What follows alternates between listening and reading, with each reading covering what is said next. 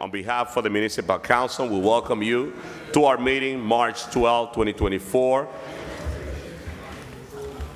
at 7:11 p.m. Welcome to the People's House, Paterson resident. So for the public portion, if you wish to speak, please add your name on the list. Madam Clerk, call the roll. Yes, Mr. President. Good evening, everyone. Roll call for Municipal Council, regular meeting of Tuesday, March 12, 2024. The time is now 7:15 p.m. Councilman Abdelaziz, Councilwoman Cotton, Here. Councilwoman Davila, Senior, Councilman, can I be added? Councilman Jackson, Here. Councilman Kalik, Councilwoman Mims, I'm here. Councilman Udin. I saw him, right? Councilman Udin? He's not here. Councilman Velez. Present, Madam Clerk.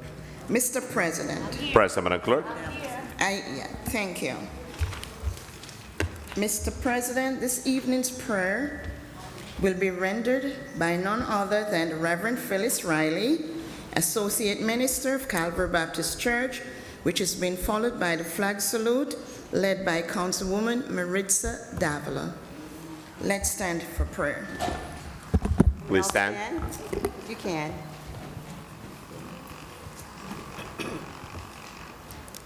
Father God, I thank you for this Kairos moment, this opportune time in history to declare your word over this legislative body, the people that make up this great city, and its mayor. I pray that the eyes of their understanding will be flooded with light, that they will know why they have been called to serve for this appointed time.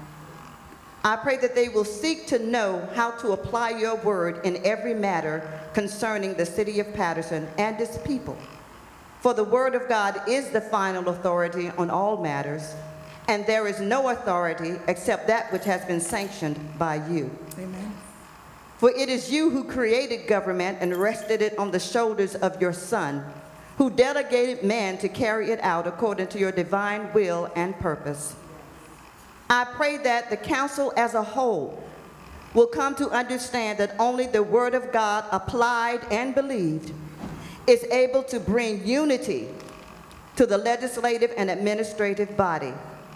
That only by seeking you first will all things work together for the good of Paterson.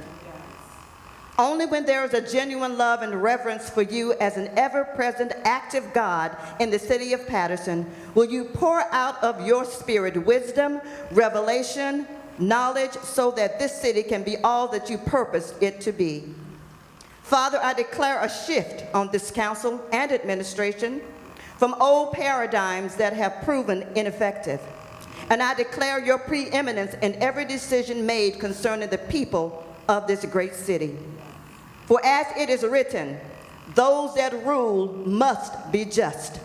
They must rule in the fear of the Lord. Amen. Then and only then will decisions be carried out according to your will and purpose.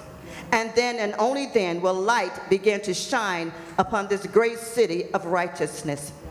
Father, I pray that those who have ears to hear will hear what the Spirit is saying to the church on today, O God. This is my prayer. I declare that it will not return unto you void, but it will accomplish what you please, and it will prosper in the thing that you sent it.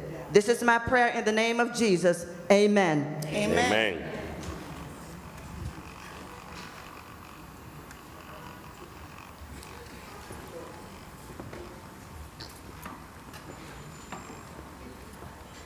Flag of our country, salute. Pledge allegiance to the flag of the United States of America and to the republic for which it stands, one nation, under God, indivisible, with liberty and justice for all.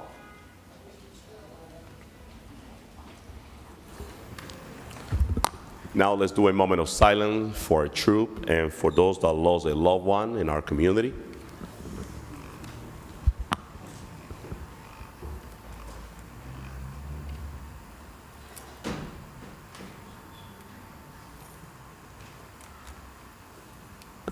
You may be seated. Thank you. Madam Clerk, please read the statement of compliance. Thank you, Mr. President. Statement of compliance with the Open Public Meetings Law for 2023-2024. Today's meeting date is March 12, 2024. The time is now 7:19 p.m.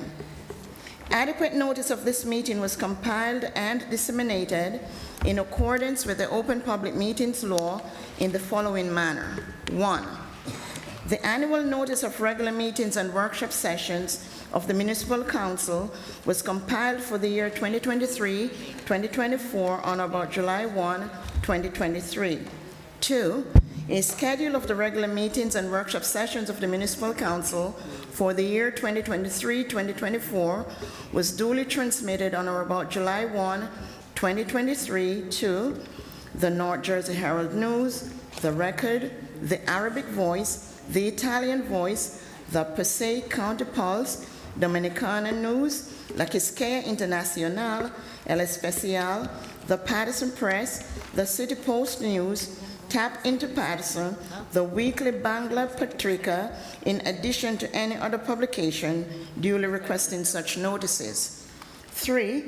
The schedule of the regular meetings and workshop sessions of the Municipal Council for the year 2023-2024 was prominently posted in the lobby of City Hall, first floor, in the place reserved for the announcements of this type. 4. The schedule of the regular meetings and workshop sessions of the Municipal Council for the year 2023-2024 was duly filed with the Municipal Clerk. And 5, a copy of the schedule of regular meetings of the Municipal Council was mailed to any person who requested and paid the fee authorized by the Open Public Records Act. Mr. President. Thank you, Madam Clerk.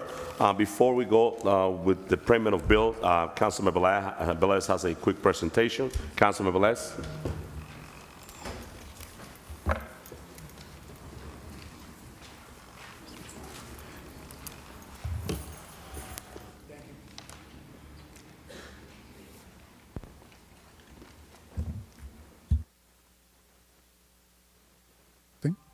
Yes, okay.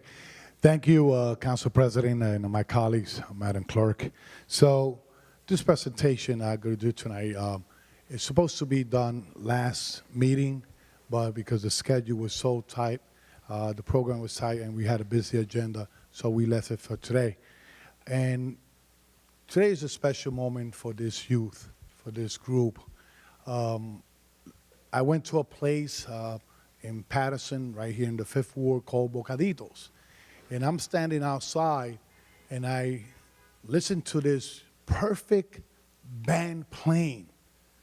And I thought it was one of the biggest bands from the Dominican Republic playing here in Paterson, called El Majimbe, right? Anthony Santos. And when I went in there, you know, it was a Sunday brunch, legally, okay? I noticed that it was youth, the age from 16 to 19. And then I started looking into the media, what they're doing, and there was an article out there that they use bachata to curb bullying, right? And that triggered me a lot, because sometimes we see youth and we don't praise them, we don't do nothing for them, or we, you know, leave them for the end. But when we see youth like this, we had to bring it forward, because Paterson has the best youth of every other city. Probably don't have, but we have it in the city of Paterson. Let's give them a round of applause. So, ladies and gentlemen, the group that is called DNX4, okay, DNX4 range from the ages of 16 to 19. 16 to 19, and that is a blessing. So this encouraged others to create bands, to curb bullying, to curb violence, and, you know, and we as an adult could send a message from here that they are the future of Paterson, and they are the future of this nation, they are the future of this state. So I want to call forward, yes, you could blow, yes. I want to call first Kevin Nunez.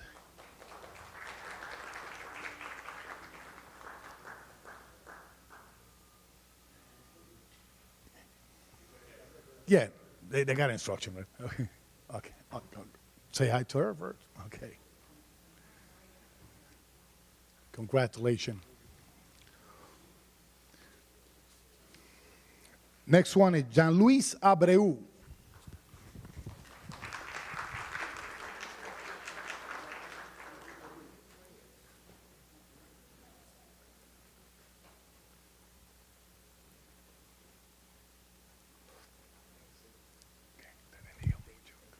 Aparecen ahí al frente.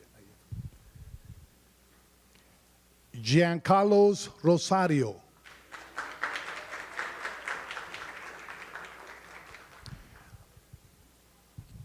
You could stay right here in the middle. We're going to do a little shot later. Picture. Congratulations, young man.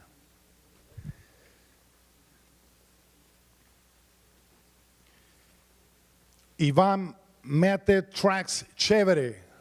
Design. Yeah. Okay. This one? Okay. Okay. Junior Jose Rosario.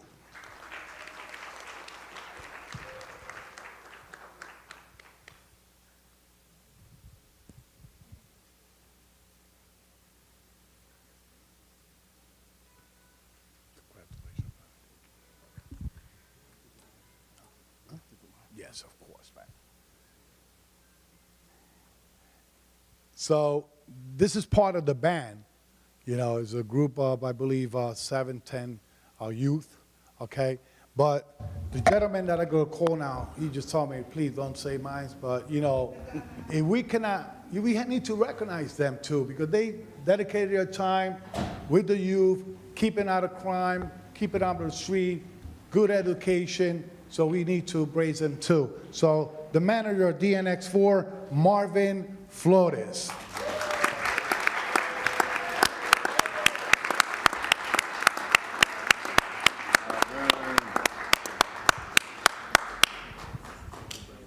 And when you finish with my colleagues here shaking hands, I would like you to have a couple words to the audience, and from there we take a picture with them in the middle. And those citations that you received today come on behalf of the governing body of the city of Paterson, because when we do this, we become a we body. So congratulations. Come forward for you could say some words on behalf of them as manager of the group. Hey, so I failed on public speaking, so I'm not good at public speaking. But anyways, I'm very thankful because I think that this encourages them to continue the work that they're doing. And that's at the same time, I was raised in Paterson. Mike's, oh, I'm sorry. So I was raised in Paterson all my life, and friends with Mike, and we grew up. You know, we've done music together. So this is just. Thank you very much. Thank you. All right, thank you. Council member, let's take a group picture with the band.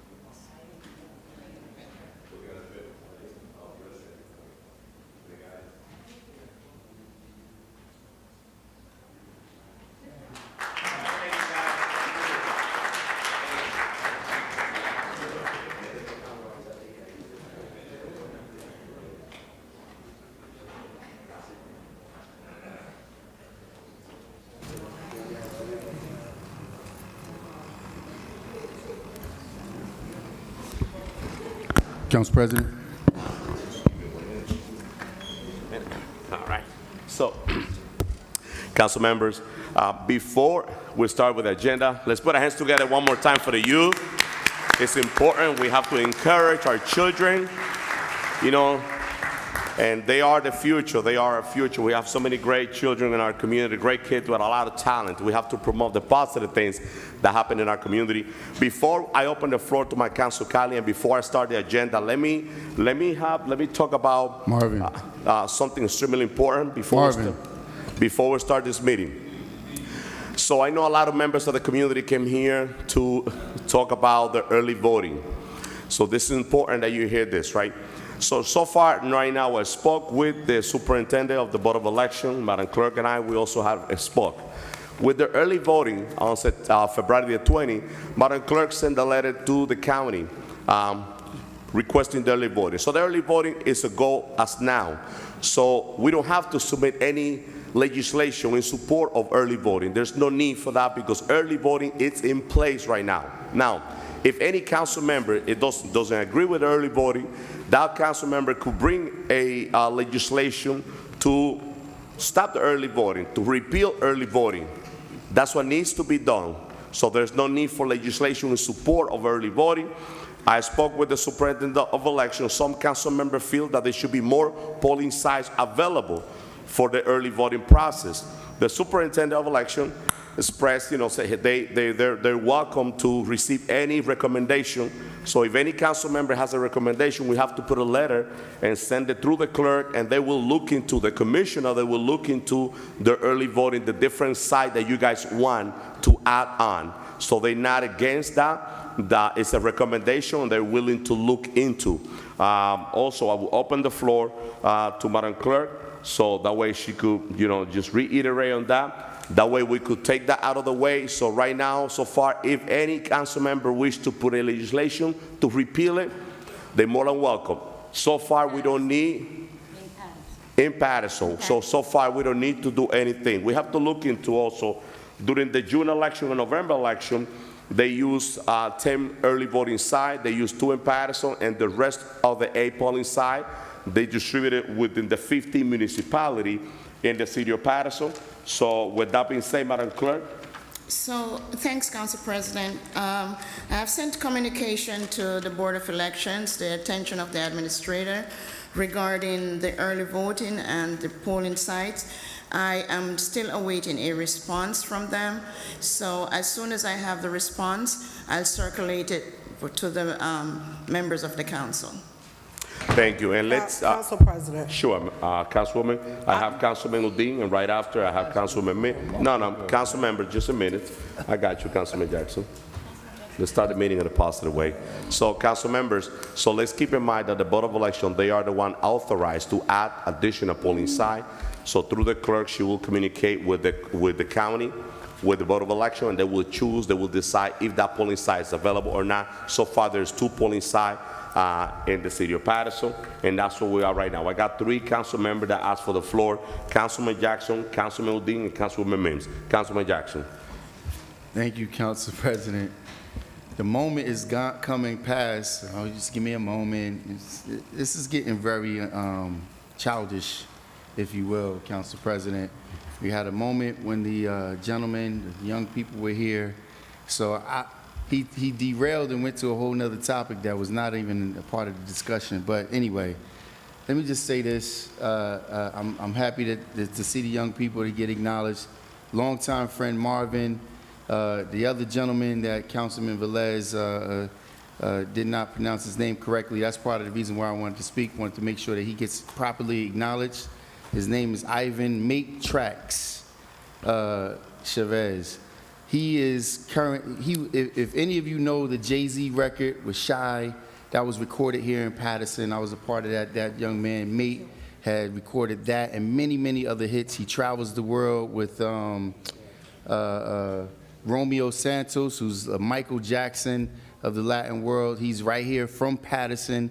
He's a Paterson person that is doing major things, and obviously, as you saw with the young group that he has been nourishing. So I wanted to make sure that Mate, I know he's a busy guy flying all over the world and didn't have an opportunity to come here, but I wanted to make sure that he was properly acknowledged. We kind of just pass over him. He's a Grammy-nominated artist, producer. He has multiple platinum and gold records that he's produced over the years. And right here, Kearney Street, First Ward. and we're proud of him. So I wanted to make sure that he was properly acknowledged. I appreciate the moment, Council President. Thank you, Councilman Udine. Thank you, Council President. First of all, thank you so very much, everyone, those who showed up. One thing you should know this, the city of Paterson, our voter turnout rate is very low. We are trying to encourage our residents, our citizens to make sure come out and vote on the election day. That's our purpose. We want to make sure that people's voice is heard on the election day. This is why I feel that we have to give more access to our residents to make sure they come out and vote. They should not use the excuse that election is on Tuesday and this is a working day. And you know this, the crisis that our families are going through is, as family member or to lead a family, the adults sometimes work 2-3 jobs at the same time. So they definitely have excuses not to come out and vote on Tuesdays. We have 3 early voting days. And that was, as Council President explained, and I wanted to put in the record that we do have early voting in place, regardless the current resolution is expired. Am I correct, Council President? That is correct, Councilman Udine. I want to just state here that the people you can see right here, they all are fasting. During this Ramadan time, they showed up to make their voice heard that they all want early voting. They want to make sure that everyone come out and vote. And I want council members to know that people, the residents, the citizens, those who elected us, all of us, they want early voting. So we should not stand against early voting option that are available for us. And if we need to extend it, if it does not require, that's fine. If we need to, we have to place that.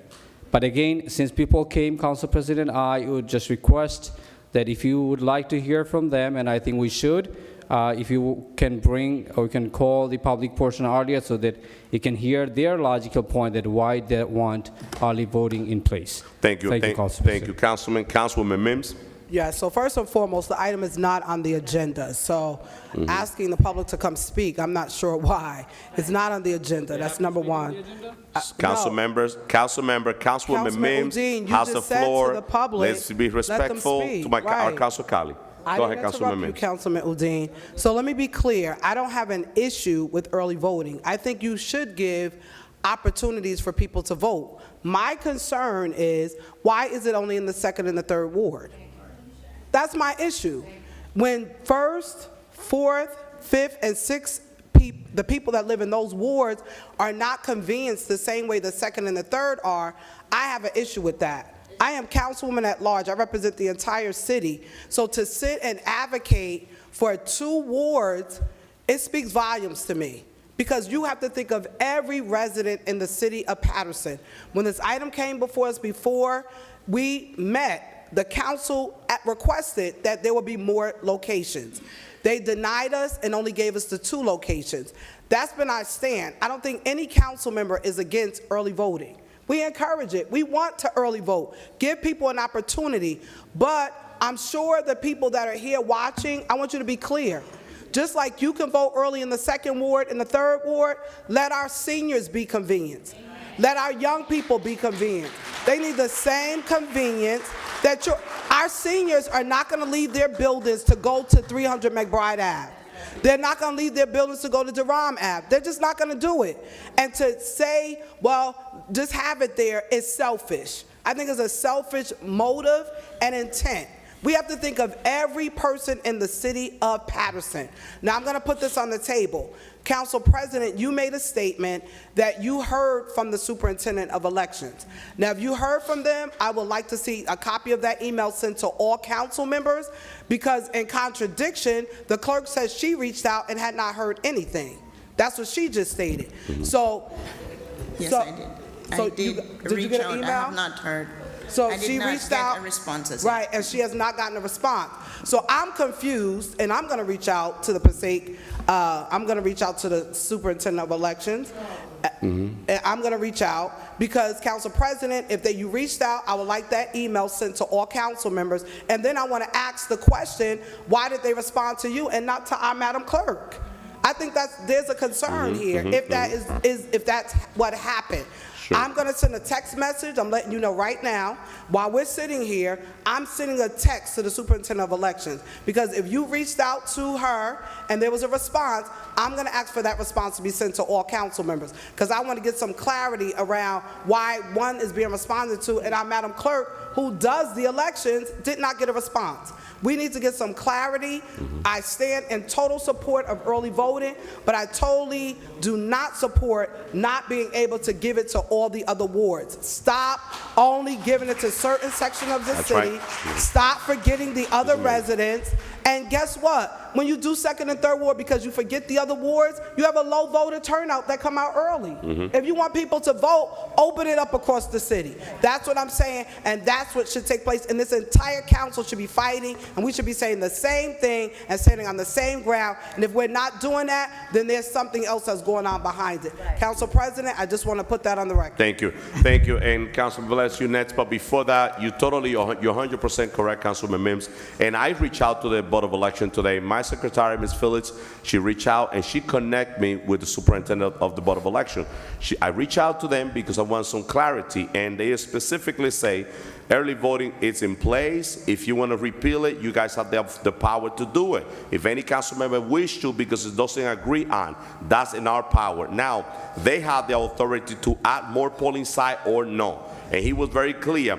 You could make a recommendation, you could make a suggestion, any council member could add any polling site, but it will be up to them. I'm just giving information from the Board of Election because I know there's a lot of back and forth. Some council members believe that they have to put a resolution in support of early voting, and there's no need. So if any council member, now we have to work this collectively. I'm in support of early voting. I was elected in November. I love it, but the turnout was low because it's only 2 polling sites. And you're totally correct. Only seniors. Come on. So senior doesn't have the opportunity to go out. So that item is not on the agenda. I just want to make sure that everybody's clear that if you are in support of early voting, you don't have to worry about it. Early voting is in place. Now, what we have to do in the community is to request more polling sites. Not in the school. Let's keep in mind, not in the school, but let's look for other buildings in our community and let's send it to the Board of Elections. Say, listen, why? What happened with our senior? We have so many senior buildings that we could have early voting in our senior building. So let's make that happen. So instead of using the time here, let's work on that collectively and let's reach out to the Board of Election. We have to put pressure because at the end, he was very clear. It's up to the commissioner to approve the site. Councilman Velez. So, Council President, as was stated, the early voting is in effect, but it all depends on the county to say if you're going to have more than 2 polling sites. At this time, they only have 2, and probably they're going to put 1. You never know, because that's in their decision. Councilwoman Mins just stated, and we've been lobbying for since 2022 when this came up. We say we want in each ward a polling site. Never happened. And you know how much money they spent in the election for the low turnout? Exactly. Less than 800 people went out to vote. Less than 800 people. One thing I learned from that I never saw a lot of buses kidnapped from the senior centers to the polling site. Okay? Offering lunch, offering business cards, offering this, offering that. You don't play with the minds of the voters at all. You know, we already had early voting, 45 days, 30-something days before election, the vote by mail. Now they don't learn, they cannot vote by mail anymore because the AG is looking at that, right? But now they want to try to kidnap buses from those places and take it to a polling site, and in that bus, you see them offering things, just vote for this candidate. So we have to give a little bit of respect to our seniors, the senior we serve. Those residents that live in the 5th Ward, I said it off camera the other day, and I'm gonna say it today. I have 9 sites in the 5th Ward, okay? Out of the 9 sites, 4 are in senior citizen complex. You think I wanna pull out my seniors to walk all the way out to the, with the traffic that is in downtown, the medication that they have to take, you risking those individuals, their health and their safety. So, and what, I'm gonna say this and not for least. You know, low turnout, lack of polling site, and we have vote by mail.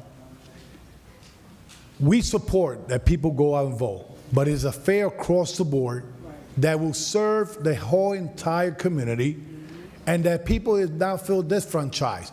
We're not disfranchising the people here. The thing is that people take here just for political purpose.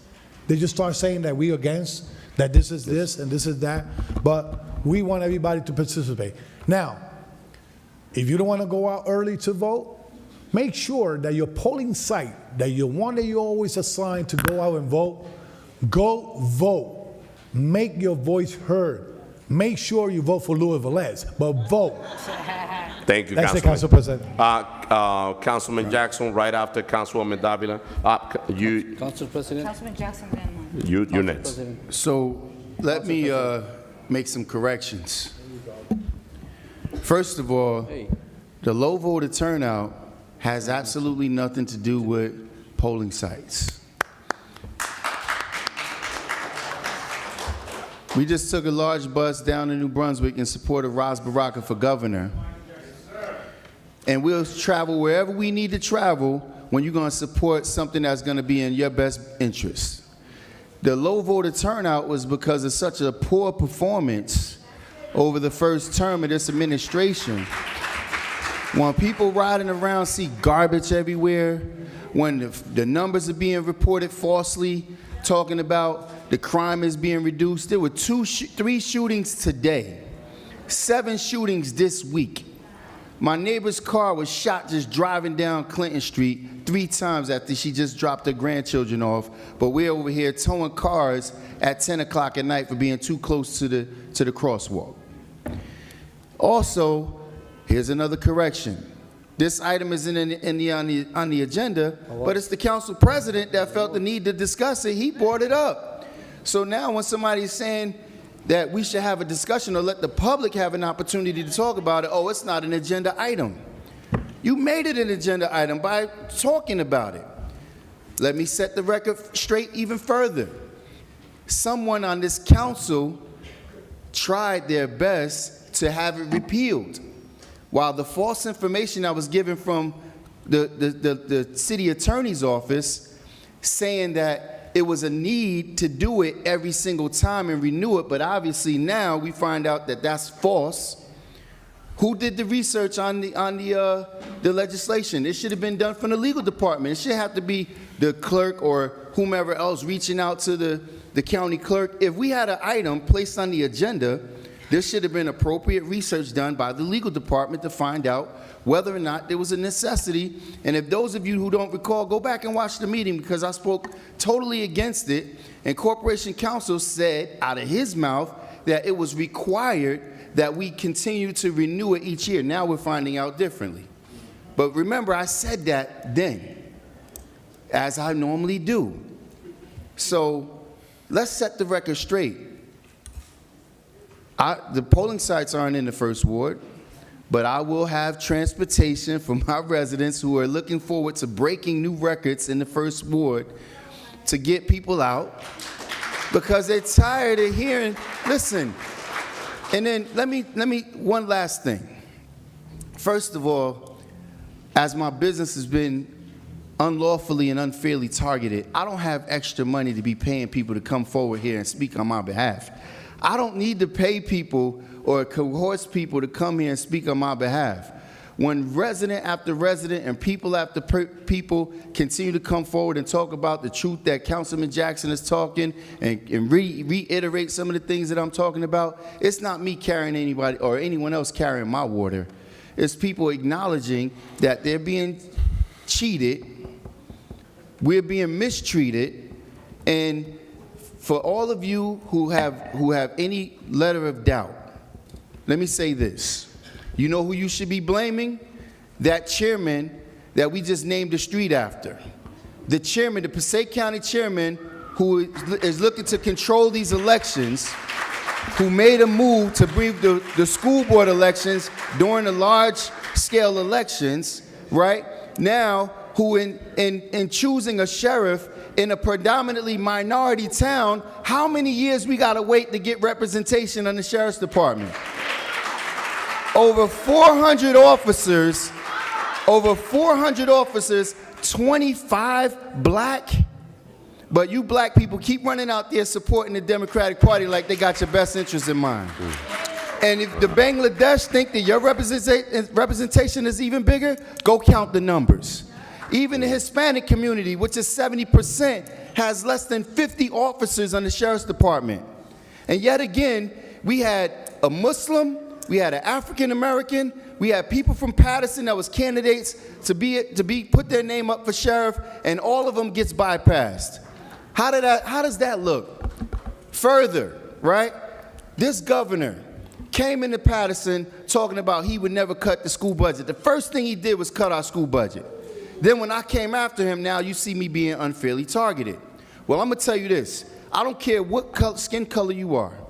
If you're not gonna get out here and support Ras Baraka, who is showing the state and the country how to do it, Section 8 to home ownership, equalization of economic opportunities.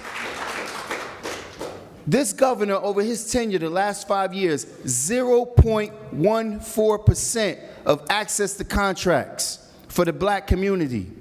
Yet, 95% of the black community supported him. Who's stupid? That's the question. Ras Baraka, 2025. If you guys don't all line up and you don't get on a bus and do whatever you need to do to go support him, you deserve everything you get. Thank you, Councilman. You didn't curtail anybody else. You're not going to do it to me. Because what you're doing here as the council president, listen, this you is the beginning started of the this meeting. discussion, now you want to muffle it. Because yet you've been in the mic for 10 the minutes. hammer of truth is falling on your face. You're going to come back. I will give you the mic again. I don't need just it again. Okay. I'm dropping the mic. Thank you. Because I'm letting everybody know what the realities are. Thank you. And Councilwoman. the nonsense, and I think you were the one who brought that legislation forward. If you weren't, you was in full support. You let it get to the agenda, but yet the items that I asked to be on the agenda, you pulled it off. Thank you. Councilwoman Davila. This guy, council president failure. Councilwoman Davila. Guys, this is a show every day. Yes. So I would have to just add something, and I am going to change the subject for a minute. And it's the two gentlemen that are standing back there. There is a yellow line, and there's a reason why that's there. We do not, no, this is for your safety, okay? If you see that is all taped and to the officers, because there are falling pieces, and that is why that is put there. Just wanted to let it be known, okay? Please, anyone, Sebastian, thanks a lot, okay? But just to bring it back, Councilwoman Mims, I would say you said it the best, yes. all right? I don't think there's one individual here who is against early voting. I think that is your right. We have it in place already, as you can receive your vote by mail ballot, and as soon as you get it, you vote and return it. But what I don't agree with exactly what you stated and what has been stated here today, it should be fair across the city. It should be fair. It should be all 6 wards, and there should be representation for all right? Yes. That you're able to go in your area. And let's keep it real, and I think everyone here knows, it's already in place. We can ask for whatever we want to ask. We are not getting all 6 wards. We're not getting, it's all about money, all right? And that is budgeted, was budgeted already, we're not getting it. So either this council decides, the majority or all, to say, you know what? We have the right to put legislation forward to say, we do not want early voting, and let it just continue with the vote by mail and the days at the poll, or we leave it as is because we don't have to do anything because it's already in place. So I just wanted to say that out there. Again, I am not against early voting. What I'm against is the fact that it is not fair across the wards. And only certain wards get the benefit and others don't. And I think that that is unfair. Thank you, Councilwoman. And I think that we have a very good debate about this. And let me be very clear. I'm being in support of early voting since the day one. I was elected in November with early voting. I never had any problem. But as a council president, I have to bring the conversation, the concern to the public. And there's a lot of concern with candidates, with the community about the process of early voting. And there's a lot of misinformation out there. I did my homework. I did my job. The rest of the legislation is not on the agenda because of. Now, any council member that wishes to repeal the legislation, they're more than free, in a minute, they're more than welcome to bring it if they have the vote. For so far, as of now, we have early voting in the city of Paterson. We hear the process to reach out to the county if we want more polling site. And that's what we should be fighting for, to allow our senior and the resident of the city of Paterson to have at least one polling site on each ward to give opportunity. That's a fight that we all should collaborate in that. Councilwoman, so with that. Thank you, Council President. So one thing I need to clarify right here.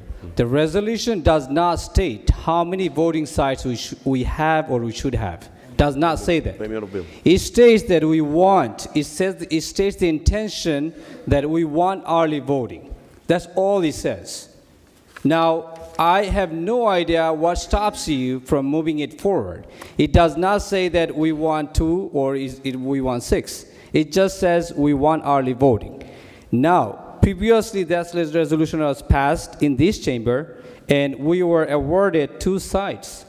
Yes, definitely we should fight for more sites to make sure that our people have access equally, as you have stated. However, I have no idea what's the rational stance where we want to give people access, but we want to cut off and go back to 0.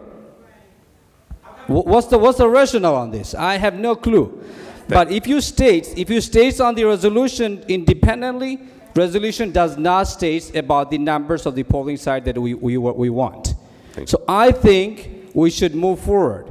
Council President, this item was on the agenda last workshop session. That was removed by you, which was your authority, and you did it. That's right. But again, you should know this, the residents, the voters, they want early voting. Now, no. It is. Councilman Dean, if I may. Let me finish it. If I may. No. Council President, let me finish it. Wrap it up. Council President, yeah. Let me finish it. Now, let's say you got the response from the county that we have early voting in place. Now, as Councilwoman Mims stated, that sometimes later we found out that there is no early voting taking place. Who's going to take the responsibility, since we don't have any written answer from the election commission? So I think we should have an email answer to you or someone else that yes, early voting in place. Let me clarify another thing to everyone sitting right here. You don't have to speak on the agenda. That's one thing I should clarify. Councilman, I don't like that part. People came here, they want to make their voice heard on anything you want to say. You don't have to speak on the agenda. You don't have to speak on the agenda. Yes. You came here, just know this. We are sitting here getting paid. You came here because you care about Paterson. And you came to speak for only 3 luxurious minutes because you care. And we want to limit it to you have to speak on the agenda. We, the council members, do not keep this decorum. We don't even speak on the agenda, and we are talking to you about this. Shame on us. Thank you. So before we get into a payment of bill, just an answer. So we're gonna have public portion. Make sure if you wanna comment on this topic or anything you want, make sure you add your name on the list. That's number 1. And very soon we're gonna have public portion. I see a lot of senior here. We're gonna take care of Bruce Slop because I know Bruce Slop is in the house first. That way they could leave early. Now, if you want to speak, add your name on the list, number 1. Number 2, there is early voting in place. The reason why I started this conversation was to avoid the discussion is if we want more than 2. If you want another one, reach out to Madam Clerk and send a letter to the county. That's about it. So let's stop the conversation right here. We have early voting. So payment of bill, Councilwoman Davila. No, wait a second. Come on. Wait. No, I go before you. Yeah, you go first. So let the record reflect that we have Councilman Adelaide join the meeting and didn't notice that. So after payment of bill, Councilman Adelaide, you have the floor. Payment of bill? No, you got cotton. Both. Okay. After payment of bill. Let me just say to you. It's on this call. No. Let me just say, just Councilwoman Davila is ready for payment of bill. Let's take that out of the way. Then we're going to go to payment of bill. Councilwoman. That's all. Go ahead. We normally do that. You did that whole side. Okay. member. I just want to say to you, Council President, now, Yes. you brought the issue up. Now, it seems like to me you having a conversation with the superintendent of election, but yet they not sending Madam Clerk nothing. They ain't putting nothing in writing to Madam Clerk, and you keep saying you talking to them on the phone, but yet they won't send Madam Clerk nothing, who is her election, because it's May. Her staff is already short, but it's her election. But you're saying they're talking to you, superintendent of election, but they're not responding to Madam Clerk. Why they're not responding to Madam Clerk? That should have been an issue that you should have said, put it down in writing, put it in email, and Councilwoman Mims, early vote is in the 2nd and the 6th ward. It's not in the 3rd no more. Okay. Oh, they did put it Okay, back so there. council members, So I'm just saying to you, let me, I don't care how much we request, I don't care how much we ask, I don't Councilwoman care. Cotton. They're still never gonna put it in all 6 wards. They're never gonna do it, and I think the community needs to know that they're not gonna put it in each ward. It's gonna affect 2 wards. yes. It's gonna affect 2 wards. Understand that. Councilwoman Cotton, so before you, Councilman Delacies, Madam Clerk have the information that I have. Madam Clerk know that it's their early voting because she sent the letter February the 20th. Well, Madam Clerk is waiting on the polling site location. And let me yield to Madam Clerk, that way she could clarify that. The discussion is the polling site because before we used to have the Ron Avenue, and I find out that it's going to be in Heritage Place now, right, Madam Clerk? Well, I'm not sure what's going to be in the letter, but the Board of Elections will respond to my communication by tomorrow. So once it comes in, I'll see what they say. But Okay, we so- did request. All right. Thank you, Madam Clerk. So Madam Clerk is waiting on the polling location, council members. So if you have a recommendation, talk to It Madam would have Clerk and been nice, she will Council consider President, the if you would have conversation. sent the email to people. You know, you got 9 council members sitting here. Yeah. When you're doing something that we do not know what you're doing, you send an email to each of us. This is what I'm doing, this is the response I got back, and this is how we're gonna go forward. Send out an email. Got it. You're making conversation and nobody else don't know about it but you. Yeah, thank you. Councilman Delacies. Thank you, Council President. So excuse me for coming in a little late. I was fasting and I decided to break fast at home, and now I'm replenished for tonight's meeting, so that's a good thing. Madam Clerk and Corporation Council, you guys know my stance when it comes to early voting. I support it 100%. We're going to have early voting, like it or not. For the June primary, state law, early voting is going to be from May 29th to June 4th. It's happening 7 days prior. This council has no say. The clerk has no say. We have to do it. We have early voting for November, 10 days. Me, any day that's open for people to voice their opinion, there it goes. I'm for it. But at the end of the day, for a municipal election, the council has the say. What I want, and selfishly, I need to know if we're going to proceed with early voting or not, Corporation Council. What's the deadline? Because I have my mailers all ready to line up to send out, and I need to let my residents know if we're going to have it or we're not going to have it. I'm running, 6 of us are running, we're ready to go. I need to tell my residents if we're going to be able to do it. There's a deadline. It's not fair to all the candidates. The rules need to be set for the election. So if we're going to have early voting, let's make the decision. If not, this council doesn't want it, let us proceed so I can relay that message, the rules of the election. Personally, I have all my mailers ready to go, and if I'm sending out mailers to my residents, I want to be able to say, vote on May 5th or May 7th at these locations, so they have that option. If we're not going to do it, let us know. But there has to be a time frame that we have to be held by. I can't just say we're going to do this April 30th in Russia, and then it changes the whole election. So what's the legal deadline before that we have to make a decision? So early Corporation voting Council. is already in place from May 10th through the 12th for municipal election. No, I know when the early voting is. I need to know when do we have to pass a resolution, because the clerk's office has to. The clerk's office has Council to. President, this is an item that's not on the agenda. Just We extended the Councilman conversation. Jackson, That information Councilman was already Delacies has the given. floor. Point of And order, Council there's no President. point of, Councilman Abdelaziz is often talking about items that's not on the agenda. That So- information was already disseminated. So- He was late. Let him go watch the You video. already have the opportunity Let's to move speak You got on the people matter. here waiting. Councilman- Let's go. Come Councilman on, man. Abdelaziz. He's always calling a point of order to move on. Councilman Items that's Abdelaziz, not just on the wrap- agenda. just We conclude. answered that question. That question Finish. was already answered. Let me Just help you conclude. out. There's early voting, and it's Go not ahead, required Councilman for us to be Abdelaziz. voted Just on it. conclude, Councilman Abdelaziz. Hey, we just wasted Just time. conclude. Madam Clerk, Hey, What was the Council question President, again? just letting this stuff go. This What was guy- the question, Councilman? just go ahead, Madam Clerk. When do we have to pass that resolution for early voting, sir? Well, the ordinance is already in place, so there's no need to pass a No, it's not. resolution. Yes, it's concurrent. We could amend the ordinance. Thank you. So we finished the conversation. Everything is in place. There's no need to have more dialogue on this. Payment of bill, Councilwoman No, Davila. you got to ask Corporation Council. Corporation Council, you want to add your last? It's not. Go ahead, Corporation Council. Thank you, They Council repealed President. The ordinance, Thank you, Council President. ahead. And so I'll be clear because I've been consistent in this. Correct. We had received communications from the Board of Elections that we needed to pass an ordinance in order to opt in. That was the initial correspondence, correct, Madam Clerk? Yes. And Madam Clerk and I have been lockstep in this and working together. So there's been no misrepresentations. There's been no misstatements. We were on the same page. So we then sought clarity from the Board of Elections as to whether or not we needed to opt in or we were already opted in, given their initial communication to us. Correct, Madam Clerk? yes, yes. Madam Clerk, doing her due diligence, reached out to the Board of Elections. We also reached out to the Board of Elections for clarity.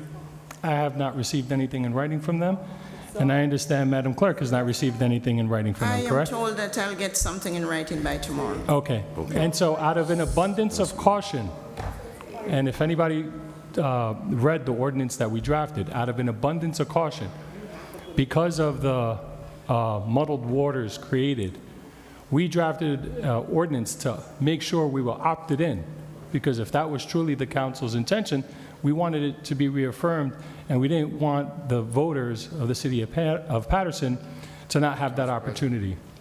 So we drafted that, and that was on the last agenda. However, my understanding is since then, the Board of Elections has confirmed, although not to me and not to Madam Clerk, that we're already opted in and there's no ordinance necessary. So at this point, I'm going to defer to Madam Clerk, and we will continue to support Madam Clerk in anything that she needs to ensure that this is a fair, open, and smooth election. Thank you, Council President. Council President. Just a minute. Madam Clerk, Yes, Council President. so, and members of the public, it's 8 o'clock. I really like to have the public portion around 8 because people need to go back home and get ready for the next day. We haven't started the meeting. It's 8 o'clock, but I'm going to do the public portion. I asked some council member, please don't talk for 10, 15 minutes. Let's be mindful of the council Cali, and let's be mindful of the public.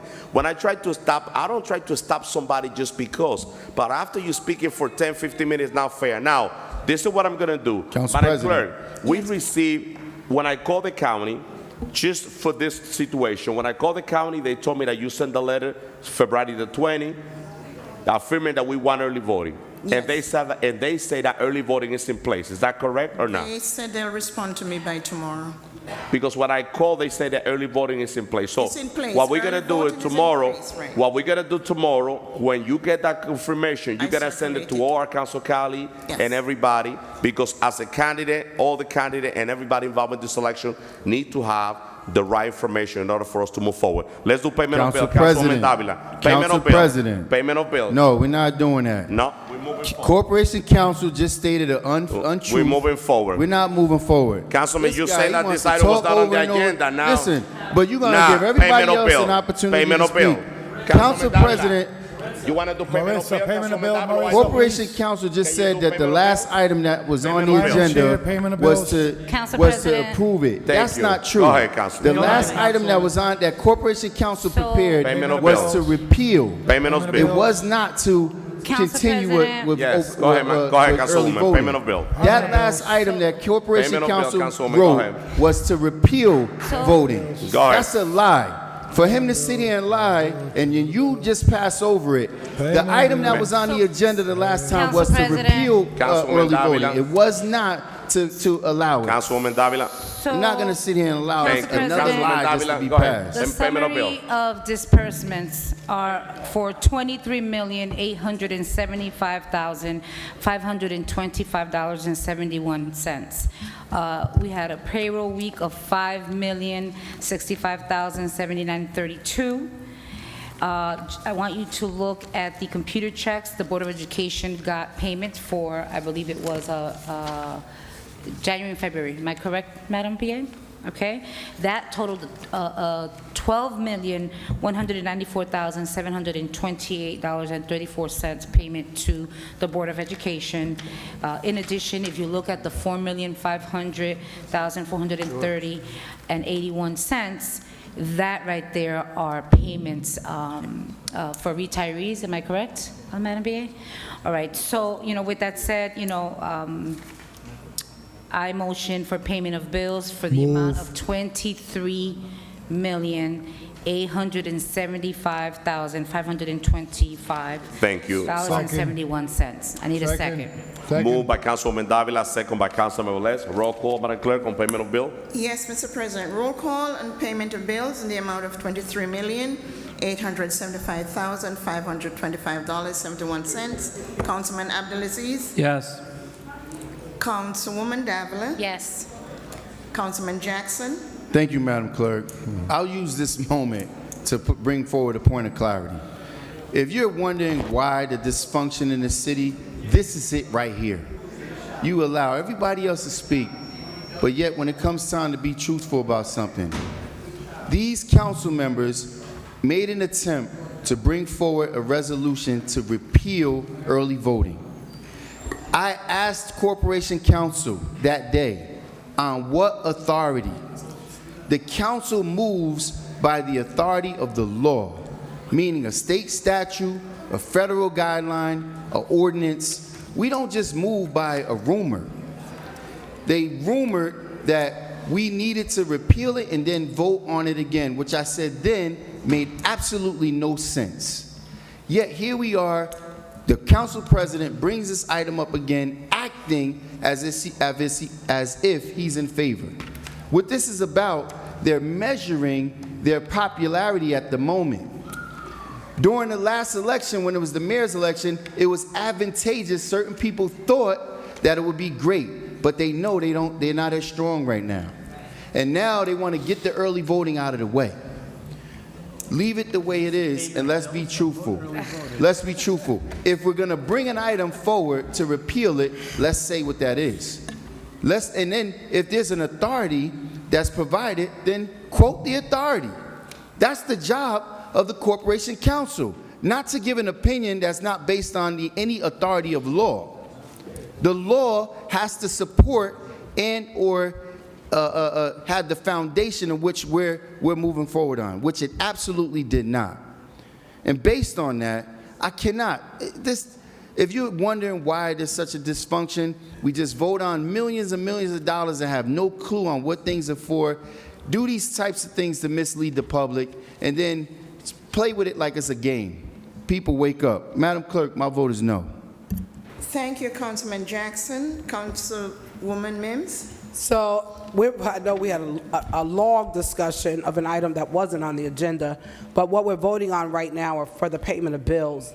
The bills that we're voting on are for services that have been rendered, many items that are included, very vital services that happen in our city, and also there's payroll for our city employees. I'm never going to vote not to pay our employees. I'm never going to pay not to educate our children. It's very important that we vote yes on these items, and I support it 1,000%. My vote is yes, Madam Clerk. Thank you, Dr. Mims. Councilman Udine. Thank you, Madam Clerk. Just for the clarification from the previous discussion that if we see this, Madam Clerk, that there's a confusion of what Council President said, got response from the Board of Election. I think if he's, we don't want to hear differently, but if this is the case, I think we need to bring this item back to the agenda next Tuesday, and we should have a special meeting.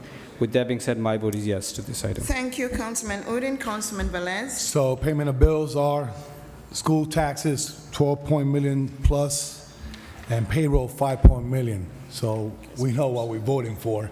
So, and retiree payment, pension. So that's what we have here in front of us. So I will vote, my vote is yes. Thank you, Councilman Velez. Mr. President? Thank you, council member, for voting on the pension and payment for our employees. They deserve to get paid.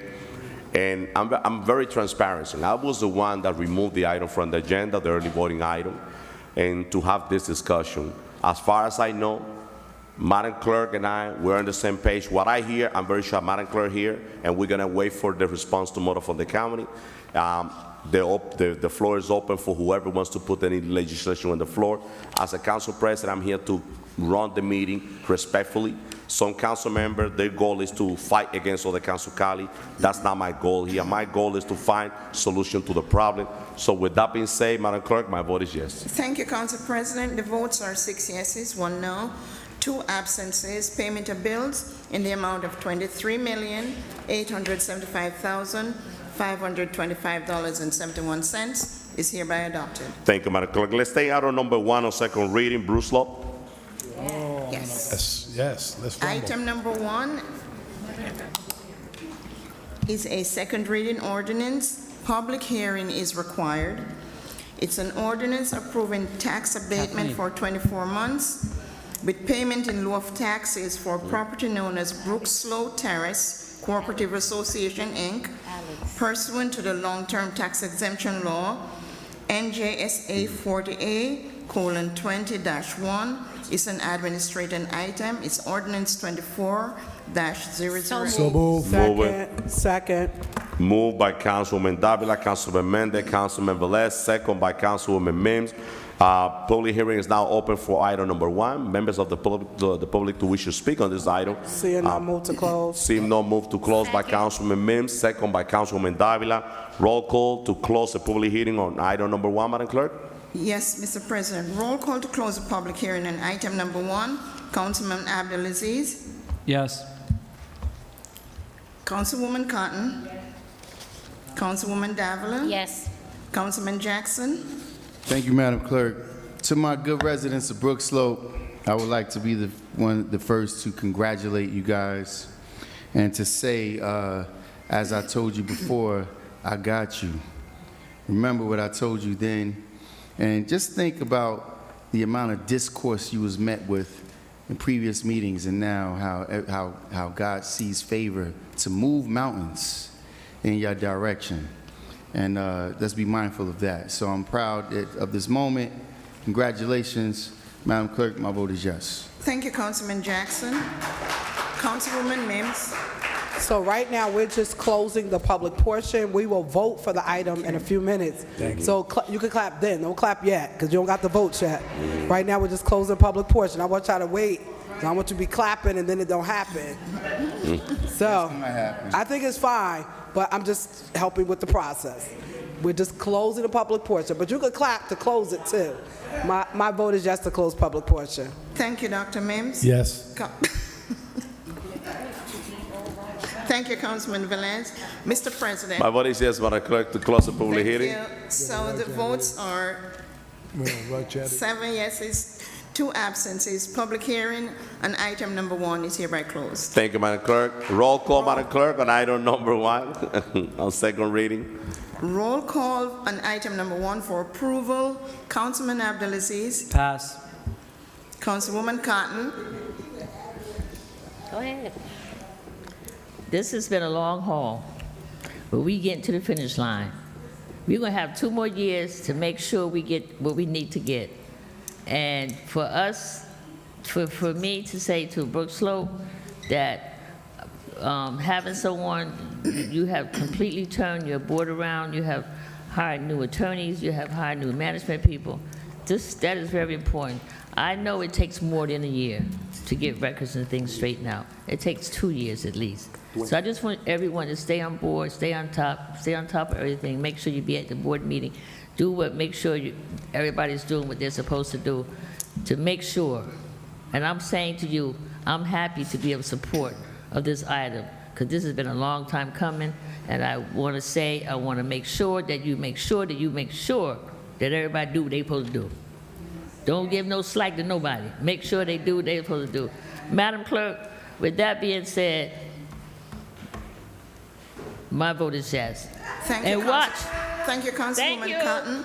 Councilwoman Davila. So I would love to have the other council Everybody members should that be in the say that they're in full support be sitting right here, that are here today, because we do understand that Councilman Clerk is absent today. Y'all see, that's what I'm gonna say. But what I do wanna say is this, and there's quite a few of you that know me for many years. Know that I'm a person of my word. Some of the information that was being given, that we weren't in support, a lot of things were being said. But I'm gonna say this to you, because I stand on my word, all right? And never, and I can tell you for myself, I can't talk about my other colleagues, I can only talk for self, okay? That the only issues that we had, you all knew about them, and it was that management company, paperwork, and so forth. So what was being told to you that no, that is not true, okay? But like I said, some of you know me for years, you know I'm saying the truth, especially because from day one, we were having the conversations of what was going on. So with that said, all right, the council, you know, and I could say some of my colleagues don't look at this as a good thing, right? Because you've gotten it before, because whatever the reasons that they may have, you know, because the community doesn't look good, you know, the community doesn't look at it in a good way about, you know, why should I have to carry, right? Why do they not have to pay into the education taxes, all right? So there's a lot of stuff. So the council sometimes gets a little, you know, they're gonna come out here, they're gonna be upset. The way I look at it, we hired a financial group, right?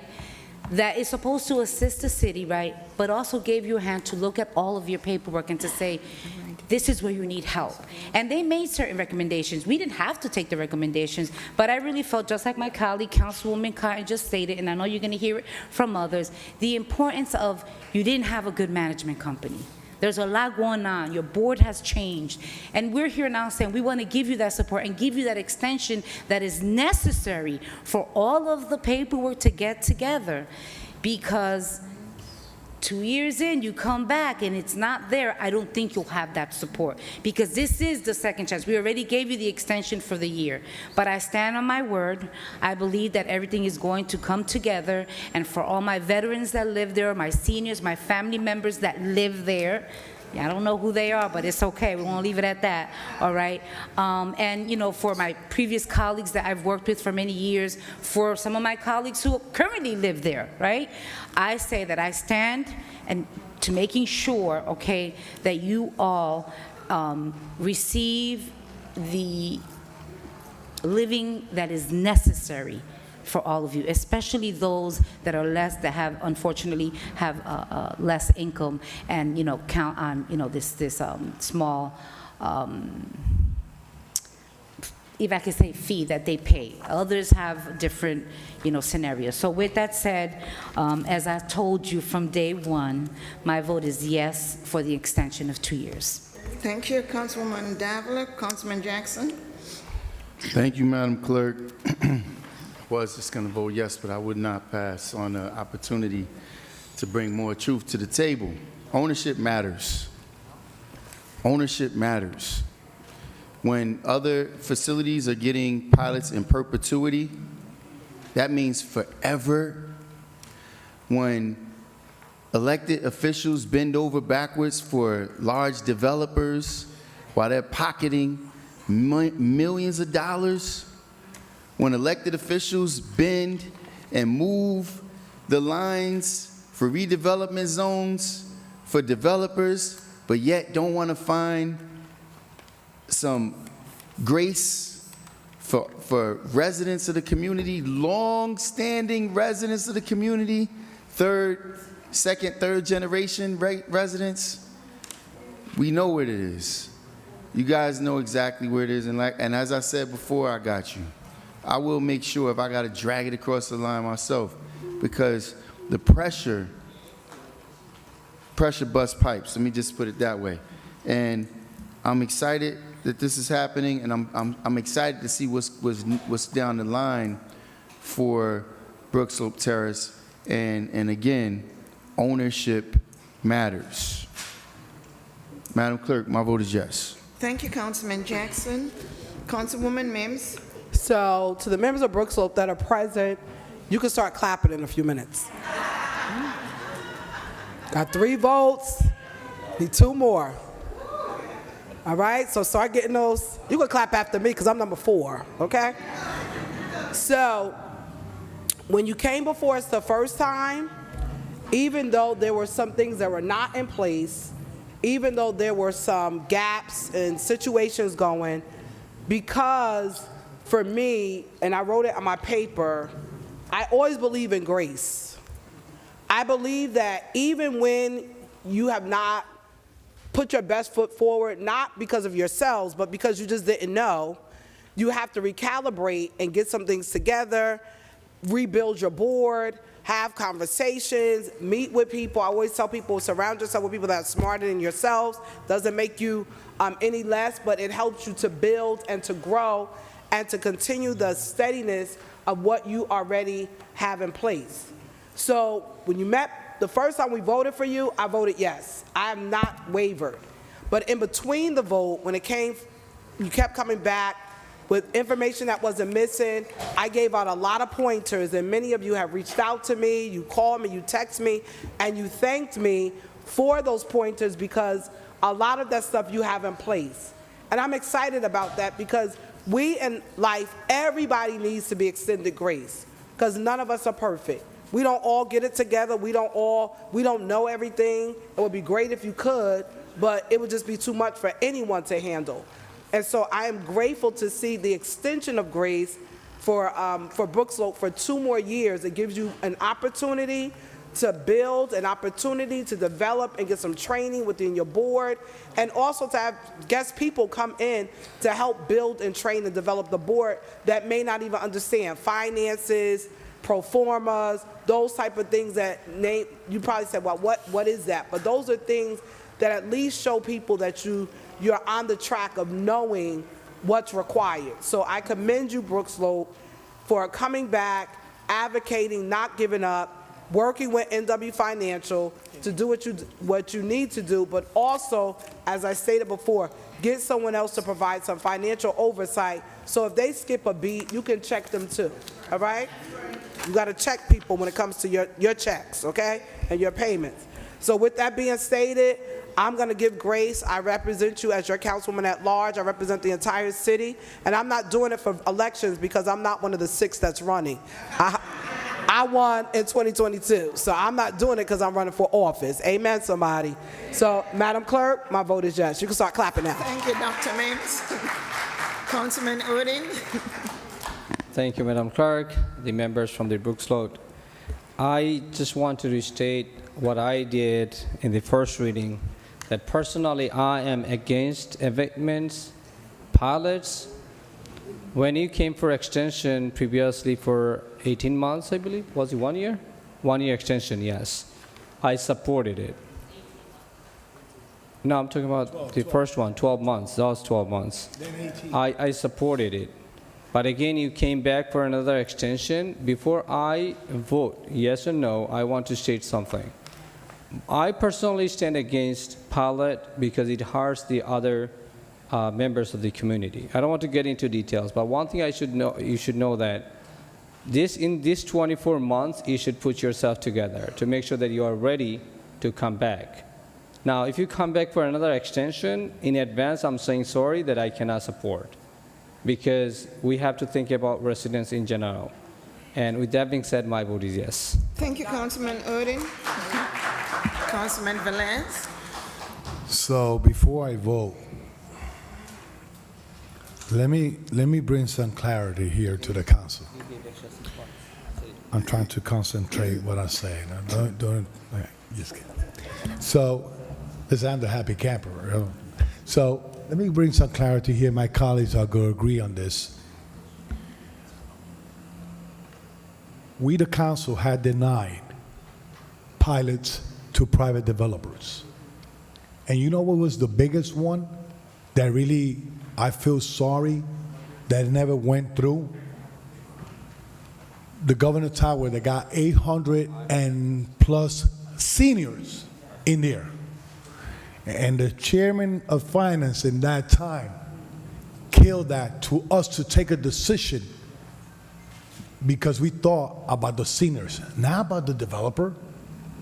You know what 800 plus seniors living over there means? They still improving the area without the pilot. They put nice, beautiful signs, they're doing cameras, they're doing a lot of stuff. They had good communication with me to make sure our senior and Governor Towers get what they deserve because they have a connection with the councilman. I don't fill my pockets with money to serve my residents in the 5th Ward. The other project was back here, Colts Arms. They came here, private developer, we say no, right? Because they demonstrated that in the years that they had the pilot, they didn't put money into that project, into the residents.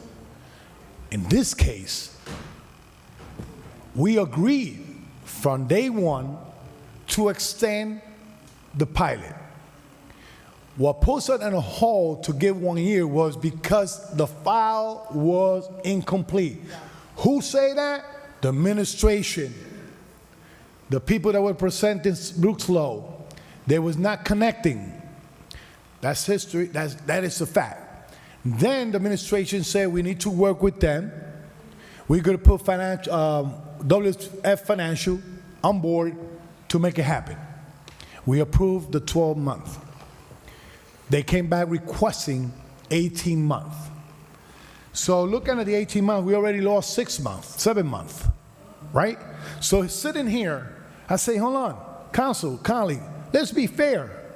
Instead of 18, let's give him 24. And the people that was here could certify that I recommended the 24. The colleagues did not hesitate. They didn't got off track. Only one that says it's disgrace that we doing 24, right? But we're here to make sure that the residents in the area, in that place, Brooks Law, are served with the right, fair pilot. Now, if I go to the somewhere else here, it says here, way back in 1992, okay, I believe so, yeah. The City of Paterson Housing Authority determined that the tax exception was necessary for a financial feasibility or transition from public to private ownership for the Brooks Law Terrace Corporate, Inc. That was way back in 1992. Then I go a little bit further in the whereas. They are current 200 units. Out of those 100 units, 40 of them are Section 8. That's facts. We have people low income in those Brooks Law apartment housing or whatever what they want to call it. Oh, before they correct me how I speak, because now I get correction for that. And spelling names. But I'm a proud Puerto Rican, raised in the Bronx, with brown and black. So I probably cannot speak good, but I know how to do my decision right for the people of Paterson. So if you keep on reading the whereas and the contract and what they had to make, listen, I'm not going to say that tomorrow probably I'm not going to give the opportunity because change of circumstance. Things could happen. What I'm here to say is that we already spoke to the board president, I spoke to the press attorney, that when they come back again, the menu is complete, for we could move forward for something permanent that the resident could take advantage to have a home to live and put also food on the table in the house. So saying that, I know how to count. My vote is yes. Thank you, Councilman Velez. Councilman Abdelaziz. Thank you, Madam Clerk. So to the residents in the 6th Ward and to the taxpayers in the city of Paterson, this is pretty much a tax increase to you. In 1992, the city council at the time granted a tax abatement for 15 years, that council in 1992, and said, here you go. This is home co-ops that they have ownership of shares in this development. And then the council gave them another 15 years of a tax abatement. So now we're looking at 30 years of tax abatement. What does that mean? To the 6th Ward residents and taxpayers, that means if there's 10 of us and we all owe, we got to pay $1,000. Usually everyone will pay $100 for the bill. What we're doing here is moving the tax burden from Brook Slope to the taxpayers. So now out of the 10 of us, one gets a tax abatement, we get a $1,000 bill.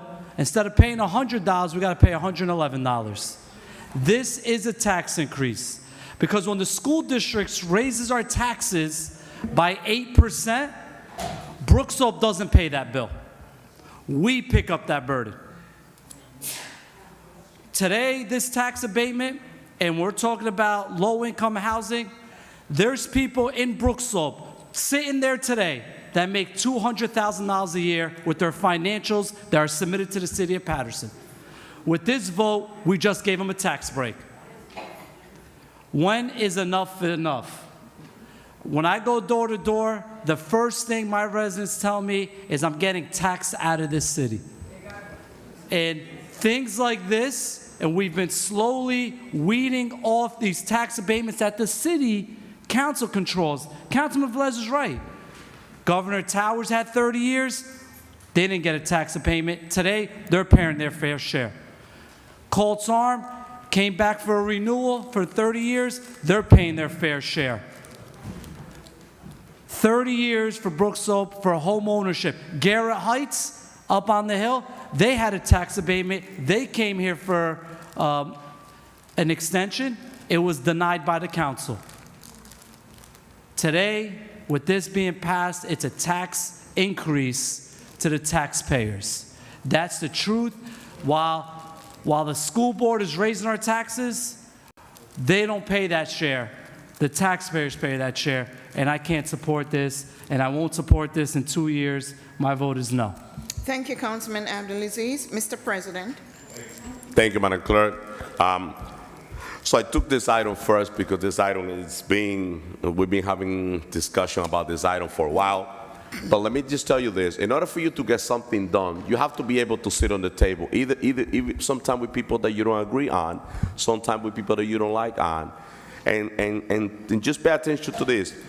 When you see people that they're not willing to work with other people, it's hard for them to get something done. Don't believe that. The reason why the first time we took action on this item, it was back there on the Finance Committee meeting. Forget about I've been fighting for, that's a lie.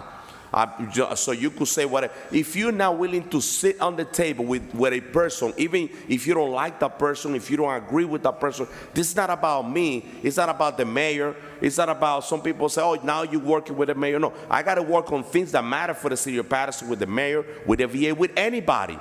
Because I care about this city, because it's not about me. So talking about Brook Slope, the decision that we took the decision for 1 year extension right there. When I saw that the document was not correct, Councilwoman Davila was there and 2 other council members.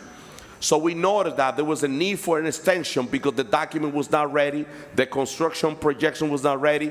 We decided to say, okay, let's do an additional 1 year. Now, I'm very excited because Brook Slope have a new board in place. I see things are moving on the right direction. I'm excited about that. But that's where we took the decision, on the Finance Committee meeting. It wasn't here because of the fight. That's a lie. So in order for us to do some more, to get something done here, believe me, we have to spend hours in those committees, 2, 3, 4 hours, things that you don't see. But when we come here, we're supposed to come here to agree and take action to support the community, not to put a show and a big fight. Now, AMW Financial Group is working with Bruce Slope. I'm very satisfied. Stay on top because you guys are the one paying AMW Financial Group for them to help you guys get the document together. This is not a tax increase. This is an extension to hundreds of families that live on Bruce Slope that deserve to be here for the tax abatement. And we're giving you a 2-year extension for you to put all the document ready. We have Section A, family that live in Section A, senior that live on a fixed income, that live on Bruce Slope. This is the right thing to do. This is the right thing to support the community. We support you in the beginning, and we support you all the way to the end. My vote is yes, Madam Clerk. Thank you, Mr. President. So the votes are 7 yeses, 1 no, 1 absent. Item number 1 is hereby adopted. Thank you. So, members of the community, just pay attention for a minute. We're gonna do, I see we have little babies in the room. I see family here that needs to go home. Now, we have 20 speakers. We're gonna open public portion. I would respectfully ask you that right after the 3 minutes, you move out of the mic and you allow the next person. And that's the new rules here. No 5, no 10, only 3 minutes. We have 20 speakers. We're gonna spend 1 hour on public portion. So with that being said, Madam Clerk, let's call the first speaker. Yes, Mr. President. Just a correction, it's 22 speakers. sir. Oh, you cross out to, okay. Who's the first speaker, Madam Clerk? First speaker is Ms. Darlene Morris.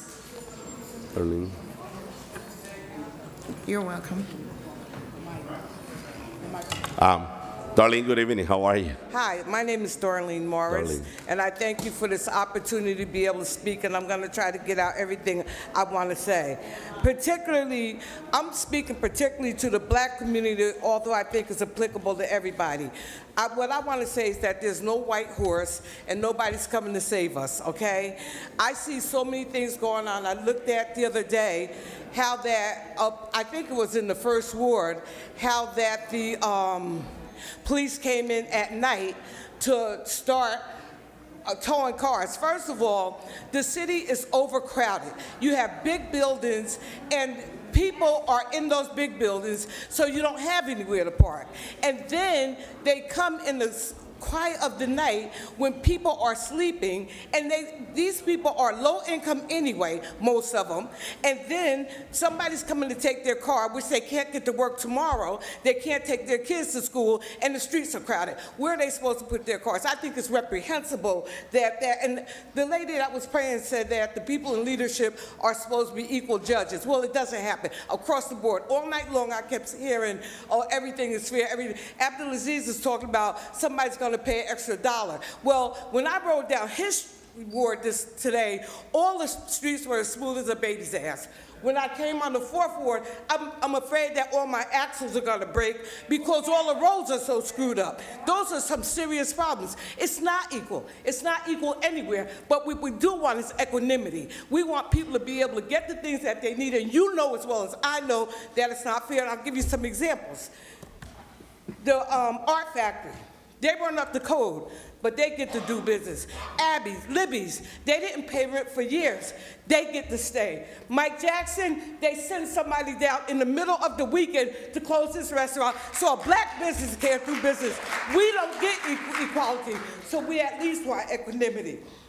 And then also with regards to, I see people come here week after week complaining about the same issues, and you ignore them. You just do nothing, I guess thinking that they're just gonna go away and disappear. I think that the mayor comes and he tried to ingratiate himself with the black communities, then co-opt our leaders. I think that the black people need to come together, pick some real strong leaders like Mike Jackson, like Kamisha Rogers, that won't be co-opted by this administration and stand up for what black people need in this community, because you don't know you are getting your butts kicked out if you don't come together and vote together on one accord and get some people in there that's gonna vote your interests. Vote for Mike Jackson. Next speaker, Madam Clerk. Yes, Mr. Next speaker is Mr. Eddie Oliveras. Good evening, all. The last time, it's become a habit Every week I come here, every couple of weeks, and I talk about this program, the $4 million program. And let me just say, Madam BA, that in the private industry, you would not last one day. You would be fired right away. Because the council president asked you to give me some information, and to this day, you have not given it to me. Oh, yeah. And, I mean, it is reprehensible. You work for us. You don't work for the mayor, and you do not work for the president of this council. Now, I want to mention some other things. You know, I went to the, I submitted an application to Oprah the information, so I'm going to get it. I'm going to get it, and I'm going to make you all look like fools when I do. I'm going to come here, and I'm going to make you look like fools. And if I don't get it with the Oprah, I'm going to go to the local finance board and get the information. I'm going to get it one way or the other. Now, it's like every time I come here, I have, it's too bad that Mr. Udine and Luis Velez are not here. Because when I came here the last time, oh, very good. The Councilman Udine had a complaint that I come here and I complain, but then I don't wait until the end to hear the answers. He doesn't have the answers, he doesn't know. But he's just venting. But he didn't say anything. The last time that I came here, this room was full. There were people outside, we couldn't fit in here. Everybody left, but he felt the need to single me out and to mention me. So, I mean, it's just that you guys don't like it when I'm not talking. But anyway, the main complaint from you was that we come here and we complain and we don't bring solutions. If we had the solutions, we wouldn't need you. When you're campaigning, you come to us and you tell us that you have the answers and you're going to do everything that we need you to do, and then you come here and say that we don't have the solutions. No, we don't have the solutions. That's why we voted you in. And Dr. Mims, I don't know how many times I'm going to say this. I'm going to give you a taste of your own medicine. You asked Michael Taylor to go back and look at the tape, and I'm going to do the same to you. Go back and look at the tape when I mentioned your PhD. I never said you're supposed to have one. I just said that you have a PhD, and that should place you at a level that is above the average. If you don't understand that, then I really have to question your PhD. I really would. I mean, it goes without saying. And so I want to close with this, and I want to thank Sebastian Mejia. I want to thank him because he came to this council and he asked that you pass a resolution where we not only televise these meetings, but televise all of the public meetings, and I want to thank him. That's exactly what you should do, Mr. President. You've been talking about that for years. Yeah. You've talked about that. Mm-hmm. Well, thank you, Mr. Present the resolution and pass it. Yeah, thank you. Thank you. Next speaker, Madam Clerk. Mr. Justin Rocker. Justin Rocker, 4-4. Good evening. Before I start my speech, I do want to say one thing about Mr. Olivares. He's been coming here every week asking the same question. I think it would behoove the council and administration to make sure that they do everything in their power to answer his question. Because, you know, as residents, as concerned citizens, it does become a little disheartening when we have questions that are gone unanswered, and we come here week after week after week, and we don't get the answers that we're looking for. So, you know, I stand with you, sir, and I hope that you get the answers that you're looking for. So, with regards to my speech tonight, I'm just going to talk to you briefly about some of the concerns. Well, some of the key items that I'm looking forward to addressing while I'm in the when I'm elected as the next councilman of the 4th Ward. So, good evening, everyone. I'm Justin Rucker. For those that don't know, I'm running for the 4th Ward City Council seat. I stand before you humbly, offer myself as a candidate for the representation of the 4th Ward. But my candidacy is not merely about seeking the title. It's about fighting and advocating for the rights and the well-being of the residents within our community and our city as a whole. Affordable housing is not just a talking point. It's a pressing issue that affects the livelihoods of our neighbors. As your representative, I pledge to advocate fiercely for policies that promote affordable housing initiatives, ensuring that every resident of the 4th Ward has access to safe and affordable housing options. Another key area that I'm looking forward to fighting for our residents is quality of life. Quality of life is a fundamental aspect of our community's prosperity. I'm committed to working very hard to enhance the quality of life for all residents, from improving infrastructure to fostering a vibrant local economy that creates jobs and opportunities for our residents and, most importantly, our youth. Our senior citizens are the pillar of our community, and they deserve our utmost respect and support. As your next councilman, I'll be a vocal advocate for our senior citizens, fighting to ensure that they have the access to the resources and services they need to age with dignity and security. In closing, I want to reaffirm my dedication to serving the residents of the 4th Ward and the city of Paterson. I'm committed to being a voice to the voiceless, a champion for the marginalized, and a tireless advocate for the betterment of our entire community. Thank you, and I hope you guys have a good night. If you don't know me, I'm Justin Rucker. I'm your candidate for the 4th Ward Council seat. Please support me May 14th, 2024. Thank you. Next speaker, Madam Clerk. Next speaker is Martha Arancibia.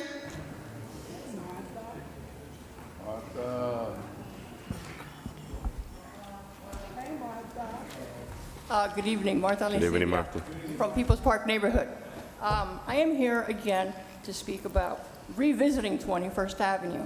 So my last meeting that I was here, I went to the Madam Clerk's office and I requested an Oprah on all the accidents on 21st Avenue since it became a one-way, all the crimes that occurred on 21st Avenue since it became a one-way, and on 20th Avenue. So I live on 20th Avenue in the corner of 21st Street. I'll give you some dates of some accidents that I have on record with photos. January 23rd, 20th Avenue, corner of 21st Street. February 11th, 20th Avenue, corner of 21st Street. February 24th, 20th Avenue, corner of 22nd Street. February 28th, 20th Avenue, corner of 22nd Street. March 3rd, 20th Avenue, corner of State Street, which a car hit the Governor Towers fence. Now, we're talking about, we were lucky that it was 2:30 in the morning and everyone was inside, but clearly that's a school there and over 800 senior citizens. We talk about quality of life. So we got 60 parking on 21st Avenue and quality of life for the entire city community that commutes in and out of Madison Avenue exit are bothered. Today at 3 o'clock, there was a call for fire. I saw the fire truck be stuck on 20th and Madison Avenue, beeping the horn when some of my neighbors saw me outside, and it took them 20 minutes to get around. Now, I want to know, how long did it take to that fire truck to respond to that emergency? Lives are at stake. 21st Avenue is a problem for all residents. Today, I went to Tony's Pharmacy that got robbed 3 times or 4, I don't even know. It still has the bullet in the ceiling in the pharmacy, right? So I had a sheriff's camera parked on 21st Avenue and 19th Street, which was recently removed a couple of weeks ago, months, whatever. I don't know, I boycotted 21st Avenue. But anyway, that became a hot spot since it became a one-way. Now, we could all go back to the record that this was on June the 11th, 2019, when we all came here to the City Council with over 520 petitions to stop 21st Avenue. Seniors came out in bus loads. We were represented by, that's right, we were represented by Bill Parisi, Christine Miller, and myself that got all those petitions. Our councilman, Mr. Luis Velez, failed us. When you go back to June the 11th, right? June the 11th, 2019, you could go on YouTube and watch that video. Councilman Al clearly stated that Councilman Luis Velez failed the community from the 5th Ward because he didn't do a meeting or informed us. So I think we should revisit this because this is a safety matter. Thank you. For all of Paterson. Next speaker, Madam Clerk. Next speaker is Mr. Sebastian Mejia. Good evening, Paterson. My name is Sebastian Mejia. I'm sorry, Sebastian, if I may, before you start, you 3 minutes. Members of the public, I will respectfully ask to move every item that you have on top of the, on this area, respectfully. So let's move every item. So if you have any political advertising or any document, please put them on the other side, or you could put it outside, so any document, but respectfully. Mr. Mejia. No, it's just a dot, please, you know, I will appreciate it. So, Sebastian, you got your 3 minutes. Good evening. Thank you.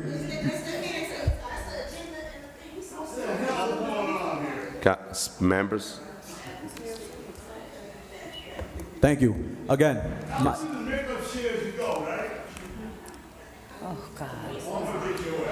That's a McCoy rule. He never wanted anything on there.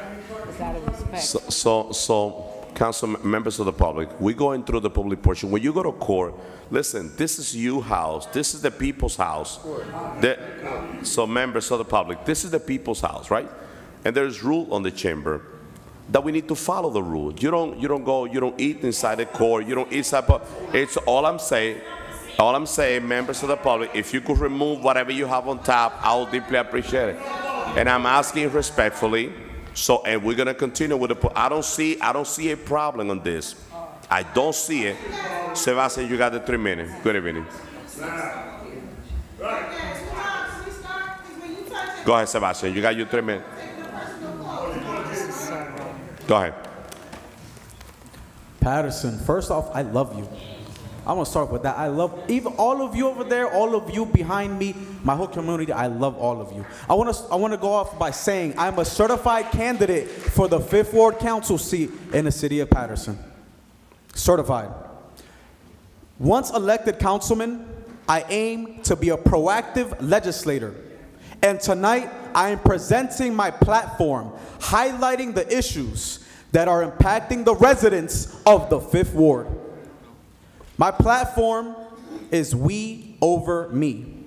Each of these issues is backed by legislation that I have already written and I am ready to present to my council colleagues once elected. We Over Me. Well-lit streets for a safer environment. Economic gain through new job opportunities and financial education. Outreach for neighborhood associations. Vital support for small businesses. Enhanced education through improved city council, school board relations. Repairing streets with modern solutions. More focus on crime prevention and public safety. And endorsing sewer upgrades to prevent flooding.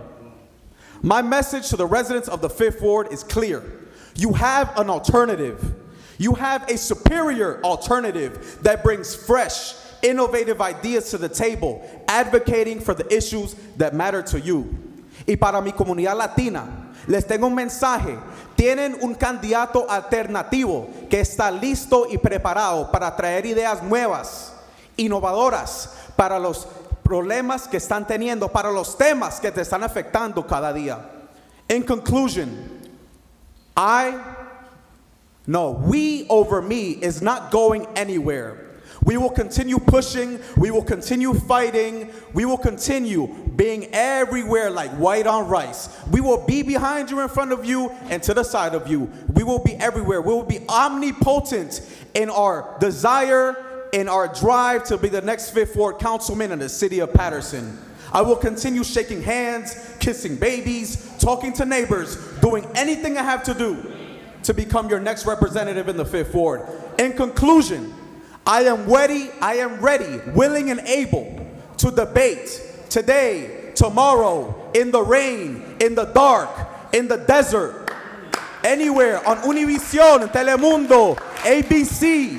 The people deserve to see who their representatives are trying to be. Who's trying to be their next representative? I'm ready, willing, and able. Any platform, any community organization that wants to do a forum, I'm here. I'm ready to serve my community to the best of my capacity. My name is Sebastian Mejia. I am a candidate for the 5th Ward Council seat in the city of Paterson. Next speaker, Madam Clerk. Thank you. Yes, the next speaker is Elvis Duran. The church boy.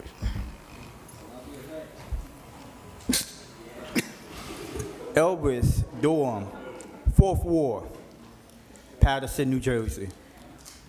Just want to say it's kind of heated in City Hall tonight. It's election season. Paterson, New Jersey, WrestleMania. Who's going to win? Tuesday, May 14th. But guess what?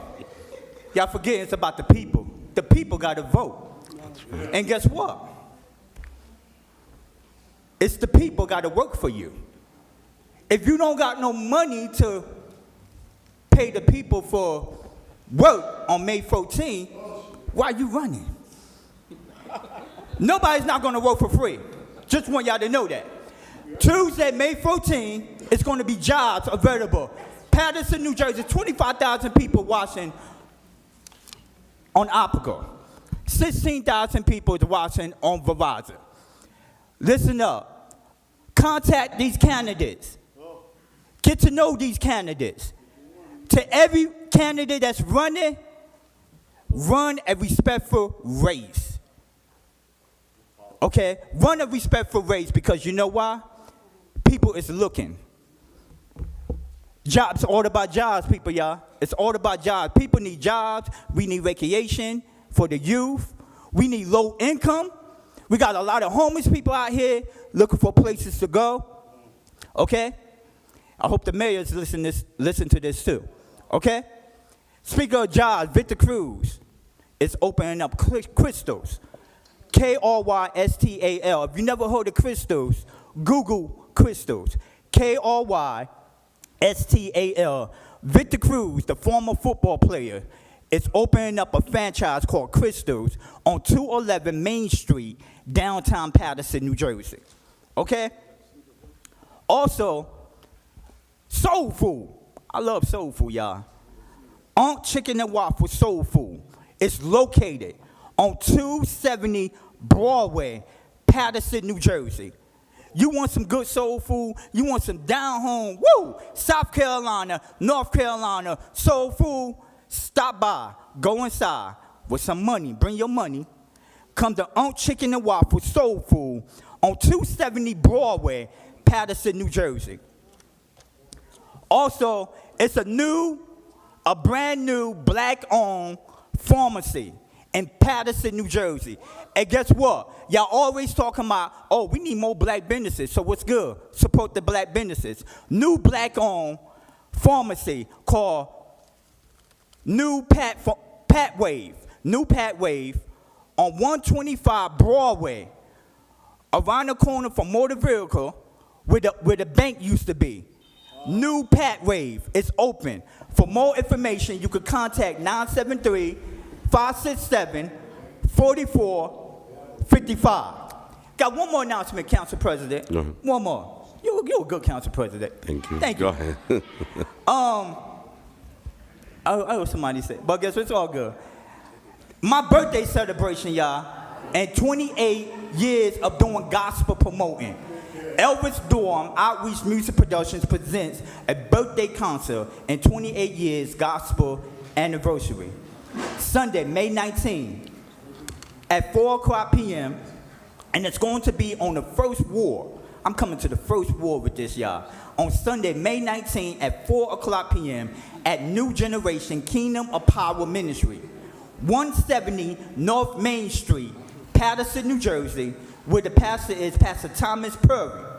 170 North Main Street, Paterson, New Jersey. Sunday, May 19th at 4:00 p.m. It's going to be featuring one of the top gospel singers in the world, Ashley Motley of Paterson, New Jersey.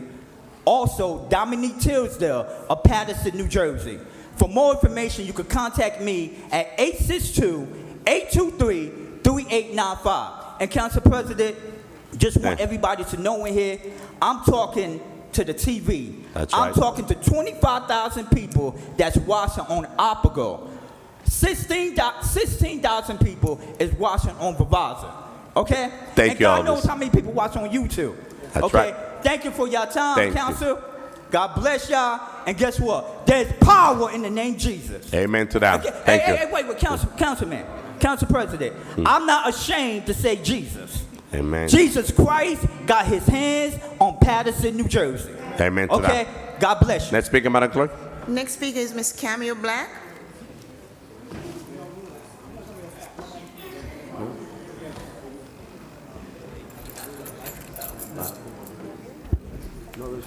Good evening, everyone.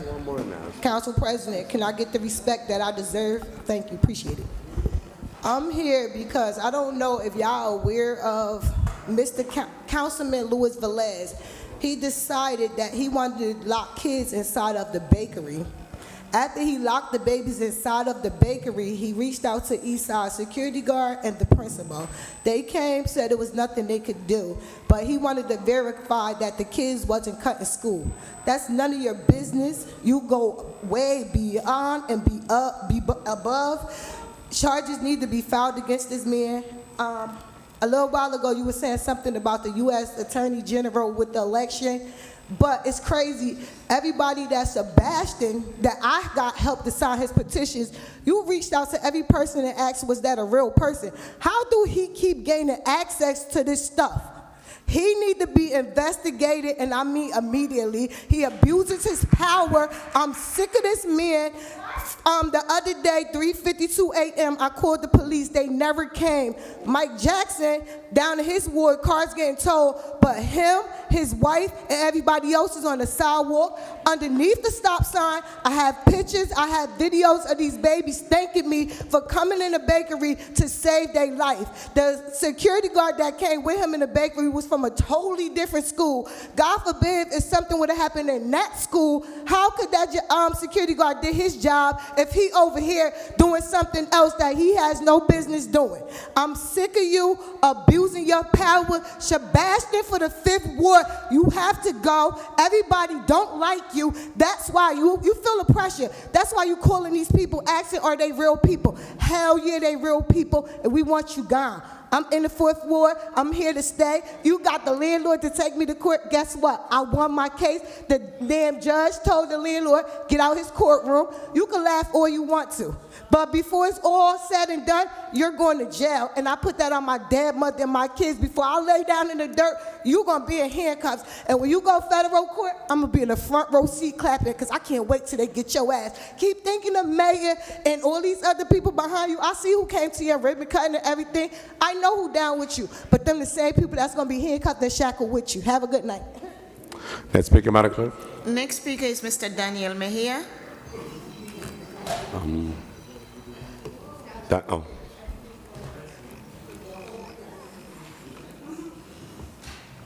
Hey, Daniel, good evening. I want to know you sitting there laughing like you locked the kids in the bakery, baby. I got the evidence right here.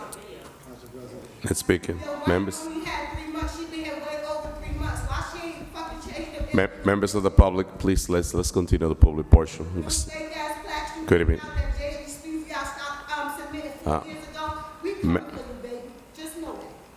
Sebastian, go. Good evening. Go ahead. Okay. Mejia, yeah. It's okay. Oh, Mejia. So go ahead. Daniel Mejia, 3 minutes. Go ahead, Madam Clerk. Start. All right. So, hello, my name is Daniel Mejia, and again, I am the CEO of Silk City One. Silk City One is a QR code which I plan to install on every door with the goal of creating transparency in the city. Within the QR code, once people scan, they would be able to be given 3 options. The first option is any city jobs that's available, whether it's governmental or local. Second option is any city events, which would be divided into events by the people and events by businesses, as to where every 2 weeks we would select a few businesses to give a discount, as a promotion to draw the attention of a new clientele. And then the third option would be for the city council or the electees, where you would present yourself to the people, basically thanking them for the opportunity that they've given you to make a difference. On the bottom, there would be a more about, and then after that, there would be a section of called to-do list, as to where, based on the information that we collect from the people, you would be notified what needs to be done to better the city. If you're not doing your job, or whether you're doing your job, they would have a comment section to voice their opinion. And as mentioned, if you are not doing your job within the law of recall referendum, it's like the stock market, 51%, and the people would have the right to vote you out. I plan to, my goal is to collect 25 cents per home for 6 months, which is around, I think now market, based on all the properties that are rented, is like 270,000, with the goal of cleaning the river through the method of hydroponics and aquaponics. The fruits that's being produced, it would be given to the schools and to places of, where people are in need. Silk City 1 is not just one place where it's just here in the city, but it is the main focus because this is where I live at the moment. And yeah, that's about it. Wow. Oh yeah, sorry, just to make sure. I did mention before that, due to the council run happening now, I wanted to do like a video of each one of you that are running for your ward, so I could put it on the website and people could basically, be able to click the link and see what you have, what other thing you have promoting in the city. That's about it. Thank you. Transparency. Appreciate it. Thank you. Next speaker, Madam Clerk. Next speaker is Ms. Chanel Fields. Shannon Phil is here now. She's Chanel? Yeah. Oh, okay. You know I'm here. Good evening, council. We play so much. It's all about you tonight, though. Mendez, while I understand that you have your own perspective, just know it's disheartening to hear you lie as you spread false information about me to this city of Paterson. During the last televised council meeting, you presented many false statements. What I found most disturbing was how you lacked the focus to speak on any of my issues of importance presented at hand, as you often do. Instead, you chose to show your continued immaturity through viciously attacking my character and stating that I only come before this council to obtain 15 seconds of fame. You further stated that I was waiting for you to interrupt me after 10 minutes and insinuated that I was sent by council members to disrupt this council. I'm here to tell you that's not true at all. We are not sent by anyone. I know I'm not. Many of us are educated and degreed, and all of us know how to voice our concerns without being puppeteered in the way that you have been by some of your co-counsel and the mayor. Clearly, you know nothing about me or my former career of 11 years of fame, as you put it, in daytime television. Do your research before looking stupid in the public eye. I want to be clear so that you always know that when you see me come before this city council, know that I'm coming to do God's work. I'm always standing in the gap for the city of Paterson residents' concerns, such as the grandparents program for seniors, raising awareness, and parents that are raising grandchildren, from Mrs. Wahida's program, and I'm gonna keep bringing every community concern before this council. I come on behalf of disadvantaged children, youth, disabled, and the elderly. It has never and will never be about me, but always about the people. You see the difference between you and me? I already know who I am, right? I don't ever need to be an elected official to serve and do the work of the people. I don't hide behind titles. I don't hide behind organizations. I do the work of the people because it's the right thing to do. Keep your focus on this council and work on minimizing your life's corruption and keep your affairs in order. I value honesty and integrity in our interactions, so it's important to me to address any misunderstandings or misinformation that you may choose to put out to the city of Paterson about me. I believe in addressing conflicts maturely and directly. So moving forward, let's strive for mutual respect and understanding. And I did it in under 3 minutes. Good night. Next speaker, Madam Clerk. Next speaker is Assad Akhtar. Mr. Assad Akhtar. Assad, he left. He's Mr. outside? Corey No. T. Next speaker, Mr. Corey T, Commissioner.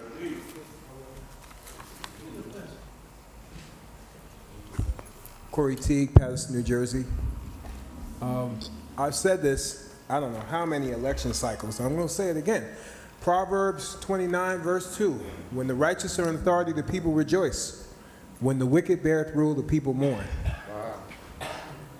Until Paterson figures it out, you're going to keep going through what you're going through.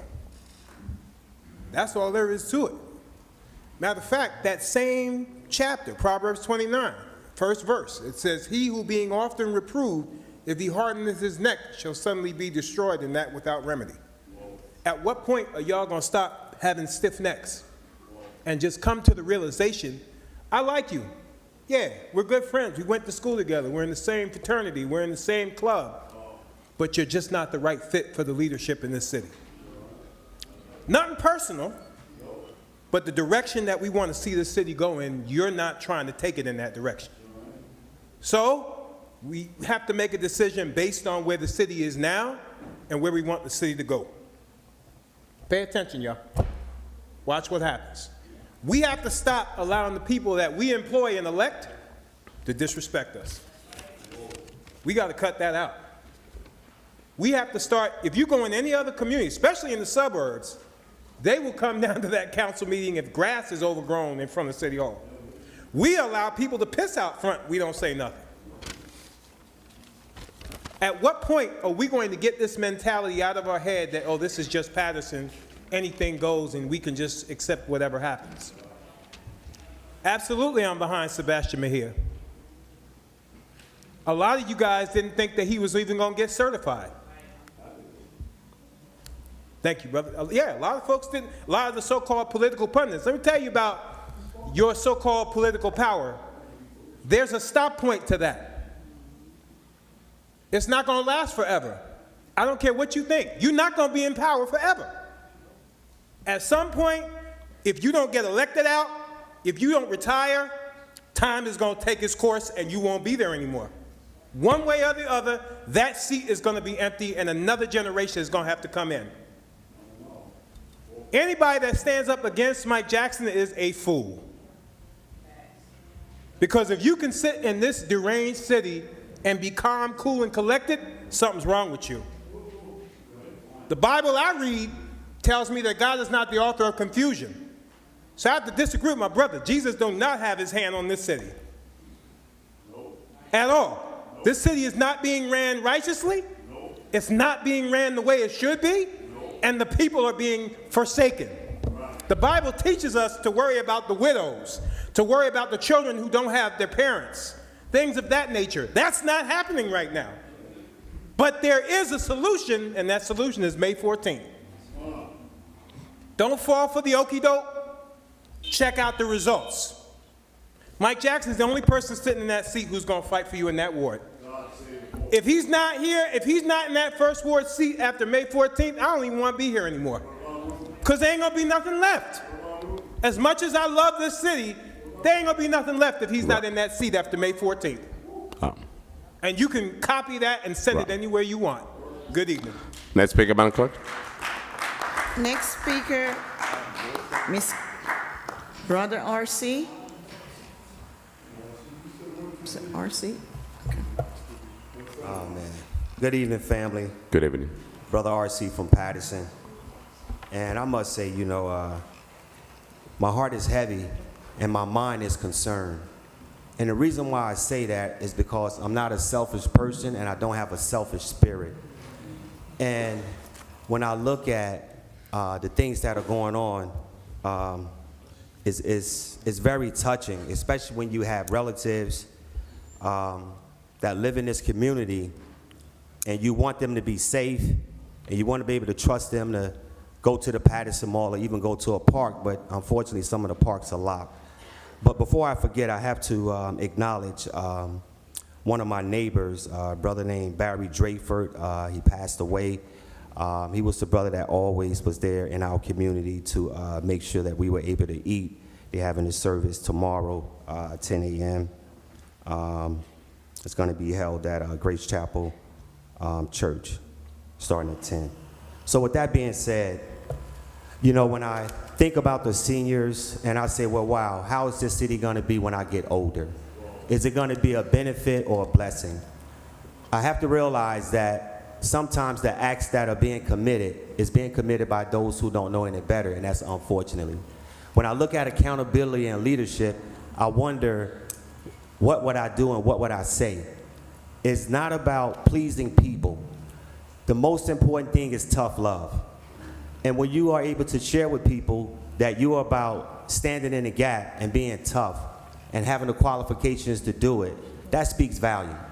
So I'd rather see the actions to move forward instead of people just talking about it.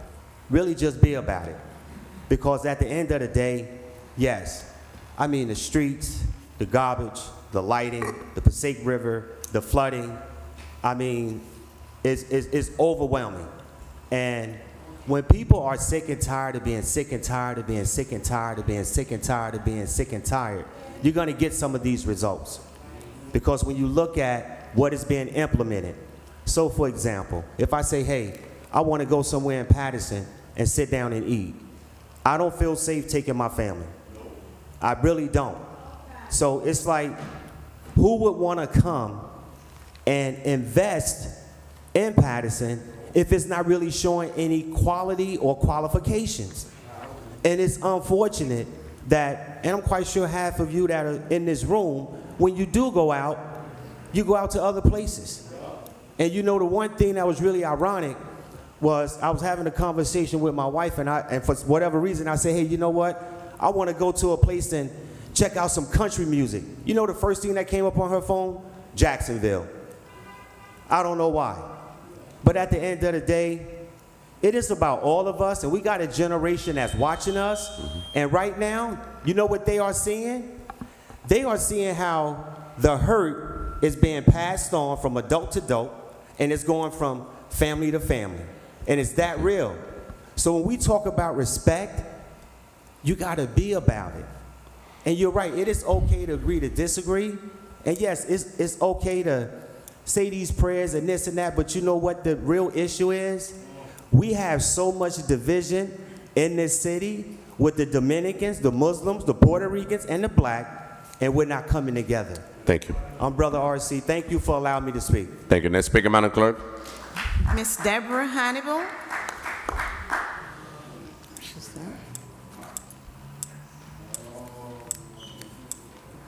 Good evening. Good evening. Deborah Hannibal, Paterson, New Jersey.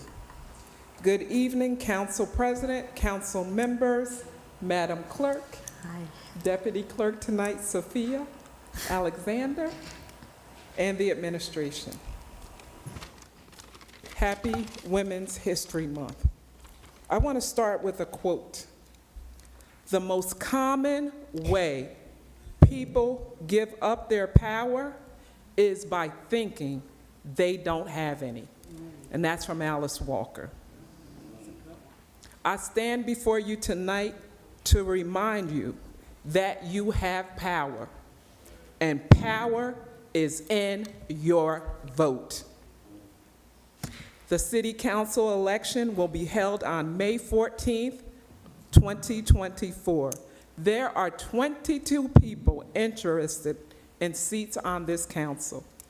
You have the power to keep or replace members of the council. I want you to take a look. I love data. So we'll look at the data. All of the workshop meetings aren't recorded, and there's a reason why that isn't happening. I want you to go back and go to the videotape and look at the YouTube and see who is supporting you and things that are concerning you. See who's in the seat when the public comes to speak. That's all there. I want you to take a look. There are people that bring issues to us from other communities, and we support them when they bring an issue. We'll sign on to a resolution, but when things affect our community, there is a no vote. So I'm not going to have an opportunity to tell you the whole story, but I heard a story about a man called Otis Moss Jr. And when it was time for him to go to the polls to cast his ballot, he was turned away and went to several different polling stations. They told him, you can't vote here. You can't vote here. He had to walk 18 miles. He walked 18 miles to be able to cast a vote. So what that tells me, it's important. It's important to vote. I used to read my sons a story that was called Pierre, I Don't Care. Well, it's time to start caring. I know it looks like there's no hope for Paterson, but I grew up here when it was a beautiful place. And you came downtown, you wanted to be downtown. You saw people on the buses coming downtown Paterson. This was the place to be. Now you come to lunch, and I'm sorry, I'm gonna go a little over and I apologize. Go ahead. But listen here, this is what Otis Moss said. Listen here, promise me, if you ever get the chance to vote, vote. We all have an opportunity. We didn't always have that opportunity. Voting mattered then, and it matters now. We need everybody. We need the young. We need the old. We used to have challenges back in the day, East Side versus Kennedy. I want to see how many students vote. You guys have the right at 18, vote. And then the other issue is there was a sneaky trick to try to limit our access to public records. So contact your elected officials and tell them to vote no to S2930/A4045. And I'm gonna tell you, this is called receipts. This is what the young people call it. If you wanna get receipts, you file an Oprah request. And I'm gonna say it every time I come to this mic, I'm gonna wrap it up. You don't have to take my word that the BA gave herself a $50,000 raise. You can request that record. If somebody talked about the towing that happened the other night, request the record. See where the towing took place. Don't take Oprah away. And they tried to do it sneaky, but call. Thank you. Thank you. Next speaker, Madam Clerk. Next speaker is Ms. Fania Santana. Fania Santana.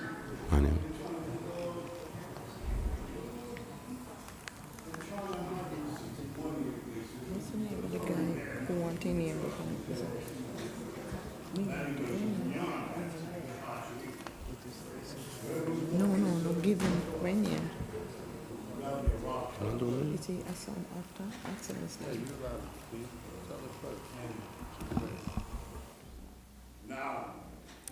Yes, good evening. Go ahead. Good evening.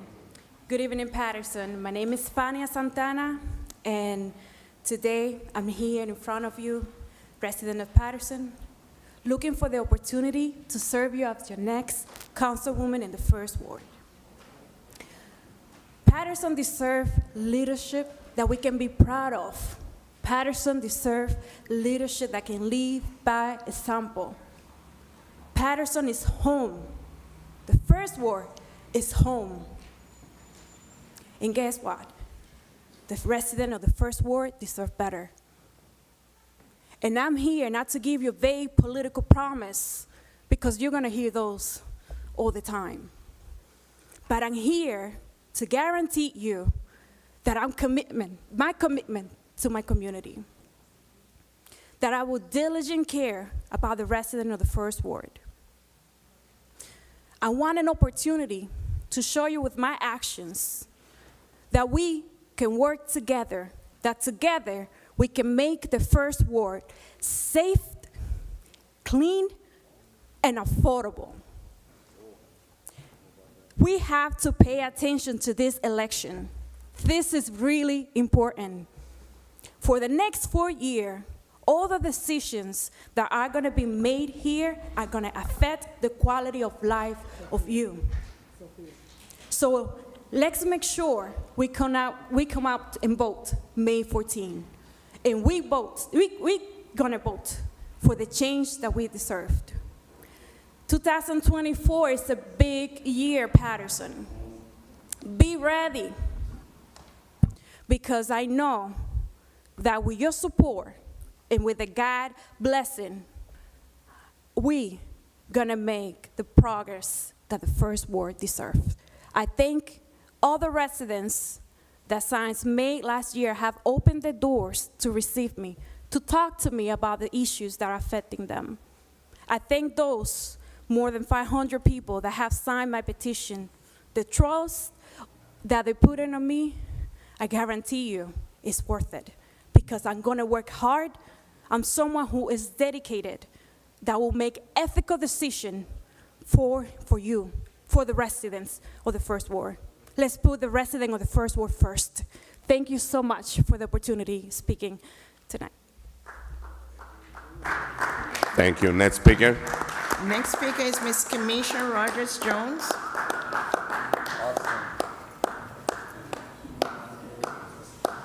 Y'all better clap for me when I'm done too. Good evening. I want a hand clap when I'm done too. Thank you. I'm ready. Ooh, it's warm in here. Ooh, okay. Good evening, everyone. Good evening. Oh, thank you. It's up. It's really warm in here, people. Kamisha Rogers-Jones, 4th Ward, Paterson, New Jersey. I have so much to say tonight. I am Kamisha L. Rogers-Jones, and I am running for the 4th Ward Council seat. I want to talk to the community about the early voting. And after I heard so many things stated, I want to say to the community, if we want more polling sites, then let's act on it. So I got a number for you, 973-881-4515. Call them up and tell them we need more sites because we want access to early voting. Okay, I don't agree with us taking that away, and I'm glad that that's not what we're doing, but I do agree that it needs to be in every ward. And so, community, let's not wait for the council people or even Madam Clerk. Let your voices be heard. It doesn't have to just be here. Call that number and let them know that we want more sites. I also want to encourage you in regards to the Oprah issue that's happening now. If you go on my Facebook page, you can see the information that I shared from the League of Women Voters on how they're trying to stop or infiltrate the Oprah, the open public review. You know what it is. Records. Okay, I can't even think of it. All right, they trying to append that, and we need to fight it. Community, we are on the brink of history. We have 68 days, 67, 68 days before we go out and vote for change. We have for years stated our displeasure with our current representation. I know for the residents in the 4th Ward, the parents that I met as they were walking their children to school, what is that experience like? We talk about quality of life, and you hear that from a lot of candidates, but what are we talking about? What is your experience like sitting on your porch? What is your experience like walking to your church? What is your experience like taking your children to school? This is what we're talking about, quality of life. And I know for me, when I walk to work, because I walk to work a lot, and when I walk down Lafayette, it's disheartening. It's dirty, I don't feel safe, and I deserve better. And better is here. And that is in the form of Kamisha L. Rogers-Jones. So on May 14th, when you go to vote, I want you to vote for the needs that have been ignored by current representation.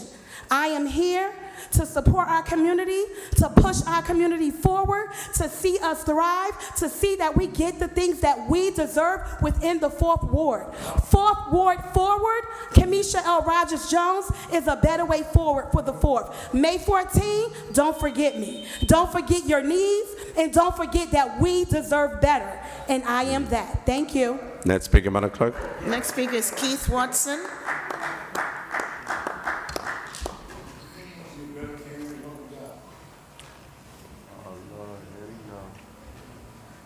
Good night, everyone.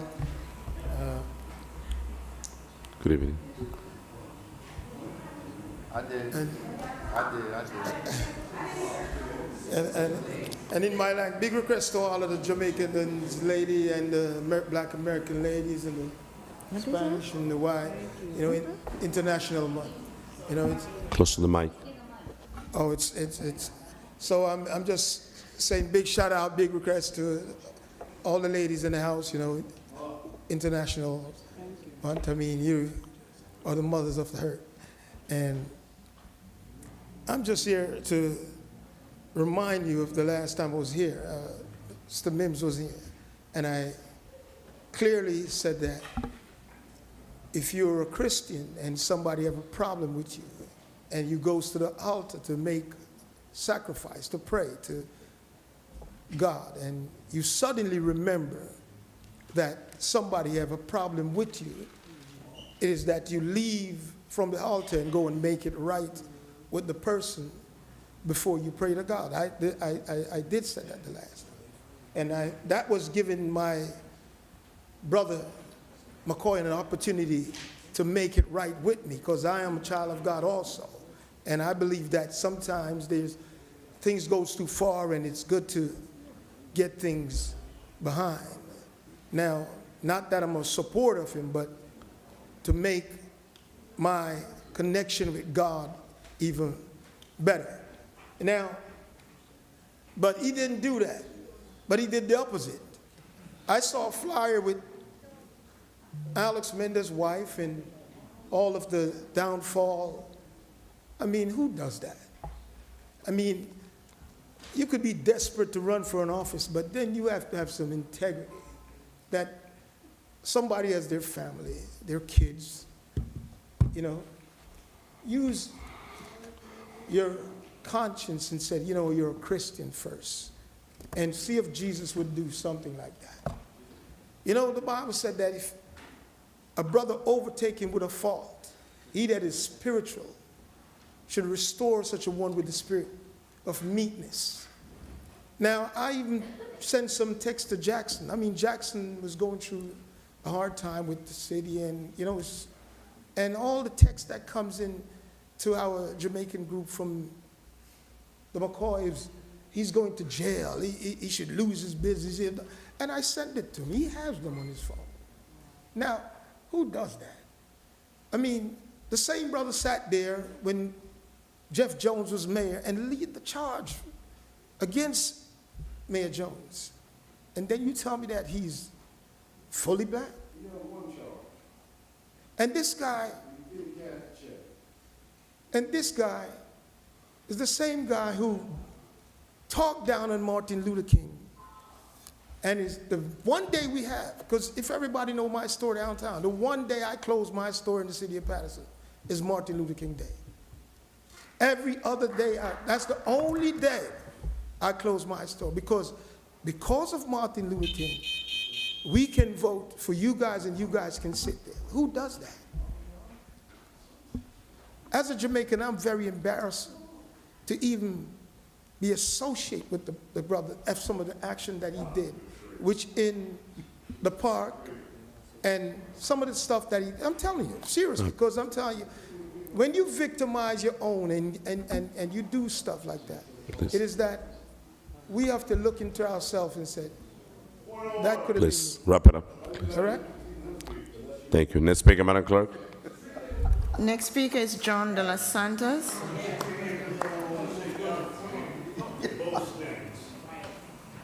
You should go to jail with them. That way you can be smart. Bring the syrup on the Good evening. Good evening, City Council members. Good evening. I'm here to address the cannabis business licensing situation. We're approaching 11 months now. I'm the first applicant, as I've stated many times over on this microphone. I'm here to seek some clarification in terms of when the council is going to bring back cannabis back to the agenda.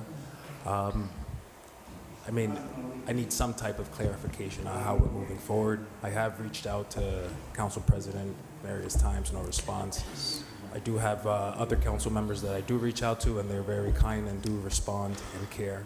But I've been awarded a grant by the New Jersey Department of EDA, Economic Development Authority. And it's a very involved process, and I have dedicated myself to this process, but I need to understand if I'm taking this money that I've been awarded to a different municipality or the municipality where I live in. 10 months is a little strenuous to have someone sit here and spend their money that they've been able to allocate for a business to get up and running, to open in their town, which is an impact zone, which is classified as one of the most prolific impact zones we have here. and what was passed by the state to help social equity in places like our city is being delayed. So I need to know when we're moving forward with this, because enough is enough. I mean, people are tired of being tired. I yield the rest of my time. Thank you. Next speaker, Madam Clerk. The next speaker is Mr. Joel Keys, Jr.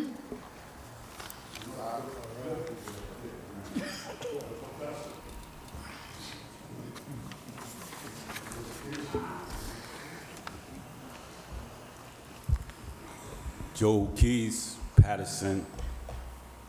Shout out to Brother RC for acknowledging my cousin Barry's passing. Rest in peace, cousin Barry. He was a revolutionary. African American people in Paterson, we have the right to unite and not feel guilt or shame about it. The following are prophetic words from our dead ancestor Malcolm X explaining why we have the right to unite and not feel guilt or shame about it. He refers to this skullduggery as a trap. Regarding the opinions of the state apparatus concerning the prospects of African Americans organizing, Malcolm said, quote, "They also know that the only way we're going to do it is through unity." So they create another trap.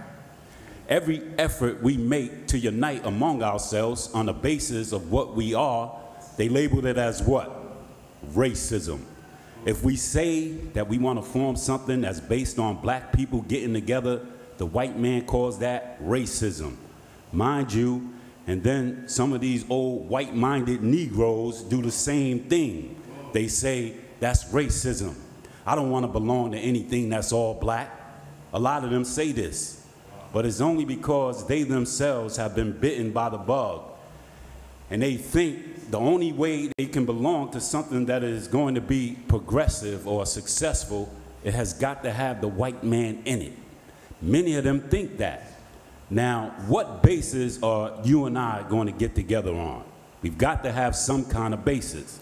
But as soon as we mention the only basis that we've got to get together on, they trick us by telling our leaders, you know, that anything that's all black is putting segregation in reverse, unquote. Our people were politically naive to fall for that trap back then, and it would be politically naive if our people fall for that same trap today. During the next mayoral election, let's show no shame and feel no guilt for supporting African-American candidate Councilmember Mike Jackson. By the way, it is obvious why they attempt this trick or implement this trap, that anything all black is segregation in reverse. Also, you can easily understand why it has worked against us. It is because African Americans have been fighting against segregation and racism for our entire existence in the United States and fought for integration for decades. So it is natural for the opposition to attempt that subjective supposition, which is not a legitimate argument, but instead one of the 14 subcategories of ego defense mechanisms. Thank you. Next speaker, Madam Clerk. Next speaker is Frank G. Filippelli. Flip. Good evening, everyone.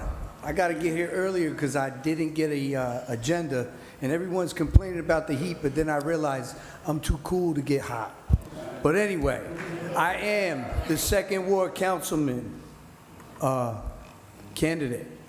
In God, inshallah, I will be the second ward councilman come May. I was born, raised, and live in the city of Paterson, second ward, a product of School 27, a product of John F. Kennedy High School.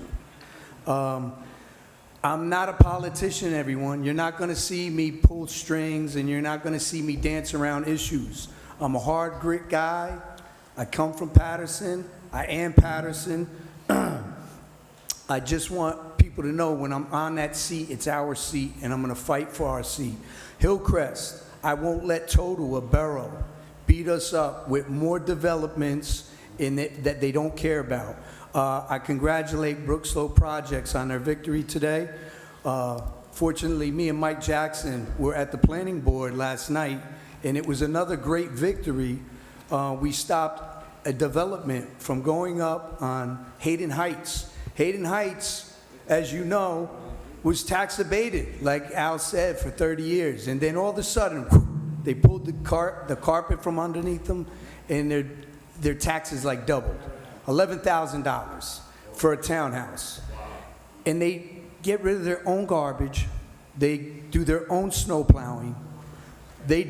Paterson police don't even know that's Paterson up there. Talk about taxation without representation. It's shameful. It's shameful. I'm here. Everyone knows, everyone on this panel knows, even the two gentlemen that I'm running against knows, I am the man for that seat. I don't dislike them. I can't wait to debate them. We're going to treat it like a sporting event. I say this all the time. There's going to be a loser. There's going to be a winner. But I don't hate anyone. There's no reason to hate. But I have to let the second ward understand. There's this notion that's going around that you can't beat them. First of all, I'm on the ballot. I do have a chance I'm on the ballot. Second of all, they got this cute little word they call harvesting ballots, harvesting votes. They control a very small fraction of the second ward votes, whether you want to believe it or not. The problem is everyone in the second ward is so fed up. Like the gentleman said before, they're tired of being sick and tired. I knock on doors, people don't even want to open them. They're like, get away. I'm not a politician. I'm a blue-collar carpenter. I'm a community leader. I used to sit in chair the UEZ board for 10 years. I was a chairman of youth guidance here in the city of Paterson for 28 years, appointed by every mayor up until Andre, because I don't know why. But the bottom line is I'm here for the community. And one more thing, if I can, the agenda talks about the vets parks. You know dearly I hold the vets of Paterson in my heart. There's a $250,000 grant for Hayden Heights, the Veterans Park, which is Little Park and Union Ave, which a certain community wanted to dismantle and put there and just take it over. The bottom line is both of those parks are in the second ward. And then there's the D. Marcantonio, who was a council person, who was from Paterson. You know, he wasn't from an island far away. He wasn't from a country far away. We can't forget the people from our community. Anyway, on that note, please, May 14th, May 12th, May 10th, whatever it is, I'm confused about the early voting, but make sure Frankie Flip, they call me Frankie Flip, AKA. Thank you so much for the time. Thank you. Next speaker, Madam Clerk. Mr. K.T. Freeman.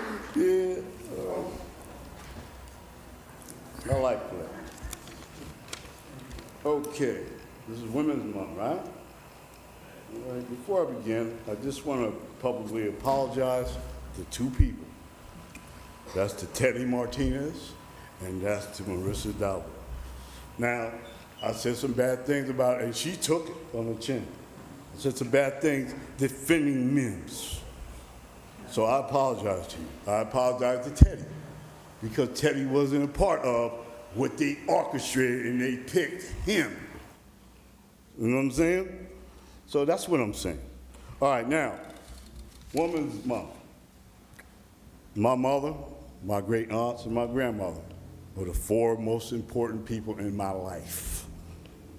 All right? They raised me. All right? So I have nothing against women. All right? Like James Brown said, there's a man's world where there'd be nothing without a woman in it. I don't have a whole lot of time, so that's why I didn't write a speech. Gaza war, my nephew is still in the Red Sea fighting. You know how I feel about that. The border issues. That border issue is going to be the main thing that we're going to vote about. And I've already, me and Louis had a little talk and everything.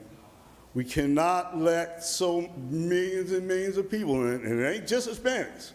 When I see Chinese and other people, Russians going across, and they got laptops and everything, they're going right to Silicon City. Why? Because our education system, and I used to be an educator, we can't compete. We don't go to school enough. Japanese go to school 230 days. We can't compete. Now, black leadership. Last week, I was sitting in the hallway, and all the fraternities and sororities came out there, these so-called leadership, I sat to the side. I belong to one of the fraternities. But I'm telling you, just like that debacle at the library, that so-called picture of all these black leaders and everything, and like I said, in the 90s, and when we did all this work, Save the Children, right after the Million March, I ain't seen none of these jokers there. I might have saw some of the alphas there because we sent the bus down there. We sent probably 2,000 bus down there to Million March. But I didn't see that. And then the other photo ops of people, I'm not going to say it, but the next meeting I'm going to say it. We got to stop being political prostitutes. I'm saying it. We got to stop people going to the churches or people or the representatives that only represent the churches on women's issue. I know it's women's issue, but guess what? Y'all responsible for some of this stuff. When the marriage rate went from 1940, 97% of black people married. 1970, 70% of black people married. 70%, 2000, it switched to 70% head of household, black women. 2020, it was up to 73%. Black women living home without a man. 2024 is 80% of black children living in a household where there's no man. Now, I could criticize Ruby for a lot of things, but what she said about Ed, if Ed was here, he would have protected her. See, she knows being married 50 years means something, but the culture and community in the black community does not support marriage, does not encourage marriage. Everybody want to be independent, and black men don't have no jobs. That's a recipe for the destruction of the black family in Paterson and in the United States. I believe in marriage. I'm getting ready to get married a third time. I don't want to be alone. Ruby, I might criticize Ruby for a lot of things, and I still love her. But she was married to Ed for 50, I don't know. My grandmother, 50 years. My aunts, 50 years. Everybody I know in my family, 50 years. But you know what happened? This is how I got on the dean's list. And I'm glad Della's here. When I came to William Paterson College, I was homeless. Della helped me get housing. I was homeless. The semester I got on the national dean's list, I was homeless, sleeping in the library. Della got me housing for the semester. Her and Dr. Jones got me a job. I was sleeping in my van. See, you don't deal with that. I tell you from the National Dean's List, Della knows how important that was. And the 10 other black men I put on the Dean's List, and you know who hated us? Della is telling me a lie.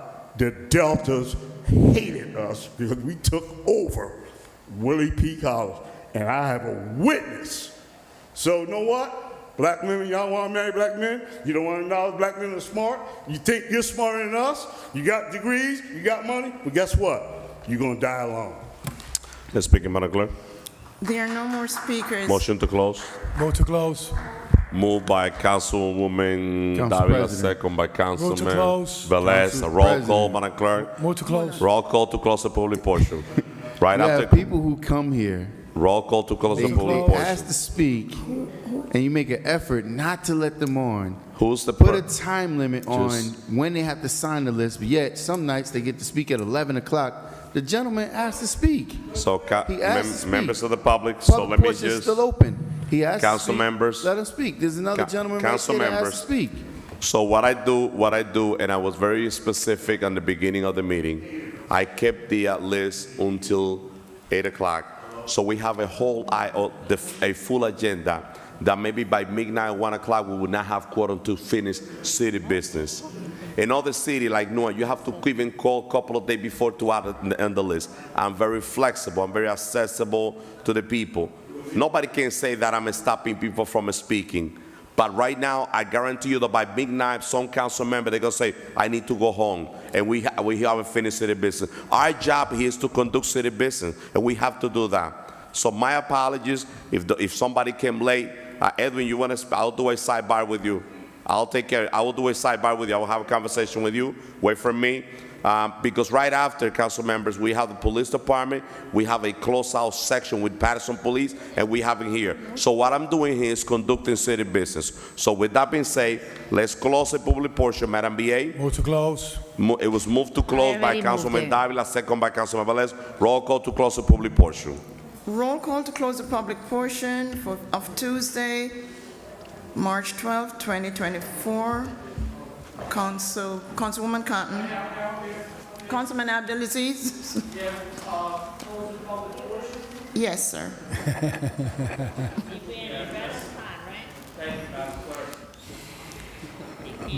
Right on time. Thank you, Madam Clerk. You're welcome. To address some of the concerns that came in front of the council, some of the public, 21st staff, I guess they stepped out. So as councilperson, you need to listen to the needs of your residents. And some of the concerns I heard from residents on 20th Ave that actually live on the opposite side of where the traffic pattern changed. And for 5 years, you list 3 or 4 accidents.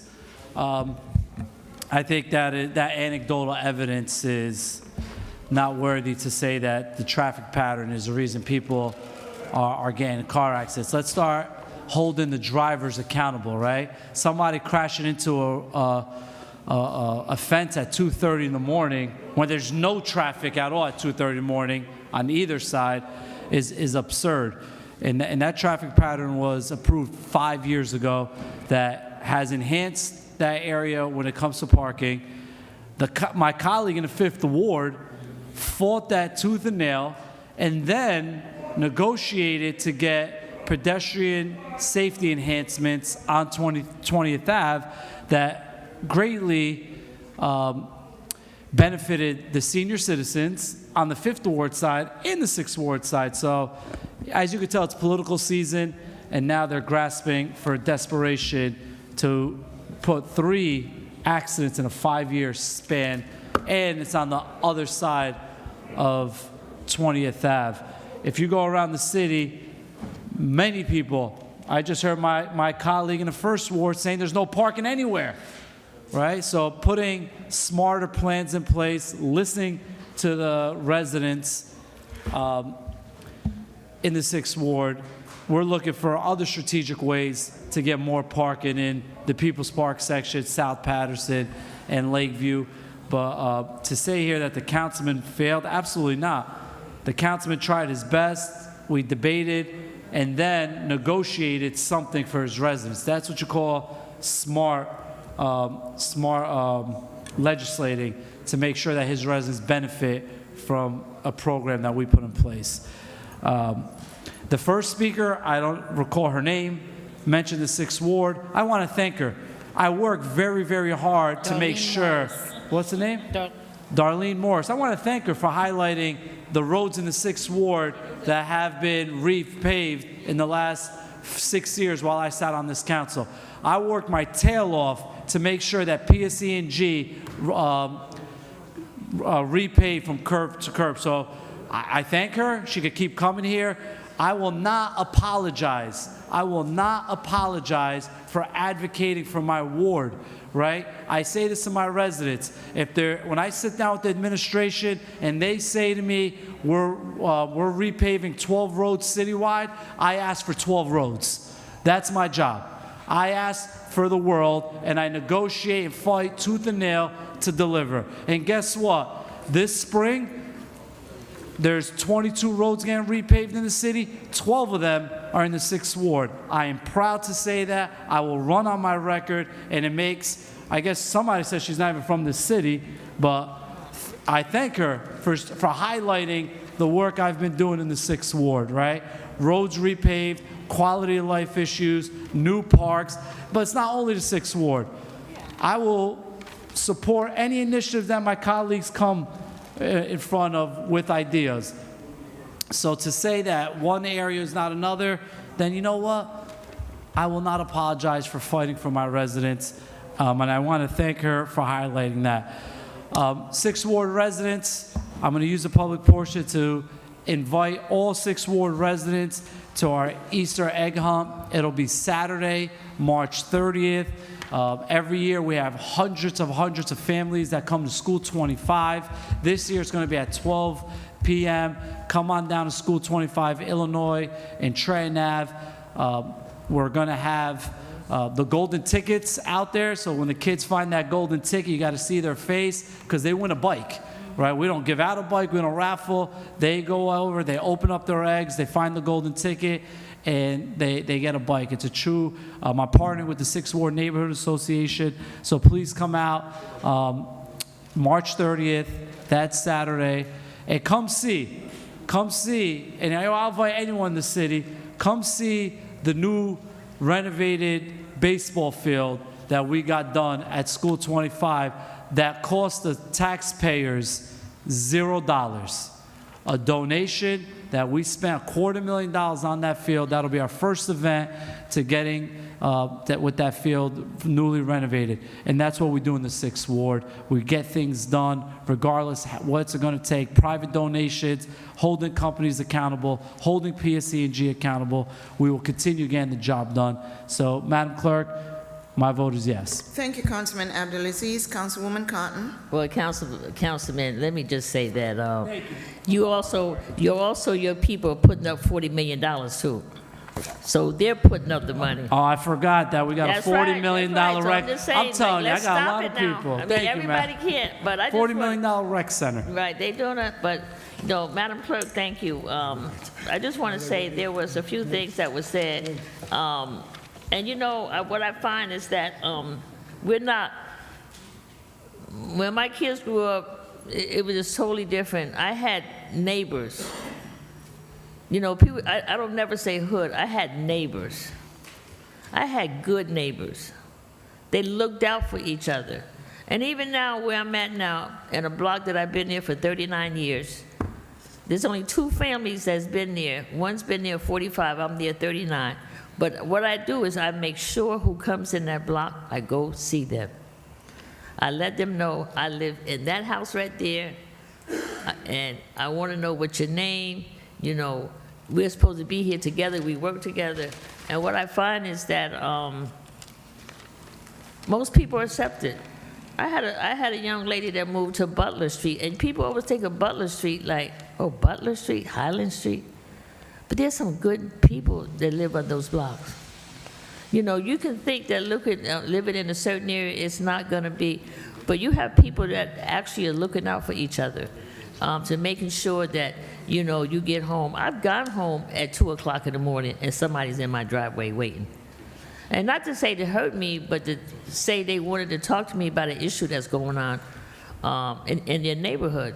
So what you have to say is that, you know, I've been here now, I'm in my 12th year. And I just want to say, too, that it's not always about legislating. Because some of the calls that come in has nothing to do with legislating. And what you have to understand is that I've been here since Hurricane Sandy. That was devastating to our city. I don't care, devastating. What I find is sometimes people don't know what we've gone through. Someone said we were better off 4 years ago. No, we wasn't. We was in COVID. They were throwing bodies in refrigerated trailers. How dare you say we were better off 4 years ago? No, we weren't. People were just dying. They didn't know what to do. And so when you have things like that happen, people need to grip and hold on to something. They need someone. They need people to help them to understand. Going through Hurricane Sandy, going through COVID, I had seniors that didn't have a MAC card. The banks was closed. I had adults that couldn't get their unemployment check for 8 to 9 months. I had to figure out how can I get their unemployment check? How can I figure out how to get things that they needed? Because when you had a senior that never had a MAC card and all of a sudden this bank is shut down, how do you get them some money? And you know, I got 4 senior buildings in my ward. And for the year and a half, I think sometimes people forget what we've gone through. They really have forgotten. Twice a week, I made sure those seniors got fed. I made sure that I went there. even with the Hurricane Sandy, there were some buildings that didn't have no electricity for 2 or 3, 4 days. Maybe I think one of my buildings was like over a week, no electricity. Everybody had to be inside of in the rec room. The rec room was the only room that had electricity. So everybody had to come down and cook. So there's a lot of things, and what now I find is that we got so many other laws on the books that are not being enforced. And let me tell you something. We have less liquor stores now in the 4th Ward than we had 20 years ago. You can ride around. You ain't got Al's 12 and 22nd no more. You ain't got Lucky 12 no more. We ain't got 27th and 10th Ave no more. You know, because we had to put laws into place to kind of like just regulate some of this thing.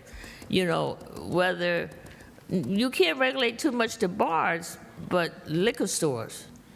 You know, we put things in place that, you know, is to cut. I live in a hot spot, 10th Ave and 27th. That's a hot spot. I was going to bed at 5 o'clock in the morning because they come out and they don't want to go home. They close at 3 o'clock. They want to stay there to 5 o'clock. And that's just, that's what they did. But there's so many things that's been happening, I would say, in the last 12 years, let's say the last 15 years, that you can see how some things have changed.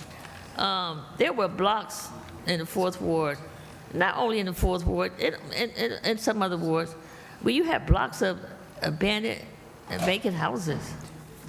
And this is going back, say 2010, with the mortgage crisis, with, you know, all that has been happening. But we must, as neighbors, I find that we must keep ourselves together. We must work together. We must do what we have to do. The only problem that I have with, I was out in the hallway, and I said to someone, don't you dare tell me about voting. Councilwoman. I know what our family went through for us to vote.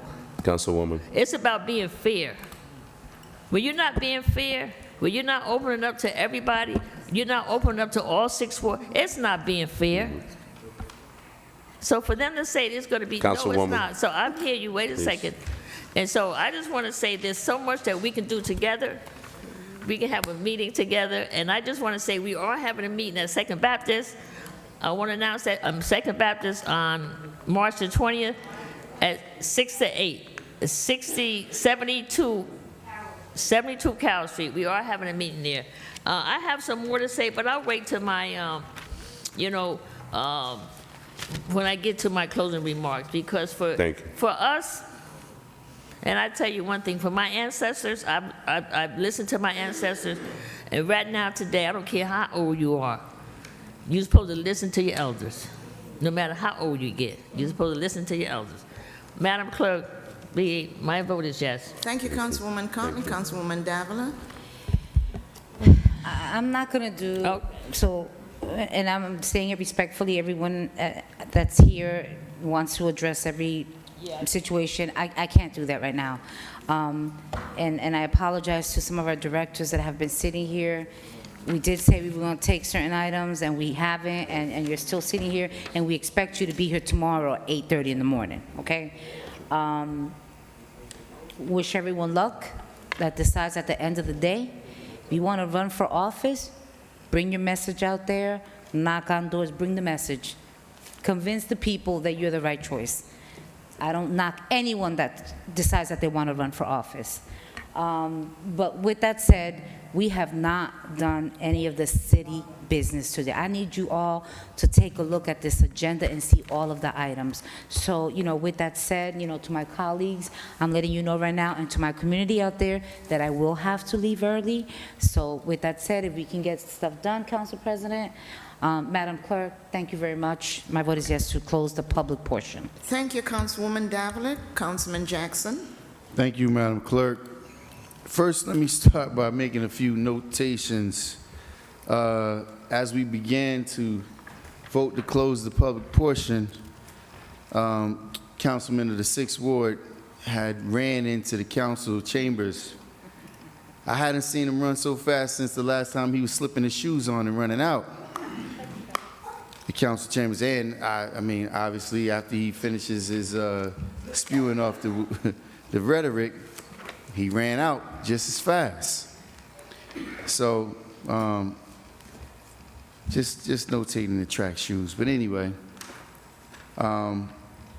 before I move on, I will be remiss for all of you who out here who knew and loved my dear friend Janine Gadsden, who I took the liberty to make sure that her presence was in the council chambers. She served this city for 27 years. She dedicated herself for 27 years. She took abuse. She was mistreated. And, you know, I find it, you know, fascinating that the administration chose to support all kinds of other endeavors. Lou Costello, there's already a park named after Lou Costello. We cutting ribbons, naming streets. No acknowledgement for 27 years of service.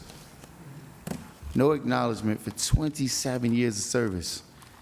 I mean, when a member of your team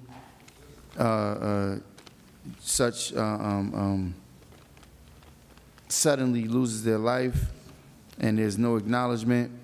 So, and with all due respect to everyone, please don't ask me to be placed on the on her item, because as she was a great friend of mine, a very good friend of mine, trust me, she would not be happy with me allowing other people to be added to that item.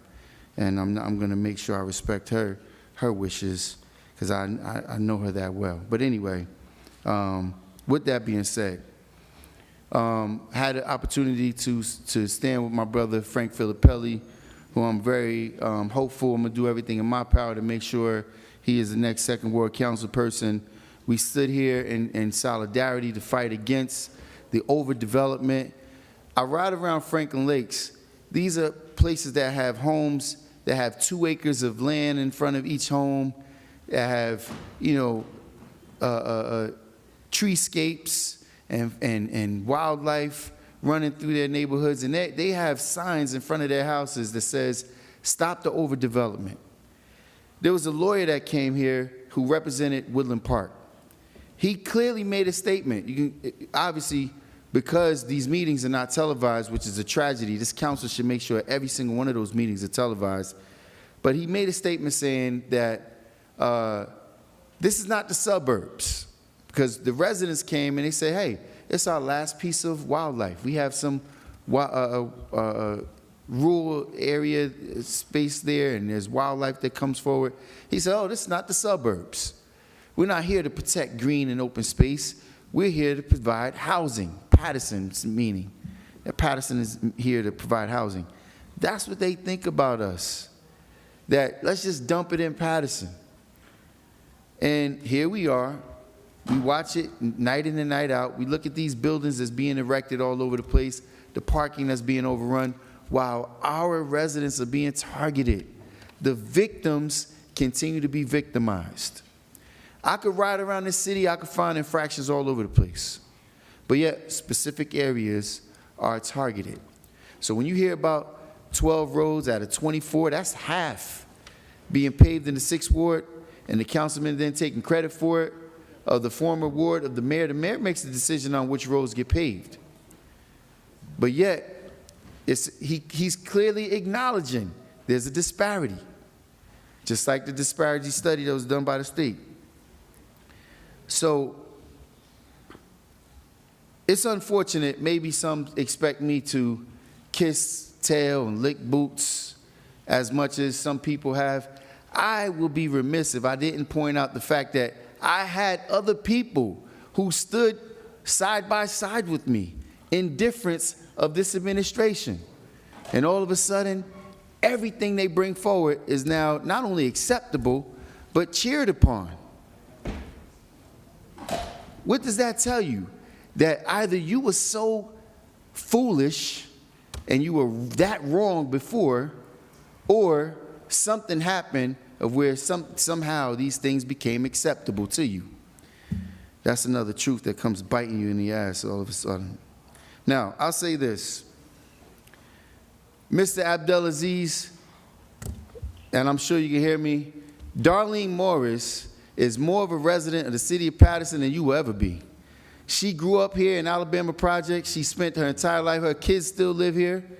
Yes, she chose to move out because of the deplorable conditions of this city, but she still drives down the Parkway just to come here and spank on you.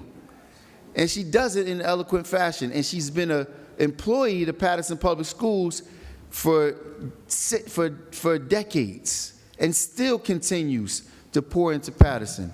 Still continues to come here. She runs a NACA program that helps people not lose their homes. Helps people become first-time homeowners. What effort has he done in that vein? No. What we do is we continue to overdevelop. So I applaud her for doing so, and guess what? I didn't pay her gas fare or her toll for her to come down the Parkway and chastise you. It just is what it is. And we appreciate you, Sister Morris. I thank you very much. Lastly, I'll say this.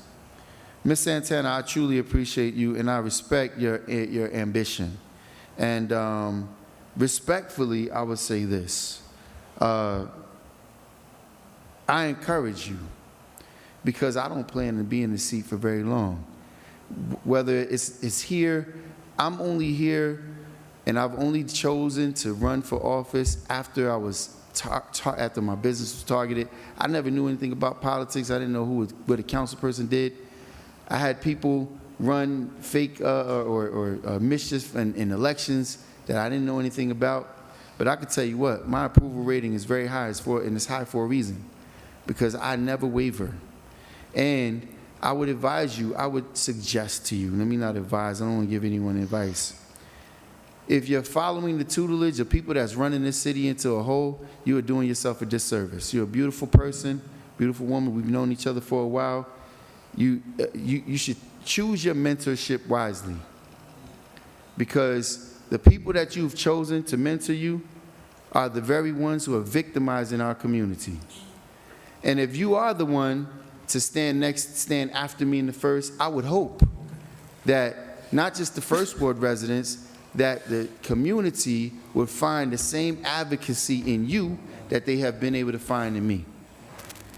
So I'm not discouraging anyone, but I am saying, if you're going to try to spotlight some wrongdoings that I'm doing, trust me, the community is not as stupid as you think they are. They're not. And trust me and believe me, we are en route for a change. And I'll say this last piece in closing. People, wake up. Ras Baraka for governor. I'm going to do everything in my power. And if you are not in support of it, then you are just as guilty as the people that have put the shackles on this community. We need a governor in this community, in this state, that cares about urban centers. We need a governor in this state that cares about black people, Spanish people, Arab people, Muslim people, all the people, white people as well. We need a governor who is concerned and compassionate about everyone, who understands that if there's one community being mistreated, then it's just as likely as all communities being mistreated. And I'll say this, my message goes out to the OIC, the officer in charge. If you believe that you're weighing out or delving out fairly this treatment that the community is receiving, as I'm in classic towing, giving money away to residents to help them get their vehicles out of tow, as I have single mothers calling me, crying because they can't afford to get their car out. They wake up in the morning and they can't take their kids to school. If that's what we're doing, while you pulling detectives off of doing detective work and to write tickets and tow cars in the wee hours of the night when there's still gunshots ringing in the entire city, and look how the media is publicizing that. 3 shootings today alone. Did you hear anybody make an announcement about that? 7 shootings this week. No announcements of that. But they would paint the narrative that the violence is diminishing. My son called, well, my daughter's had softball practice. I want a special shout out to my brother, Chris Irving. We've had our differences in the past, but the brother really did a great service for me and my family, and I appreciate it greatly. My daughters were calling. They was coming from finishing practice. My son's like, should I go pick him up? I'm afraid to let my son drive around the city and go pick up my children. And these people who don't live here have the nerve, the audacity to paint the picture as if things are improving. I ask you residents, are things improving? I ask all of you at home. And if you feel like there's somebody gonna fight harder for you, then by all means, please relieve me of this burden. Put them in the seat and see what you get. See what you get. Another puppet, another yes man, another pancake. As soon as the bubbles, as soon as the batter starts bubbling, they flipping. They was one way one day and then another way the next. I will give the 6th Ward Councilman credit. He has never flipped. He's been riding that coattail for, well, actually he did, because remember he ran against them and he came to the podium back then spitting all kinds of fire. And then all of a sudden, he's like, oh, because they're getting what they want. Now, don't worry, Council President. I know it's too much truth for you to swallow in one night. I will be back, though. Keep talking. Just keep talking. Madam Clerk, Yes, Councilman. I will continue to put on the pressure. My vote is yes. Thank you, Councilman Jackson. Councilwoman Mims. So to the public that is present and to those that are viewing, I do the same thing every time we have a meeting. I want to thank you for taking time out of your busy schedule to come, sacrifice, speak up, or just stand in support of those things that you believe are right for you as a resident or our community. So there were many issues. There was a statement made, and I'm praying, Council President, after we all do public portion, we close out, that you allow Madam B.A. to address. There was a gentleman that came to the microphone. He did make a request about the $4 million and what that represented. I would like an opportunity to be given to Madam B.A. to answer that publicly, so it is on record what was the response and what that dollar amount is and what has been spent and still left over. That way, we all can provide clarity to that, because that was asked, and I know a lot of times we just keep going, and the public asks questions, and they don't get responses. So after we're done, please allow Madam B.A. to answer to that response. I know it's election season, and the election is on May the 14th. People are going to come to the microphone. They're going to say they stand in support, or you have people that are running against, or whatever that is. And I said it a couple weeks ago. It's fine that you want to run, right? Because you have the opportunity. That's your God-given right to run. But when you stand with your plan and platform as to what you're going to do different. When you come and you bash the person that's in the seat or try to degrade the person that's in the seat, it takes away from you as a candidate, because people are watching and saying, why would I want this person to represent me, right? And they may not tell you that. In your face, they're going to say one thing. You'll find that 1, they may not vote. 2, they may not vote for you. And 3, nothing's going to change. So you have to present something better to the community that you want to vote for you than what is currently in the seat. So you got to make sure you remember that, because bashing or attacking or all that stuff, it doesn't help at all. Because remember, even though you're not an elected official and you're running for an office, everybody has a past. You have a track record. So when you start bashing them, they're going to bring some stuff up, and then it's going to be a circus, right? Back and forth, back and forth. And the community needs people that are solution-based, that are going to present and bring forward recommendations that's going to make our city better. They also want people that will represent in peace. They watch our meetings all over the state. When you travel out of the state, everyone talks about Paterson City Council meetings, the chaos, right? And it's not even organized. It's disorganized chaos with a lot of dysfunction. They talk about it all over the state. So when you're coming here, you don't want to be on the outside on the microphone adding to that. You don't want to be in addition to that, and even on this side. For me, when people come to the microphone, I think it's admirable that you take the time to come to attack me as a councilwoman at large. I appreciate it. That means you left your family to come and celebrate me. I appreciate that. You left the time that you could have spent eating your dinner, taking a nap, taking a bath or a shower, to come and celebrate the work that I'm doing, because we really don't talk about people unless we admire them. Because people that really, I don't really want to call it hating, but people that don't like you for whatever reason, they're just confused supporters. So we have to educate them on why it's important to support people that sit in these seats and support them. I'll say this in closing. Go back and look at the things that were voted on. Look at that. Go back and look at the things that were done. Look at the things that are happening in the community. Council members? Let's be respectful. Councilwoman, please. We're close on the public portion. Do we want better? Yes. But my question to you, or my homework for you, is what does better look like?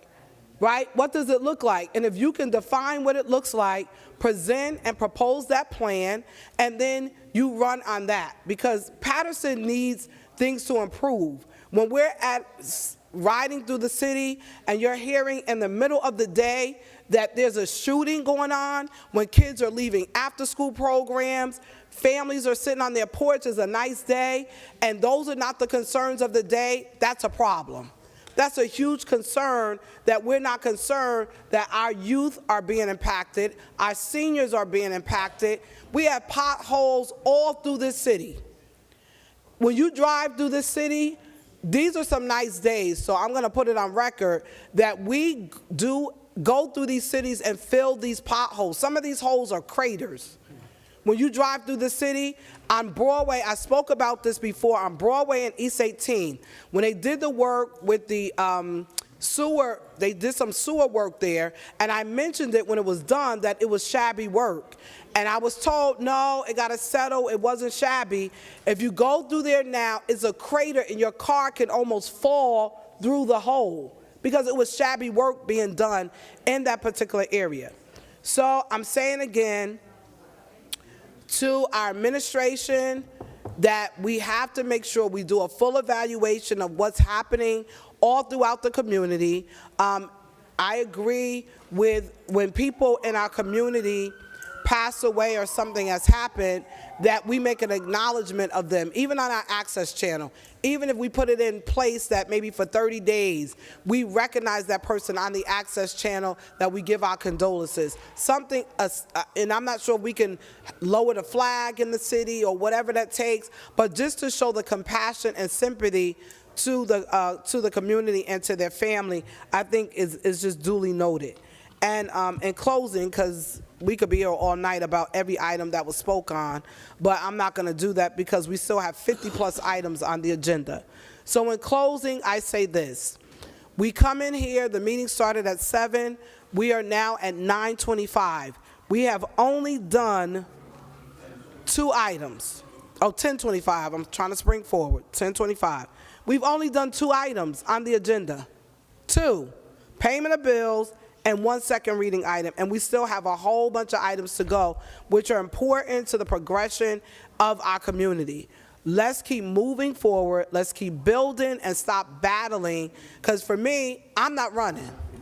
So I'm not standing to give a political speech. I'm not running. I ran last time and won. I'm not running. I want our city to be better and for us to come together in a place of peace. And all this bashing and attacking, guess what? Children were sitting here tonight. Children are watching our meetings. And if we don't care that we act and respond that way when children are present, that speaks volumes to me. Madam Clerk, my vote is yes. Thank you, Dr. Mims. Councilman Odin. Thank you, Madam Clerk. Good evening, everyone. Those are here, those who were here, and those who are watching us live on YouTube. First of all, thank you so very much for coming here, and every Tuesday you come here because you care about Paterson. And I always say that because it means a lot to me. Coming here to speak for 3 minutes and sitting for 3-4 hours, it's not easy. You have to be acknowledged, you have to be, we have to be thankful that because you are coming here and making your voice heard. And one thing I always care is I want to see more engaged committee members are engaged in our decisions so that we can do a better job. We have to care than what our community wants. And it's not just you are coming to the council chamber is easy.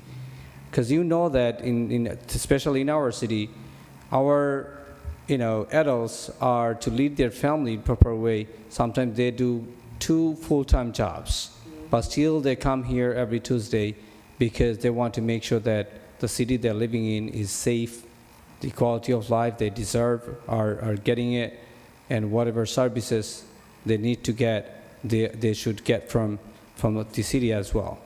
Now think about the taxes they're paying. Are they getting this return? I don't think so. I think we should do better than what we are doing today. And of course, as our other council members mentioned, that everyone running in the race, we wish you good luck, but again, you should stand on the platform that are coming in. The criticism that we are done enough. Council chambers every Tuesday, think about, ask yourself that how you see this council meeting. It's every Tuesday is a drama here in the chamber, because we love to bash each other, criticize each other intentionally, and that's what we are doing it. I definitely want people to come here and speak whatever they want. They can criticize, and I love to hear that. We love to hear that. And I'm talking about, as a council members, I try and use every single strategy possible to reach and get closer to the people. I don't just patrol on Friday and Saturday night, but by this time, I would say we try to build so many associations, neighborhood associations, Block Watch programs. Lieutenant Sharon knows that. How many Block Watch programs we created over the city of Paterson? At least by now, 15 Block Watch groups are created in the group. 15, I'm talking about myself, with the initiative of community policing. And every time anything happens in any neighborhood, we are on the group chat. And so many of the group chat, Lieutenant Easton is added to these groups too, to see what's happening, every single conversation as well. That's what we're doing. We are creating neighborhood association that make sure people comes together, make sure people stand together, so that we, the elected officials, will care that what people think. Again, what my stand is that if people come together, the council members or whoever making the decision, they have to make sure that they have to answer the question one day. Maybe not today, they can go by today, but once they run for the election, they have to pay for this decision. And this is why I want to make sure that every single individual living in the city is somehow connected, somehow engaged. And as you can notice today, then when last workshop session we spoke about the early voting, and people want it. Again, I say that we always talk about voter turnout low and everything. People are frustrated. People, those who came out, they said there's no change coming. They are coming, they're spending their day, they're electing us, and they are not getting the service that they deserve to get. So again, we have to give them access, whatever possible from our end, to make sure that in the upcoming election, not only this election, in future elections, we have to give them as much access possible. People came here, people left, but they left the signatures to Madam Clerk. For the record, Madam Clerk, I handed over the signatures from the people that came here in support of the early voting. So we want to make sure that people have that access. Yes, we have only 2 sites, which is not our, this is not what we decide that how many sites we want. They come from the county, but of course, as the council members, we can push for, we can request, we can write letters to the county that we want more polling sites in the city. We definitely can do that, but with the 2 we have, we cannot just go against these 2. We should keep these 2 and fight for 4 more. Even if you want more, let's go for more sites, and let us send letters to the county and fight for this. Again, one more thing I need to address here, Madam Clerk, that the constables that we have in the city are, that thing should be addressed and clarified as well. There's so many people are appointed at Passaic County constables, and with the recent bill by our governor, there's no more constables. But the thing is, those who are appointed newly, I would say last year or very recent, they paid about over $1,000 for their insurance, for their bids and uniform and badge. Are they getting reimbursement? That should be clarified, because it cannot just stop something in the middle. What they have to say, those who are appointed, they have to complete their term and then should be terminated. It cannot just say, today is the last day and return. If you return, then their money should be reimbursed. That's I'm stating here, and Madam Clerk, we need clarification on this. With that being said, everyone, those who came here, again, just know this, I don't know how many items you completed, but you came here. If you need to stay here for longer, we need to stay here. That's, I always say this. I'm getting paid to stay here. I'm getting paid to stay here, and I'm thankful for this. And I'm getting prestige. I'm getting honor from the people. Then what's my point of, not sitting here? If people can stay here until midnight, why I cannot stay here? So again, thank you so very much for being here, those who are watching us. But if you want to build a community block watch program, you want to have neighborhood association, anytime you can call me. Every Sunday, I invite people in different parts of the city in coffee shop, 1 hour, sit down with me, have free cup of coffee, and have friendly chat. It doesn't have to be always about city, but it can relationship we can build over the city. We can learn about each other. We can talk about the issue that you are facing at every single neighborhood. It's a big city. Just know this, every single section has different kind of crisis. Council candidate Frank Filippelli, he's here. He's from the healthcare section. This particular section faces some kind of crisis.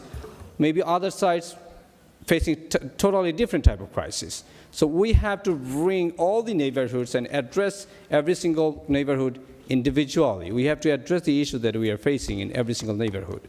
So again, thank you so very much, everyone. I'm open to all of you. Just know this, you want to create a block watch, you want to create an association, and just an example. Only a few weeks ago, we created a new association in Stony Road. It's called Stony Road Network. That's on the people who are living in Stony Road neighborhood area. So we are trying to build as many associations. The only reason I want people to be engaged, people should know what's happening, because sometimes people are not engaged, always they complain for the sake of complaint. So this complaint means nothing until we are united. If you're united, I have to carry you. Trust me, I have to, because I have to think, if I don't carry you today, next election, I'm not going to be sitting here. That should be my mentality. There should be mentality of all the elected officials, that if I don't serve, I'm not sitting here anymore. So again, thank you so very much, everyone. And with that being said, my vote is yes to close the public portion. Thank you, Councilman Udine. Councilman Velez. Thank you, Madam Clerk. I just want to try to wrap this quickly. I know that we have a standard agenda to follow, and also a closed section, but I have to humbly address some statements that have been saying from this podium, and I'm going to say it once every day, going to come and say it every day. I respect anyone that comes here to that podium and speak, but when they come with the wrong facts and lies, it's not fair for my family, it's not fair for my kids, it's not fair for anyone that knows hard work I do in the Fifth Ward. It's not fair. So there's a gentleman that came and addressed me. The rule is, if you address the council, any council here with a name, so we have to interject and answer back, but we have chosen to do it at the end, not to prolong the meeting longer. So there's a gentleman said that he don't have the solution, that's why we get elected, to get the solution. I would say it different. If you don't have the solution and you think you could work with me to get a solution, that is a together moving the city forward. Probably an idea could come from one side and come from the other, and we work together for the solution in the city of Paterson. So, Councilman Abdulaziz stated about 20th Avenue, 21st Avenue, and there was a speaker stated about the accidents that happened at 2:30 on the four-way stop sign. Whose fault is it? I'm not an instructor of motor vehicle. People read a book, how to speed, not to speed, to stop in the stop sign. to follow the rules of traffic. I'm not traffic enforcer. I'm the councilman. Now, we had to take an approach to make sure that the streets that has problem with traffic and accident, we come here to the council and address it, installing four-way stop sign, reduce speed signs, making sure pedestrians are safe, and making sure as a legislator goes through and make the administration enforce it and make the administration work for the community. The city had become a heavily trafficked road. So when the lady comes here and say there's a lot of accident or there's a lot of traffic, I don't know which one to take, because or is a lot of accident or is a green lock. So I don't know which one to take. One thing I could know is that we have improved the area to make sure that all pedestrians are safe and making sure all the corners are clear and making sure all the signage that the ward needs is in place for be able to bring safety to the residents of the Fifth Ward. And Councilwoman Mintz could attest that. Any councilman here could attest that. That sit-in committee that sit here every time they bring an agenda regarding stop sign, regarding clearing corners, regarding everything. I'm the first one to say, bring it over, let's work together, because their concern in their ward is my concern also. But to say that I have failed the residents of the Fifth Ward, so his failing is putting a bus shelter to the seniors so they could not get wet when they waiting for the bus. That's failing. Putting new signs for pedestrians could push a button and cross safely a street. That's failing the community. Lobbying for more roads and streets in the Fifth Ward to get paved is failing. Putting more cameras from the Sheriff Department and from the Paterson Police in hotspot area to prevent crime, that's failing? Wow. So I don't know what's failing when I work around the clock, 7 days a week, because this is my full-time job. And I'm proud to say that every minute, every second, I give it to the community. Today, everybody, you know, some people like to brace when there's a shooting in the city of Paterson. Some people like to see that kind of situation happen in the city of Paterson, just to attack. But nobody talk about there was a shooting today at the Roberto Clemente Park, generated from individuals coming out of school. But nobody say that in seconds or minutes, that person got arrested, the gun was recovered, and still more arrests is gonna come. Nobody say the job that the police do every day, day and night to protect the city. Nobody say that. But yes, I could sit here as a council member or in the street and try to insult a police officer or try to belittle the police department. What am I gonna get from that? I'm gonna get a community that's gonna be more rebel against the people that protect us. Those individuals that are in uniform, and I'm not saying it because they are here. They got family. They could be at home right now. They could be retired at this time, but they choose to serve our community and to protect us, because when we are sleeping and when you are sleeping, they're out there curbing the crime, they are there making arrests, they are there protecting us. Come on. Are we going to kill the law enforcement that we have? A lot of our guys are leaving the city only because the pay is not enough. And now we're going to kill the one that we have? Come on, let's be, I got a son that's a cop. Probably I could speak like that because I got a son that's in law enforcement. But let me say this, if I don't have a son that's in law enforcement, I never came to this council, either to that podium or this from this side, to belittle or bash the police department. And they could stop me. And they could stop me and give me a ticket, but I gotta have respect for that law enforcement officer, what I did wrong. Okay, let me correct it. And those officers could testify, I never disrespect them. When I go to a crime scene, I don't go there because I'm the councilman. I don't pass that yellow line. The first thing I say is, anybody got hurt? How is the police officer? How is this? How is that? Sympathize with the situation. But we need to be mindful that whatever I say from this area, people are watching in the street. And when I attack the people that are protecting us, what do you think the criminal is going to do? Of course, they'll go with the person that is attacking the police officer or whatever. Madam BA, saying that, when you get a chance, please give me an update when the promotions of the Paterson Police is going to take place. Sergeant to lieutenant, lieutenant to captain, captain to deputy chief, because I understand that some of them are retiring, some of them, some police officers are leaving, but we need to maintain the TO and, and make sure that we align on supervisors, experienced supervisors, and maintain them in the position moving forward. If we have those promotions in place, I know we want to do it before the new list comes, because there's people that pay, study, and burn, to make sure they promote, to make that promotion. Councilwoman Min stated, when you come to this podium, come with a platform. Don't reinvent the wheel. Some people want to reinvent the wheel. Somebody say how many jobs we have created. Councilwoman Davila sit in finance. I sit in finance. Mendez sit in finance. Or those councilmen that's here, sit proud. We are going to tell you a secret right now.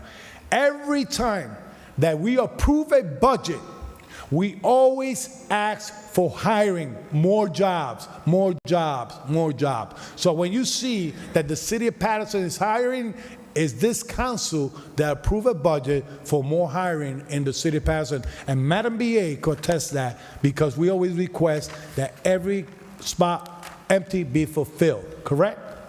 So, I could go on and on. Yes. So I live, ladies and gentlemen, I live in South Hart Street, One-Way Street, Rose Street, Silly Street, Parkway,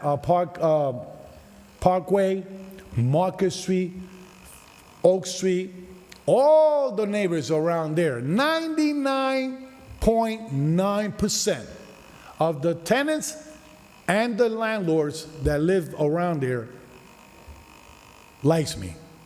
99.9. So only one person that comes here don't like me. Now, that's a high percent.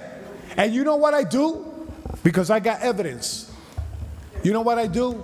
When they knock my door to say, I need help, I help them. I help them. And those people that says that I have failed the ward, this don't lie. I could go to my phone and hit history at 1 o'clock in the morning, at 2 o'clock in the morning, pictures that they sent me to address quality of life, and I failed them? This don't lie. So ladies and gentlemen, as Councilwoman Min stated, it's election season. Please. Yes. Please. Those that, come out and vote. I want you to come out and vote. People, it's going like this.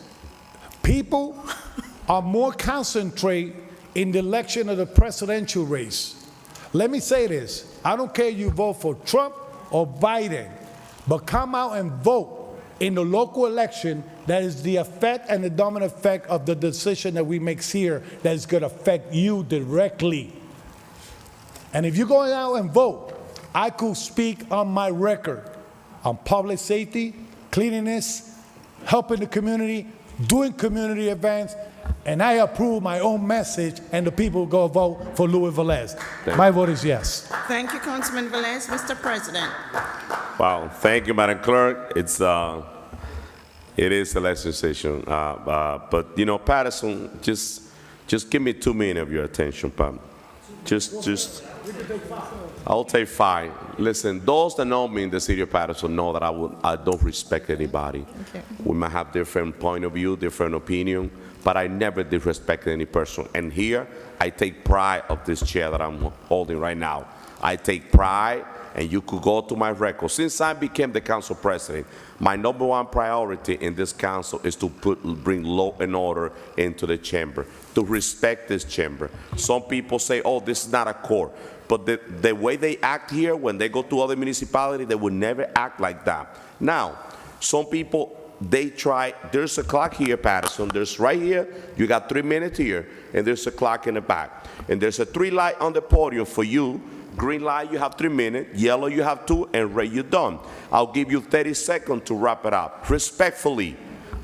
So we have 20 speakers today. That's 1 hour if we use 3 minutes. There's people in this community that they sit there and they want to go over the 3 minutes on purpose to try to start a fight with me. But that doesn't speak about my character. That speaks about your character. And I will invite, this is election season, I will invite the Paterson resident to look the way people conduct themselves on the podium, candidate and everybody, and the way they conduct themselves here. You got people in this chamber that they don't care about, that they don't want Paterson to get better. They don't want that. And there's people that they lie here about things that they're doing. And it's a shame because it is. So we're not council members. If we use 6 minutes, 5 to 6 minutes to close the public portion, that's another hour. You have council members that will want to speak for 20 minutes, 15 minutes. Is that fair to the resident of the city of Paterson? I want the voters of the great city of Paterson to hold elected officials accountable for the way they conduct themselves here in the chamber. We're in election season because they believe that by putting a big show and try to get into a fight with council president, they're gonna get, no, I'm gonna stay on my lane. My council colleague elect me to bring law and order in this chamber. And until then, you got 3 minutes on the mic. And I never tell the police department to escort people out of the chamber. I don't like to put my police officer on that position.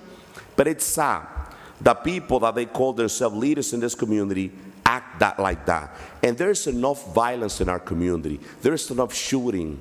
Our kids, they watching those council meetings. We're on YouTube. The whole U.S. and out of the U.S., they watching this meeting. And it's a shame the way some elected officials conduct themselves right here, and the way they disrespect council members right here. That's all I'm gonna say. Paterson, just look, watch, and look. That's all I'm gonna say. I'm gonna stay positive. Yes, I am running, and I want Mr. Gonzalez, just do a zoom on that flyer. Just do a zoom for a minute on that flyer. Just a zoom for that, just for a second on this flyer. The reason why I'm showing this flyer is because I'm stay positive. There's nothing negative on this flyer. You know why? I came to the great city of Paterson with nothing in my hand. And every day, I go out to do the best I can to make our city better. And I take pride when I say my East Side Park is totally brand new. The tennis court was dilapidated for over 20 years. Now, my senior, they go there, and the park, it was damaged, the road, now it's repaved.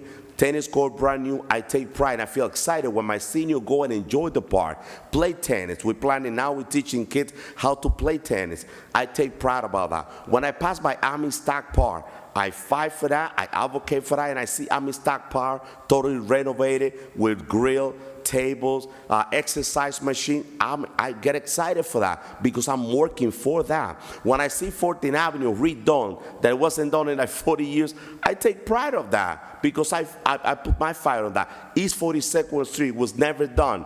I take pride of all those roads. If you go to the east side section, East 15, East 16, East 17, East 18, Madison Avenue, East 22nd, totally redone, brand new. 6th Avenue from Riverside to Madison, brand new. I'm working now in the new project, which is all those roads in the 3rd ward that need to be fixed. All the potholes that need to be fixed. The garbage, the problem with the garbage that we have. I'm out there every day doing the work because I love the city of Paterson. I don't need to go negative in any council members. I don't need to go negative on my opponent because I have done enough. And I don't need to use this platform over here to prove what I have done. I go out every single day. If you need my help, you will help me. I don't need nothing else from this city because I've been blessed in the city of Paterson. And this is a great city. I stay positive. This is an amazing city. Our police department, we got to work. I'm working with my police department every single day. When I have a problem, I call them. I don't bash them. I call them and I support them. And I've been proving that here because we support them in every line item that the police department needed. My DPW, Billy the director, I'm calling Billy from since 7 o'clock in the morning all the way to 10 o'clock at night, letting Billy know what needs to be done in the third ward. That's the reason why the third ward elect me. In this chamber, in the seat of the third ward, you don't have a council member that is sleeping anymore. You have a council member that is active. You have a council member that care about the city. You got somebody that if you need me, I go to your house. You don't have to come to City Hall. You might not find parking. I go to your house. I will have a conversation with you, and I will help you. That's what you have with Alex Mendez. I just love this city, and I love the job that I do. But pay attention, Paterson, about the way elected officials conduct themselves. There's enough violence in this community, enough shooting. There's enough violence in our schools for elected officials to be conducting themselves the way we've been doing that. I'm Alex Mendez, and I really approve this message. I'm ready to serve 4 more years as your councilman in the third ward. With that being said, Madam Clerk, I know you have, I will open the floor for you. Before my vote, I'll open the floor for you. There's a constituent that came and look for, request information from you.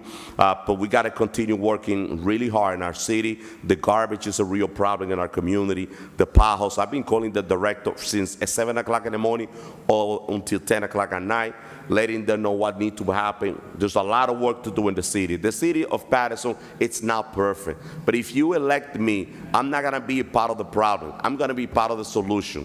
And that's the reason why I'm here. And the reason why I could show all those projects that have been done in the third ward is because I sit with the mayor. Everybody knows that I run twice against the mayor, and I've been the second highest vote getter in 2 terms, in 2 elections. So numbers don't lie. People know that I know how to win an election, but this is not an election season. So people elect me to work with the administration and to whoever. You don't need to like me. I don't need to like you. It's Paterson, and Paterson go first. If I need to sit down with you to advocate for any road, any project in my ward, in the third ward, I will do so with no problem. So with that being said, just Paterson, watch the disrespect for some elected official. And based on that, just go and vote, because this election is important. Local election impact your life on a negative way or in the positive way if you choose and elect the right person that will represent you and will move the city forward. With that being said, my vote is yes, Madam Clerk. Thank you, Mr. President. But before I announce the votes, I'd like to ask your permission just to say something. One of our team players passed away recently, and when we lose a team player, we all lose. So I'd just like to use this opportunity to extend heartfelt condolences to the family and friends of Barry Drakeford. He worked feverishly and hard with the election process in the city of Paterson, and he is no longer with us. So I'd just like to extend my condolences to them. Thank you, Ms. President. So the votes are 7 yeses, 1 absent. 8 yeses, 1 absent. The public portion is hereby closed. Thank you, council members. So there's 3. Madam Clerk, right after Madam Clerk, we will do consent agenda. There's 2 items for community development. The director's been here, and now members of the public, we will go into a executive section. Director's not here. Where's the director? The director left a long time ago, so it's fine. He's outside?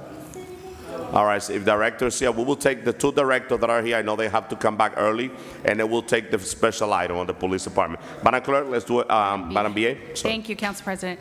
I'll be quick because there weren't that many actual questions. And I'd just like to point out for Mr. Olivares, last time he was here, he was saying that when I provided a response, I was disrespectful. But if I didn't provide a response, you can't have it both ways. You can't say I haven't provided one, and you can't call me disrespectful when I did provide one. So I will reiterate what I had said last time about the sewer utility. There is every year a $4 million bond that we put together for spending for our needs that year. But payments on that bond are part of the sewer utilities budget. That budget is about $20 million. $14 million goes directly for the payments to the Passaic Valley Sewer Commission, which is for the treatment of the water in our sewer. The other $6 million is split just about evenly, about $3 million towards the sewer capital and about $3 million towards the salary and wage and operations of the utility. So that's the billing department, the sewer billing people who work in finance, as well as the sewer employees within DPW, any costs that are related to that. So $3 million annually in the sewer budget pays down the debt that we bond for throughout all the years. So as I mentioned last time, if you have a $4 million bond, you split it up over about 30 years. So before you add interest, that's about $133,000 a year. So that's one part of the $3 million budget. Any other bonds that have happened before, which has been happening for decades, all of those are part of the payment for the debt service. So, you know, Mr. Olivares keeps saying that I haven't provided an answer. That is the answer, reiterated again. And he comes here out of malice. He intentionally is acting like a bully.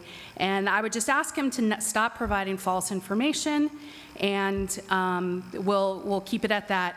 Maybe he'll have further questions going forward, but that is the reality of the sewer utility. There was also a comment by Mr. Filippelli, who is still here. I just want to note in Garrett Heights, I think you were talking about Hayden Heights, but Garrett Heights, the city does actually reimburse the costs for trash pickup, snow removal, and all of that.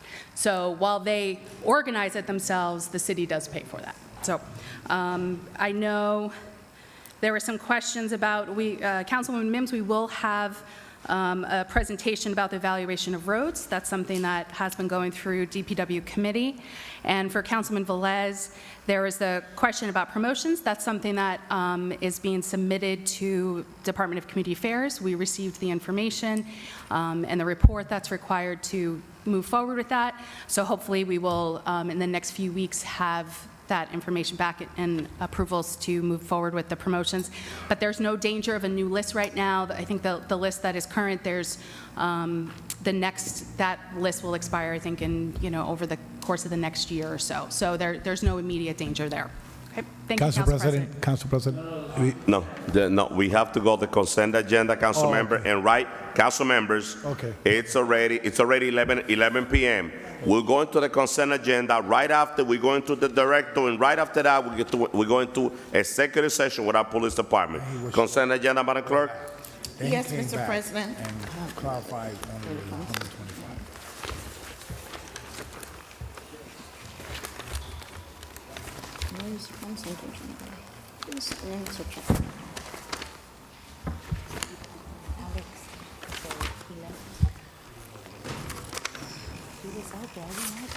Mr. President.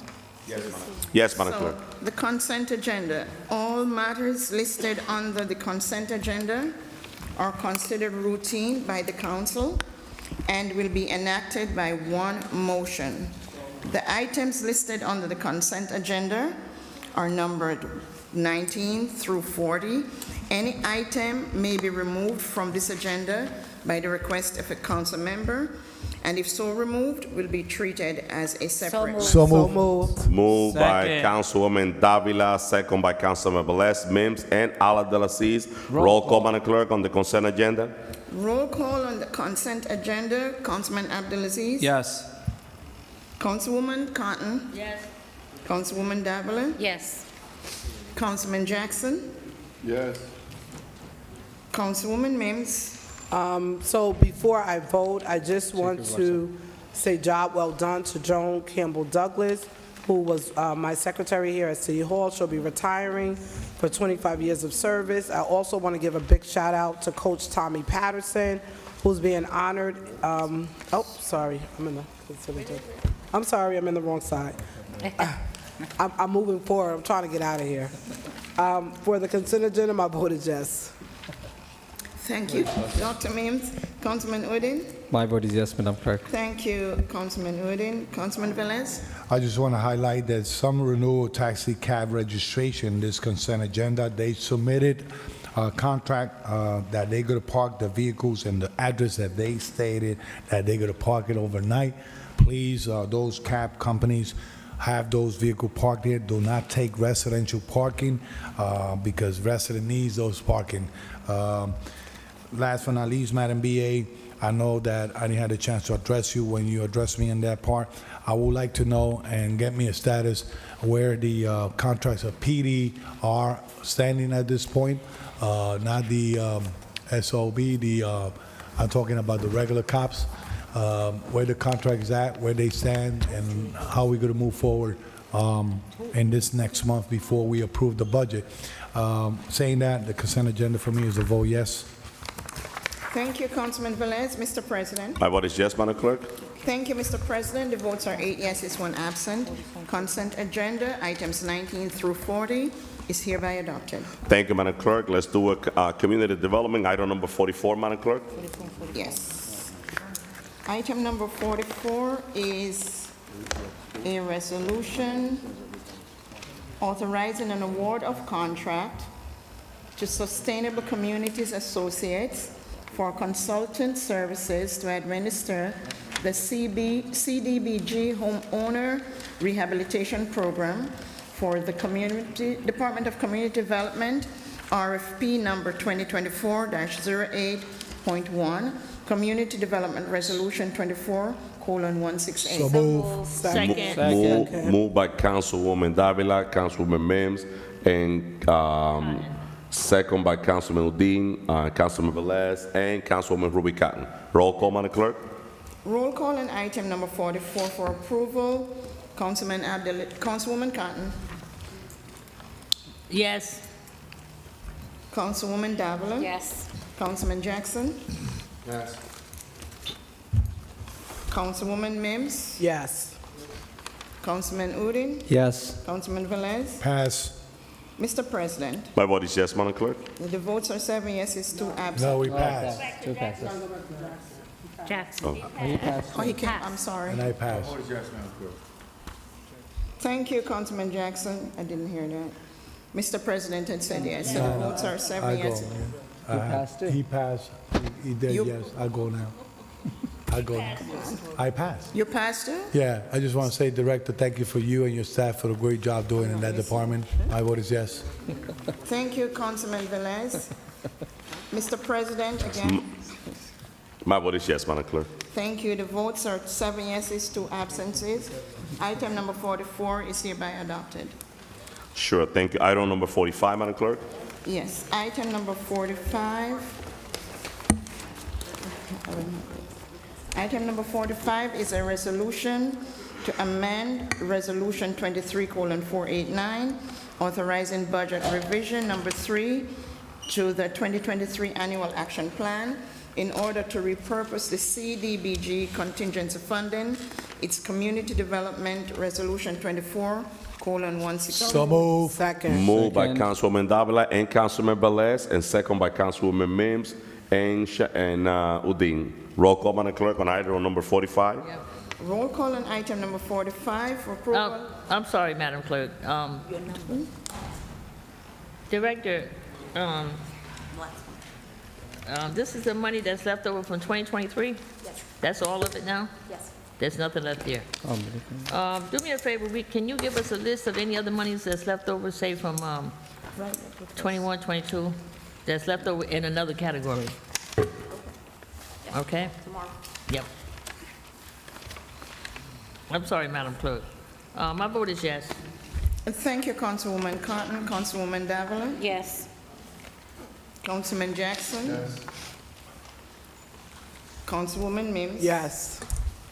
Councilman Udine? Yes.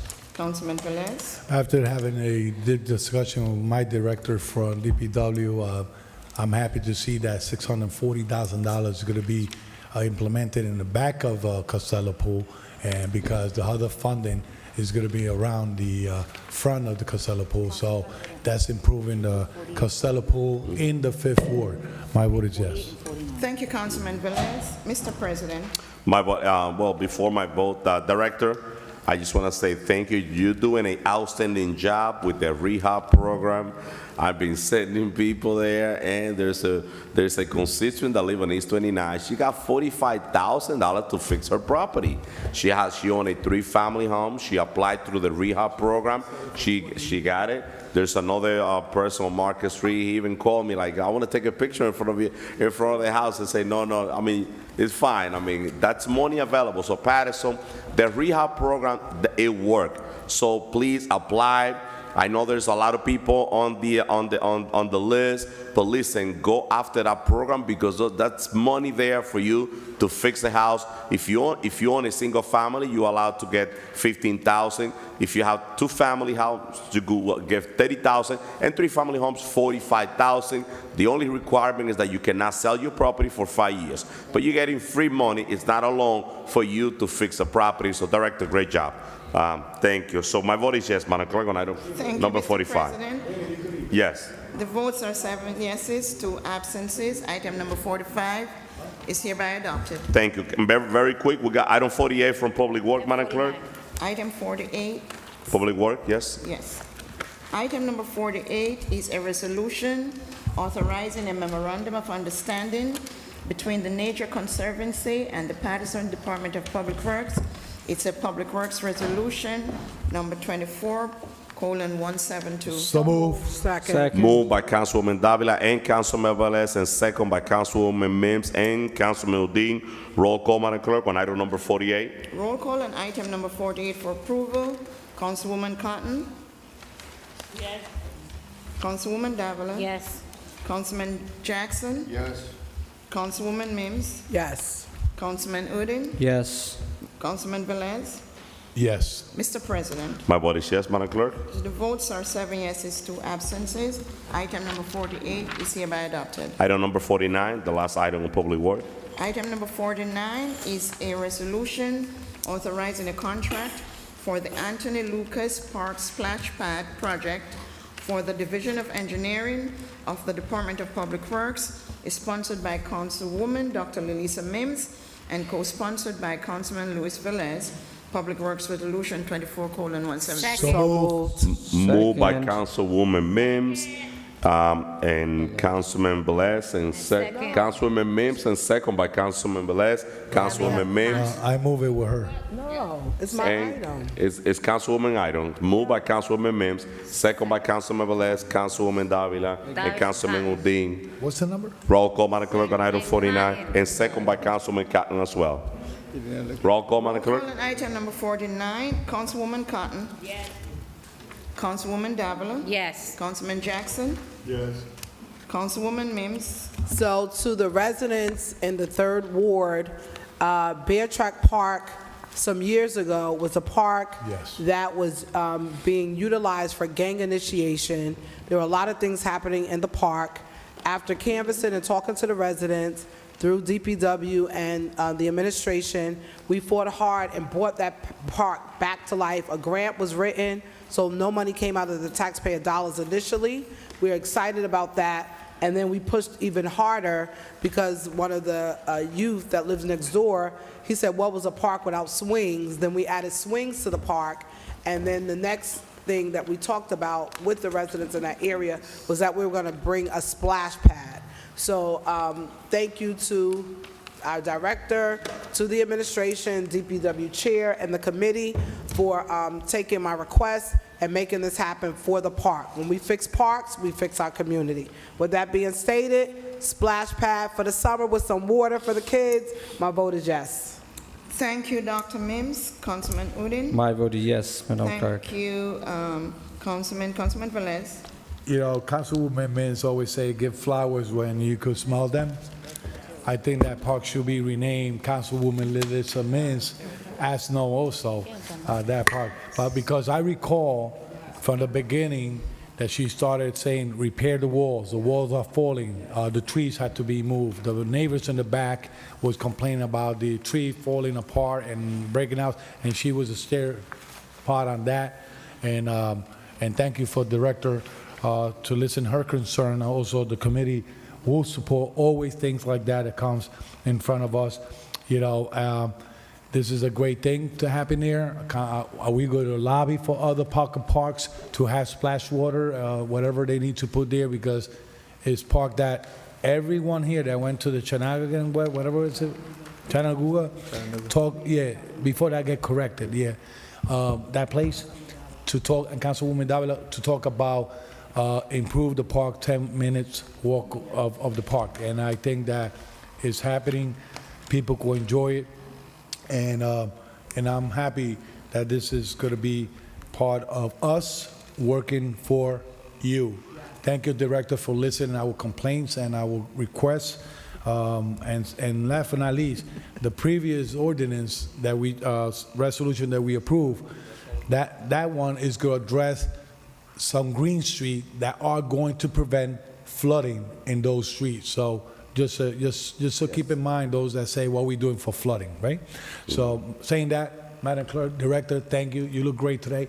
My vote is yes. Every day. Thank you, Councilman Velez, Mr. President. So before my vote, Director, don't go anywhere. No, but you know what? This is teamwork, and this is how we move the city forward. My Councilwoman Mims, here to support you in this project, 1,000%. That's my third ward. I take pride on my work and into the city of Paterson. We're here to work as a team and to get the job done for the people, and that's what we do when we collectively push in the same direction. Director, you've been outstanding. You've been out there, so I know we doing the work, covering the potholes, fixing the potholes. I know there's a lot more work to be done. I have a lot of requests that I send it to you in the third ward. 6th Avenue, Director, the people dumping garbage there on 6th Avenue by the rail track. I send you all the picture. I know DPW will be out tomorrow to clean it up, but attention, Paterson. We have a legislation that if we get people dumping garbage here, if you get the plate number, if you get any information, let us know, because they will have a fine of up to $10,000 in court if we see them. It's unfair what happened in our community. You have people from out of town coming into the city of Paterson, dumping garbage in our community. We not regret. So we need your help. If you see any person dumping garbage there, get some information, give it to us, and we will send that ticket, that $10,000 ticket, and they will see if it's worth it. So with that being said, my vote is yes, and I see you on 6th Avenue tomorrow, Director. Thank you. Thank Good night. you. Thank you, Mr. President. The votes are 7 yeses, 2 absences. Item number 49 is hereby adopted. Thank you, council members. So we have a. When are you going to start fixing potholes again? We've been started. When you started?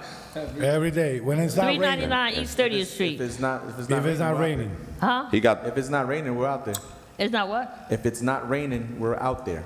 All right, 399 East 30th. Thank you. He got that. I got you. Please. I sent the director East 30, 31st, 32nd, and 33rd. Oh, the oldest section on the other side, they all have that, 20th Avenue, 6th Avenue, 9th Avenue, 6th Avenue between Madison Avenue, all the way onto the dead end. So they have all the information. Please, let's stay in tune with this, Director. We need your help. Good night. Director. Broadway and East End too. Director. Council members. I need to know how many trucks you got doing potholes? How many? One. Right One now. truck? Yeah. One. Yeah, we have two, but we about to hire a driver for our big patch truck. I mean, you have the truck, but you don't have a driver. We're short of drivers. We're about to interview for drivers now, so hopefully we get a good candidate to drive the truck so that we can put it out there. Okay. All right? You got a lot of work. Yes, we do. A lot of work to do. Director. Thank you. Director. Councilmember I Les. love you. Good night. Thank you. Council members, thank you. So members of the public, at this moment, we will go into a executive and closed section to treat a personal matter. So at this moment, we will suspend this regular meeting that is televised, and we will come back to take formal action on this item right after we have the discussion on executive closed section. So stay tuned. Patterson will be back in a couple of minutes. Council, we need to vote to let's take 5 minutes. We need to vote to suspend. Madam Clerk, so let's vote to get into it, to go into executive section. Motion to go into executive section.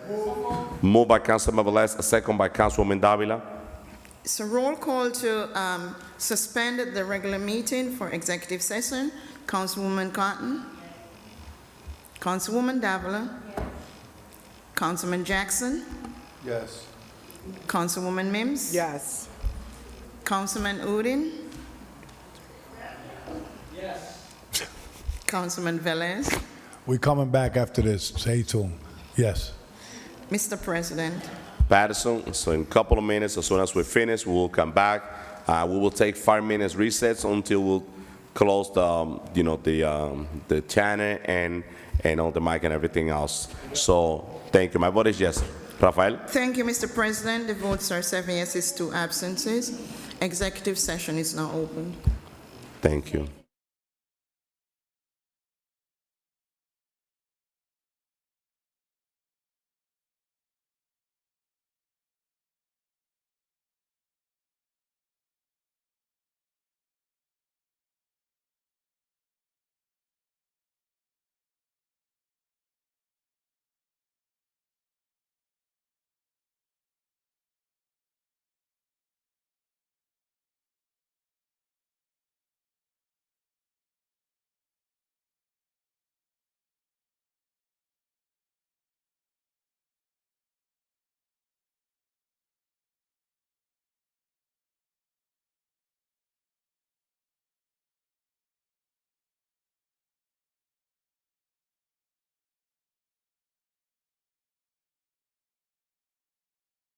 Action will be taken.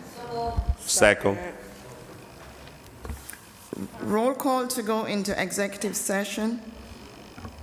An resolution for executive session, Councilwoman Cotton. Yes. Councilwoman Davila. Yes. Councilwoman Mims. Yes. Councilman Udine is there. Yes.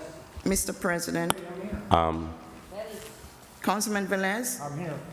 Why are we open? We're voting to go into, we're reading the item into the record. Oh, okay.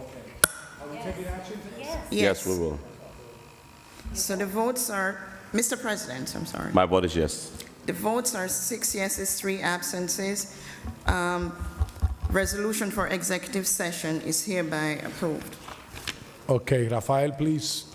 Rafael, just, let's wait. 5 minutes? Yeah. Let's take it.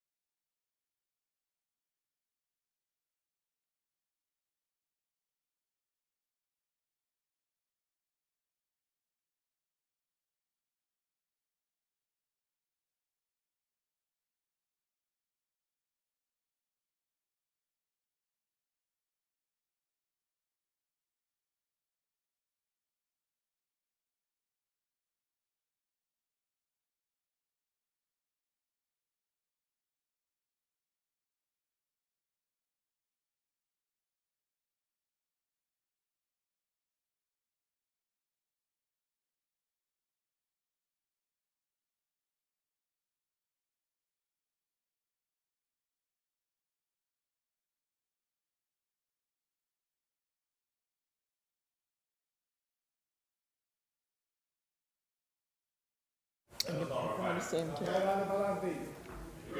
Thank you. We didn't have some, so we're back into our regular meeting. So we're gonna start with item 17. Re-adjourn into the regular meeting. I have to reconvene, do the roll call to reconvene. So roll call to reconvene the regular meeting of Tuesday, March 12th, 2024. Councilwoman Cotton. Yes. Councilwoman Davila. Councilman Jackson. Councilwoman Mims. Yes. Councilman Udine. Yes. Councilman Velez. Yes. Mr. President.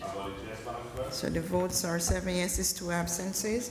The regular meeting is now being reconvened. Thank you, Madam Clerk. Now that we're back into our regular meeting, Paterson, let's vote on item number 17, Madam Clerk. Yes, Mr. President. Item number 17 is a resolution authorized, oh, we did vote on that one already, didn't we? Sorry, item number 18, you read number 17 into the Yes. record, so we're voting on item 18, Madam Clerk. Number 18 is resolution authorizing the City of Paterson Division of Personnel Staff to process an involuntary disability retirement application for Police Officer Jessica Amarante. It's Administration Resolution 24:142.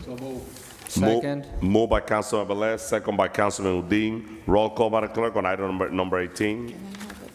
Roll call on item number 18. Councilwoman Cotton. Councilwoman Davila. Yes. Councilman Jackson. Yes. Councilwoman Mims. Yes. Councilman Udine. Yes. Councilman Velez. I just want to read one whereas the officer in charge of the Paterson Police Department has consented to the proceeding of this involuntary disability retirement application. I gotta put it on the floor because we only voting for his decisions. My vote is yes.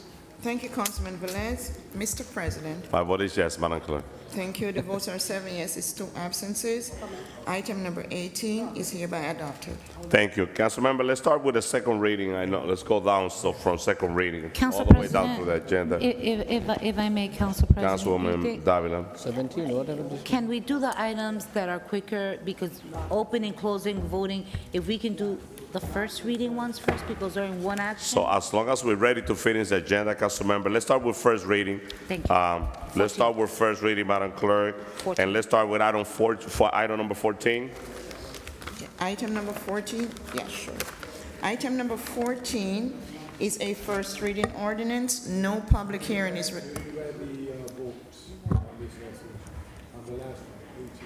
I did, but I'll say it again. Yes, I did. Yes, she did. I did. You were not paying attention, Councilman. Now, there you go. Yep. So item number 14, Madam Clerk. Item number 14 is a first reading ordinance. No public hearing is required.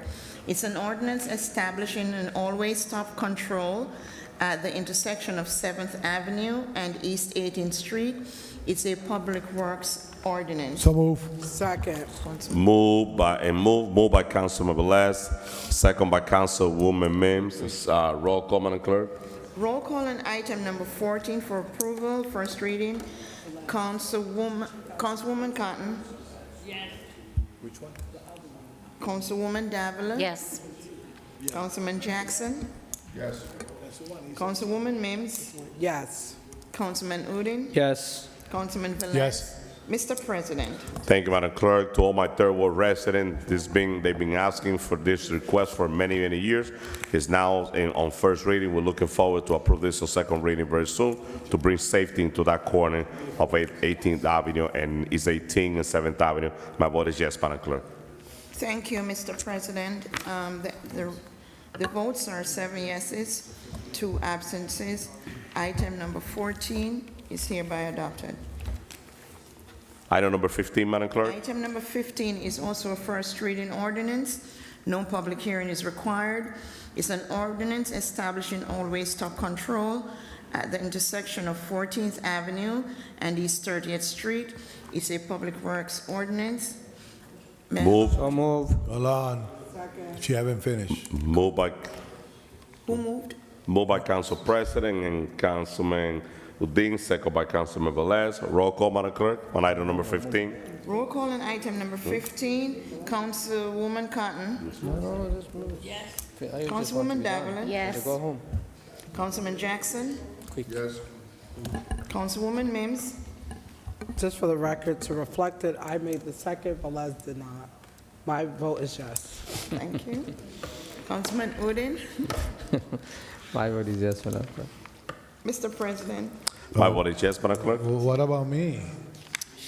I didn't call it. No, you I'm know. sorry, you're so tall. Councilman Velez. So after it's approved, I'm gonna ask DPW to install it.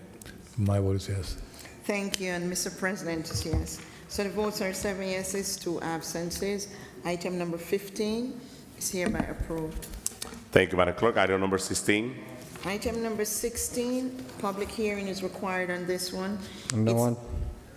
Why? Go ahead, maybe. Can she read the item, please? Please, council It's members. a resolution authorizing an application for open space, so public hearing is required on this one. It's a resolution authorizing an application to the Passaic County Open Space Fund to fund a multi-park project for the Paterson Vietnam Veterans Park, Hayden Heights Veterans Memorial Park, and Ralph D. Marcantonio Park. It's Administration Resolution 24:. So move. Move. Second. It was moved by Councilwoman Davila, Councilman Velez, Councilman Udine, second by Councilwoman Mims. Roll call, Madam Clerk, on item, public hearing is now open for item number 16. Close. Members of the public that wish to speak on this item. So you don't want me to close? Receiving no, move to close by Councilman Velez, Second. second by Councilman Udine. Roll call to close the public hearing on item number 16. Roll call to close the public hearing on item number 16. Councilwoman Cotton. Yes. Councilwoman Davila. Before I vote, because there is one member in the public, and although they did not choose to speak on this item, it's my understanding that they're actually waiting for a response to his question from the previous public portion. So I really would like, through Council President, if Madam BA can at least answer the question that was asked. My vote is yes to close the public hearing on item 16. Thank you, Councilwoman Davila. Councilman Jackson. Yes. Councilwoman Mims. These parks are definitely in need of additional aesthetics and upgrade. Glad to see this. I remember walking around the Ralph D. Ralph D's park, actually with his son, and looking through some of the things that need to be repaired. So I'm glad to see these are there. I'm glad that there's money through the county commissioner's office that will help to fund these type of projects. My vote is yes. Thank you, Dr. Mims. Councilman Udine. My vote is yes to close the public portion. Thank you. Councilman Velez. So to the Passaic County open space, you know, the construction cost is high. If you could give us a little bit more, even that we put here a scope of work and amount of money on it, be generous is to give this to those that have been and paved the road for us, especially our veterans. My vote is yes. Thank you, Councilman Velez. Mr. President. My vote is yes, Madam Clerk. Thank you. The votes are 7 yeses, 2 absences. Public hearing on item number 16 is hereby closed. Roll call, Madam Clerk, on the item. So roll call on item number 16 for approval. Councilwoman Cotton. Oh, there's closing the public. Thank you, Madam Clerk. This is an application to apply for open space, Passaic County open space for 4 parks regarding with Veterans Park, Vietnam Veterans Park, Hayden Heights Veteran Memorial Park, and Ralph D. Martino Park. My vote is yes, Thank Madam you, Clerk. Councilwoman Cotton. Councilwoman Davila. How can we not support an application to go to the Passaic County Open Space Fund? We support our veterans, we love our veterans, and, you know, we need to give them more. I think we don't do enough. So with that said, you know, I'm in support of the application going through, and hopefully I'll be looking forward to hopefully receiving the funds so we can also then vote on that as well. My vote is yes. Thank you, Councilwoman Davila. Councilman Jackson? Yes. Councilwoman Mims? So let me say the name of this park in the first ward correctly. It's Mr. Ralph DeMarcantonio's park. It's late, so my apologies. Madam Clerk, my vote is yes. Thank you, Dr. Mims. Councilman Udine? So first of all, thank you to the Veterans Council for their hard work to get this fund. And I have to, of course, thank Mr. Tony Bancheri, because he was the one was pushing forward and came here multiple times, always. showed up to the last council meeting as well for this item. So we definitely will support this item. My vote is yes. Thank you, Councilman Udine. Councilman Velez? So this is an application for, once again, to Open Space Fund, a total of $248,639.58 for multi-park repairs, the one that we already mentioned. Hopefully, they give us all that money, and if they could give a little bit more, knowing that the cost of construction is high, that they could take in consideration that. Also, at the same time, knowing that some of this park are in county roads, it would be nice that they put banners up and put it beautified for honors those, because it's administrated by the county and also the city, that they come up forward with some banners and to beautify the area to honors those that have fallen for us in any ward out there. So, and I know that's an administrative decision, and also the county could jump on it and put those banners too. So my vote is yes. Your vote? My vote is yes. You said yes. My vote is yes. Again, a yes. It's 3 parts. My vote is yes. Thank you, Councilman Velez. Mr. President? Thank you, Madam Clerk. I'm definitely in full support of this, application for open space funding for this park. I mean, and definitely we'll have to give credits to Mr. Bancheri. He's been a fighter the 365 days of the year for our veterans. He's been out there, looking for support, our veterans, and we definitely have to be behind him 1,000%, because we definitely have to do more and more for our veterans when it comes to affordable housing, when it comes to additional services for our veterans. They are the ones that put their life on the line to support us to be able to live on a free nation. So I want to say thank you to the Mr. Bancheri and his family for the great work that they have done throughout all this year in the city of Paterson and in the state of New Jersey. For our veterans, you have our full support, Mr. Bancheri, and we're behind you 1,000%. With that being said, my vote is yes on this item, Madam Clerk. Thank you, Mr. President. The votes are 7 yeses, 2 absences. Item number 16 is hereby adopted. Thank you, Madam Clerk. Let's continue. President. Just Councilwoman Mims. So just quickly, just a recommendation, Madam BA, there was a time when before coming to the council, on all the parks, the work that was being done, there was a platelet on the parks that listed the council members' names. We've done that in the past. I don't know what stopped with that being done, but I want to put that back on the record, that there should be platelets placed back on these parks that. Oh, what park did you place that? It was on all parks. It's on the MLK Park, all the council members' names. It's all over the city, but just recently they stopped doing that. Huh? I agree with you. So, wait, I'm not, I have the floor. It should be back on the platelets with the council members' names. That's right. And it should be on the fire trucks. All of that was in the past. I don't know what made it stop, but I'm asking that we go back to it and order platelets for all these parks so that those platelets show the council members' names on there. Thank you, Councilwoman. Councilmember, let's continue with the non-consent agenda. Item 41, Madam Clerk. If I could just address, I know Madam BA. Councilwoman Davila just brought up the issue of Mr. De Los Santos' question. I didn't really want to speak for the council for your question, and I don't have any further update about when the items will, any further changes to the cannabis ordinance will come before the council and with regard to any new licenses. So I'm sorry that I didn't address it, but I really don't have any new information for you. I got a problem. So, Council President, What it is the May I? council has to bring it back. May I? Not the administration. May I? Council President, we spoke about... Councilmember, please, very brief. So it's 12:30, and I don't want to stay. I don't want to stay without quorum to finish this agenda. Correct. For second reading, we have a lot of items that have been pushing and pushing. Please. So, Council President. Go ahead. Madam BA, so I spoke to Council President, and I say, let's bring it forward to workshop, and we're going to work from workshop, and we're going to decide and move forward, because these people are waiting. If I have to be a solo on that, let's bring it to the workshop.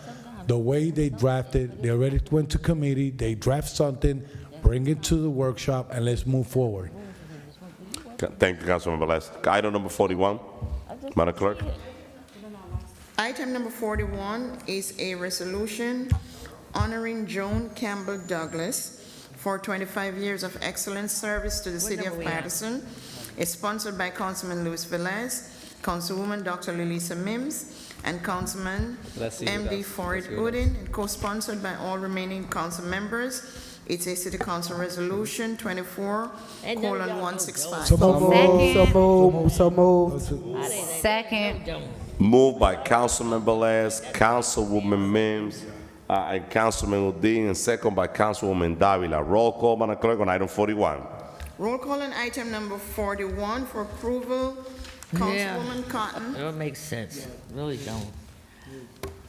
Joan is going to be retiring. She does serve 25 years of service here in City Council office. I have known Joan for the last 12 years, maybe longer than that, 13 years. So I'm going to wish her well on her retirement.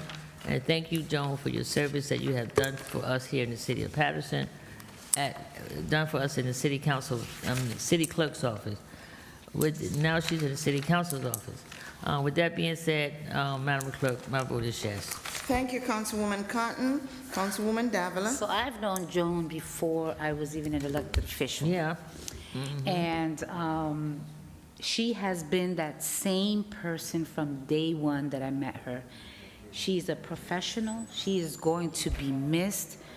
We thank her for her 25 years of excellent service. She is the epitome of excellence, all right? And although she was not my personal secretary, I have to say that there was never a moment that I did not ask her for assistance with something and she said no or passed it on. I wish her well. She is still young. Enjoy your retirement, travel, go to Jamaica, sit in the sun, drink some coconut water, and just know that you will leave a family here that will continue to love and respect you. And I know I can speak for myself, I'm only a phone call away. So Joan, congratulations. Although sad, I'm also happy for you. My vote is yes, Madam Clerk. Thank you, Councilwoman Davila. Councilman Jackson. Thank you, Madam Clerk. Ms. Douglas has always been the ultimate professional, and truly going to, I can't say I'm going to miss you because I'm happy that you'll be enjoying your retirement. So but I will miss the support that you give.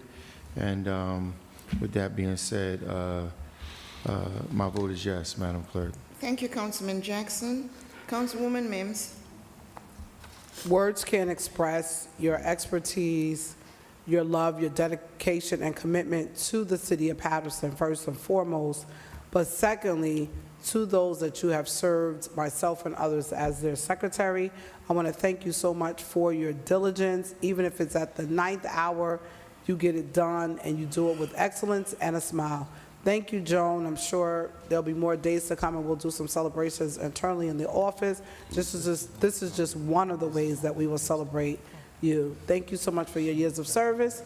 Madam Clerk, my vote is yes. Thank you, Dr. Mims. Councilman Udin. Ms. Jones Douglas, kudos to your 25 years of excellent services. And I would say she was my secretary. And as a new council member, I was not knowledgeable on many things. But I would say her support made me easier to perform my job. And also every time I have any question, definitely ask Madam Clerk, but most of the time you stay busy, so she's the person to bother. And how many certificates she made every week there is requests coming from me, and she never says no. That's one thing, amazed me, because I feel bad when I request her. Even last week, she made about 90 certificates, and every time she never says no to anything. So I really commend that, and it's always going to stay in our heart. And you are not just normal person; you are just excellent, and I truly respect you. And that respect is not really just telling you, but it comes from the heart. Again, you deserve this break. Enjoy. But again, anything this council body can do for you will be with you. And I'm really thankful that I got a secretary like you, Ms. Jones. Thank you. My vote is yes. Thank you, Councilman Udine. Councilman Velez. So, knowing that the office is short of staff, she became secretary of all of us. You know, Joanne Campbell Douglas, I could say she's a woman of God. She's a confident woman. She's a pearl, a diamond. She's real humble. When you talk to her, she's real humble. She's caring. I never saw her making a word in a negative or in a favor against nobody. She just dedicated her time and her job, walking to everybody that comes to that office and greet the people with the word, "May I help you?" She was a team player, and she is a team player. So God bless you. Enjoy. I know she's going to retire in May, but we're doing this now. Hopefully we could do something here, put something together for her and honor her the proper way that we always gratitude for our employees. So and if we could take her out instead of doing it in the council, we could do it. You could take the secretary. Yeah, it's all right. So we're down there. So my vote is yes. Thank you for your dedicated service. Excellent dedicated service. Thank you, My Councilman vote is yes. Velez. Mr. President. Thank you, Madam Clerk. Ms. John, really enjoy your retirement. If we talk about dedication and hard work, we have to talk about you. I never see her take lunch. She always, and during the lunchtime, during her lunchtime, she was right there working. It's incredible. And you too, Sophia, by the way. You got to stop that. Your lunch hour, you have to go get away from your desk and take your hour lunch, please, okay? Please, you go downstairs and go anywhere else. But I see, I'm sorry, I have to say this, Ms. John. I never see her taking her lunch up. She was having lunch at her desk and working. It's amazing. So I just want to say congratulations. Enjoy your time off. Travel. Enjoy your family. You are a woman and guy, and you have your family here in City Hall that we always going to love you, remember you. Just enjoy. My vote is yes, Madam Clerk. Thank you, Mr. President. The votes are 7 yeses, 2 absences. Item number 41 is hereby adopted. Come at 12 o'clock. You will see her take lunch. Thank you, Councilmember. Item 42. Item number 42 is a resolution recognizing and honoring JFK High School's men's basketball coach, Tommy Paterson, on his 300th career win. It's sponsored by Councilman M.D. Ford Udine, Councilwoman Ruby Ann Cotton, Councilwoman Dr. Lilisa Mims, and Councilman Luis Velez, and co-sponsored by all remaining council members. City Council Resolution 24:166. So moved. Thank you. Moved by Councilman Udine, Councilwoman Ruby Cotton, Councilwoman Lilisa Mims, Councilman Velez, and second by Councilwoman Davila. Roll call on item 42, Madam Clerk. Roll call on item number 42 for approval. Councilwoman Cotton. Thank you, Madam Clerk. I just want to say to Coach Tommy Paterson, congratulations on your 300 career wins. I believe you've been coaching like 21 years now, so I want to say congratulations. I was happy to be able to be there that day at John F. Kennedy High School when they honor you with your 300 career wins. I've known you since you was a little kid, and you are still outstanding with our young people, and our young people need people around them like you for coaching our children. Once again, congratulations, Tommy Paterson. Madam Clerk, with that being said, my vote is yes. Thank you, Councilwoman Cotton. Councilwoman Davila. Yes, congratulations, Coach Patterson. Councilman Jackson. Thank you, Madam Clerk. Having the privilege to attend the great JFK, while Tommy Paterson was a standout basketball player, it's an absolute privilege and honor to be able to support you, brother, in your current endeavor and your accomplishments that you are bringing forward. With that being said, Madam Clerk, my vote is yes.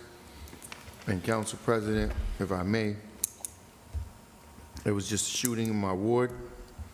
Friend has been shot multiple times. I'm going to make my way to the hospital. If we could take item number 50 before I depart, I'd appreciate it. Thank you, Councilman Jackson.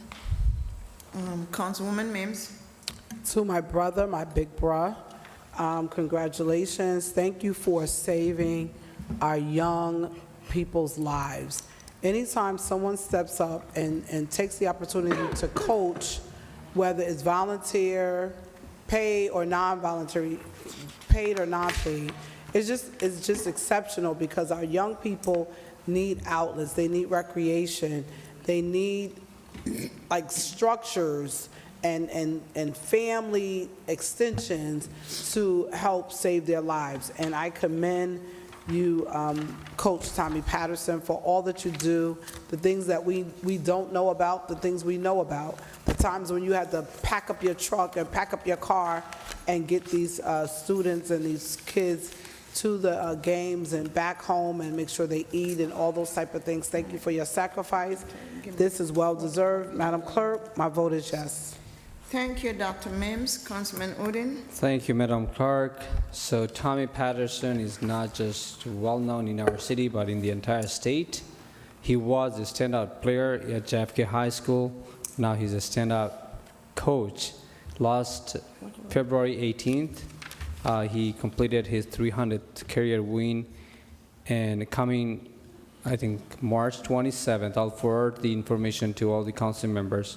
On March 27th at 7 p.m., there is a victory dinner at the Brownstone and $60 ticket if you want to come support, and definitely you are welcome to do so. So we definitely love to present this resolution at the dinner, and we always thank him, and I'm so honored to be one of the colleagues at JFK High School. And he was here. He was in the beginning at 7 o'clock. But because of our timing, he has to leave. So again, we thank and we salute everything he does for our children in the city of Paterson. My vote is absolutely yes. Thank you, Councilman Udine. Councilman Velez. Coach Tommy Paterson with 2 T that make Paterson with 1 T proud with 300 games win. Let me say this. It's true. When they say Paterson, oh, 1 T, but now you have a Paterson with 2 T making Paterson with 1 T proud. That's right. That means a lot. All right. So congratulations, and keep it up hard work. Councilwoman Rumi Cotton is going to agree with me on this. You know, when we see parent coordinators, when we see people and personnel on the school working with our youth, you know, that means a lot. I could name Mark Fisher. I could name you, work with as a parent coordinator. Him as a teacher, Ruby as a parent coordinator once. You know, we work with kids, and when we see him succeed is an honor. So congratulations, Coach. Keep up great work. God bless you, give you health to continue working with the youth. My vote is yes. Thank you, Councilman Velez. Mr. President. Thank you, Madam Clerk. Coach Tommy Paterson, thank you. Thank you for all the years of service in the city of Paterson for our youth. Thank you for what you have done to our youth and your hard work and your dedication to sport. With that being said, Madam Clerk, my vote is yes. Thank you, Mr. President. The votes are 7 yeses, 2 absences. Item number 42 is hereby adopted. Thank you, Madam Clerk. Let's do item number 50, Madam Clerk. Yes, Mr. President. Item number 50 is a resolution honoring and memorializing the life of Miss Janine Jordan Gadsden, who worked 27 years with the city of Paterson. It's sponsored by Councilman Michael Jackson. It's a city council resolution 24:174. Second. Moved by Councilman Jackson, Second. second by Councilwoman Cotton and Councilman Udine.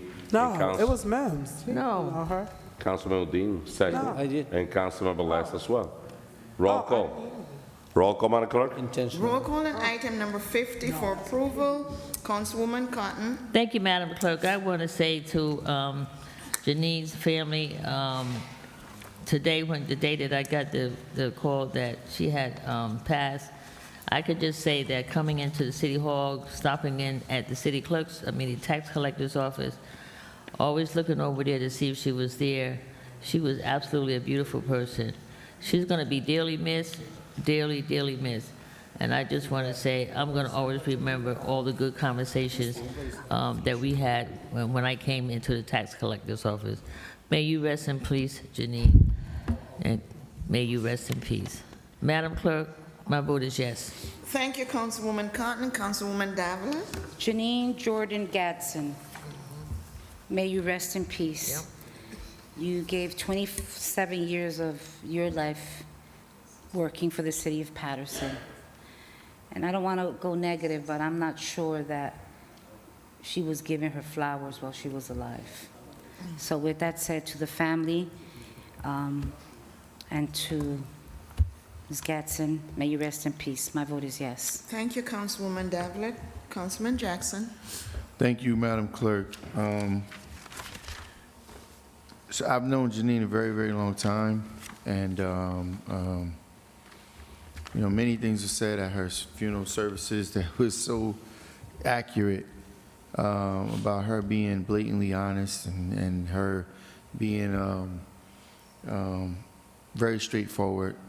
And one of the things, my biggest regrets, although we had many, many, many very close and intimate conversations, I really neglected to tell Janine that I loved her.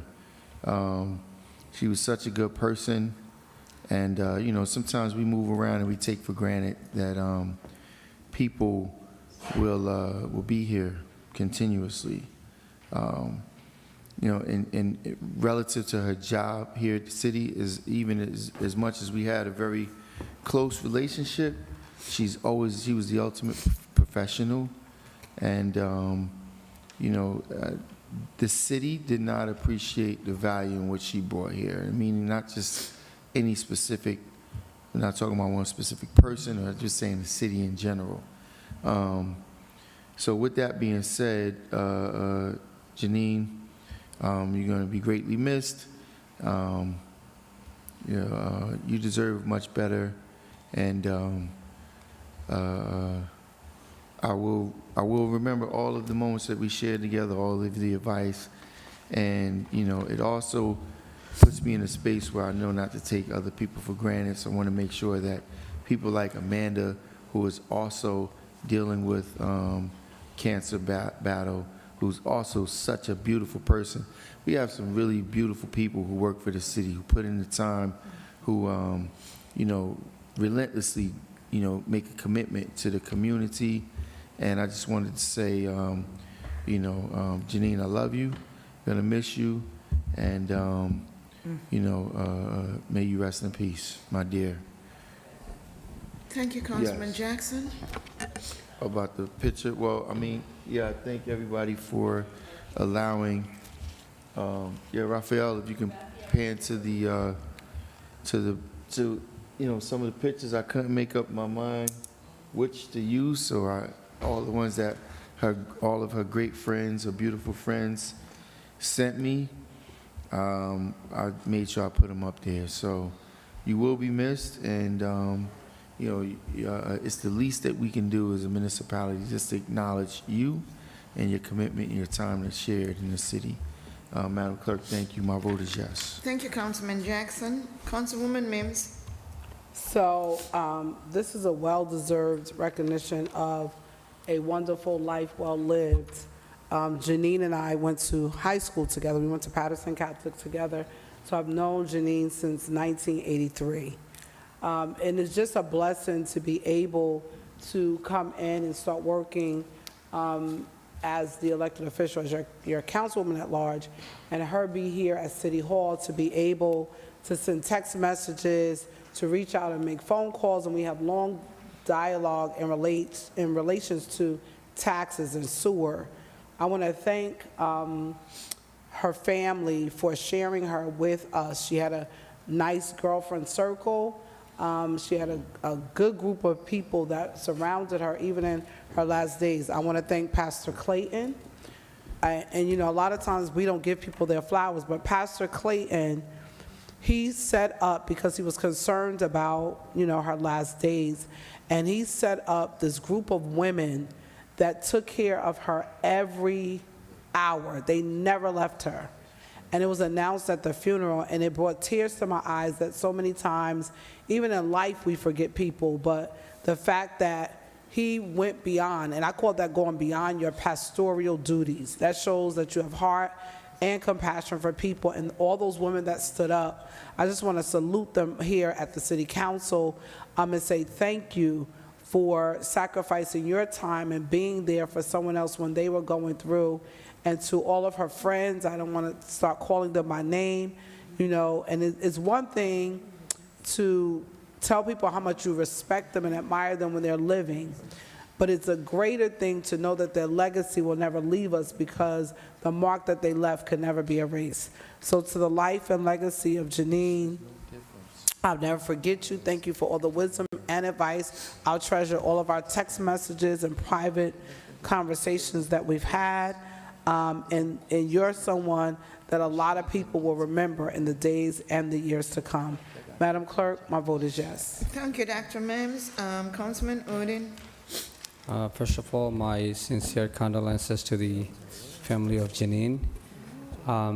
We all spoke about her, but the week before she passed away, I was in her office for an assistance, and how welcoming she is every time you go for something.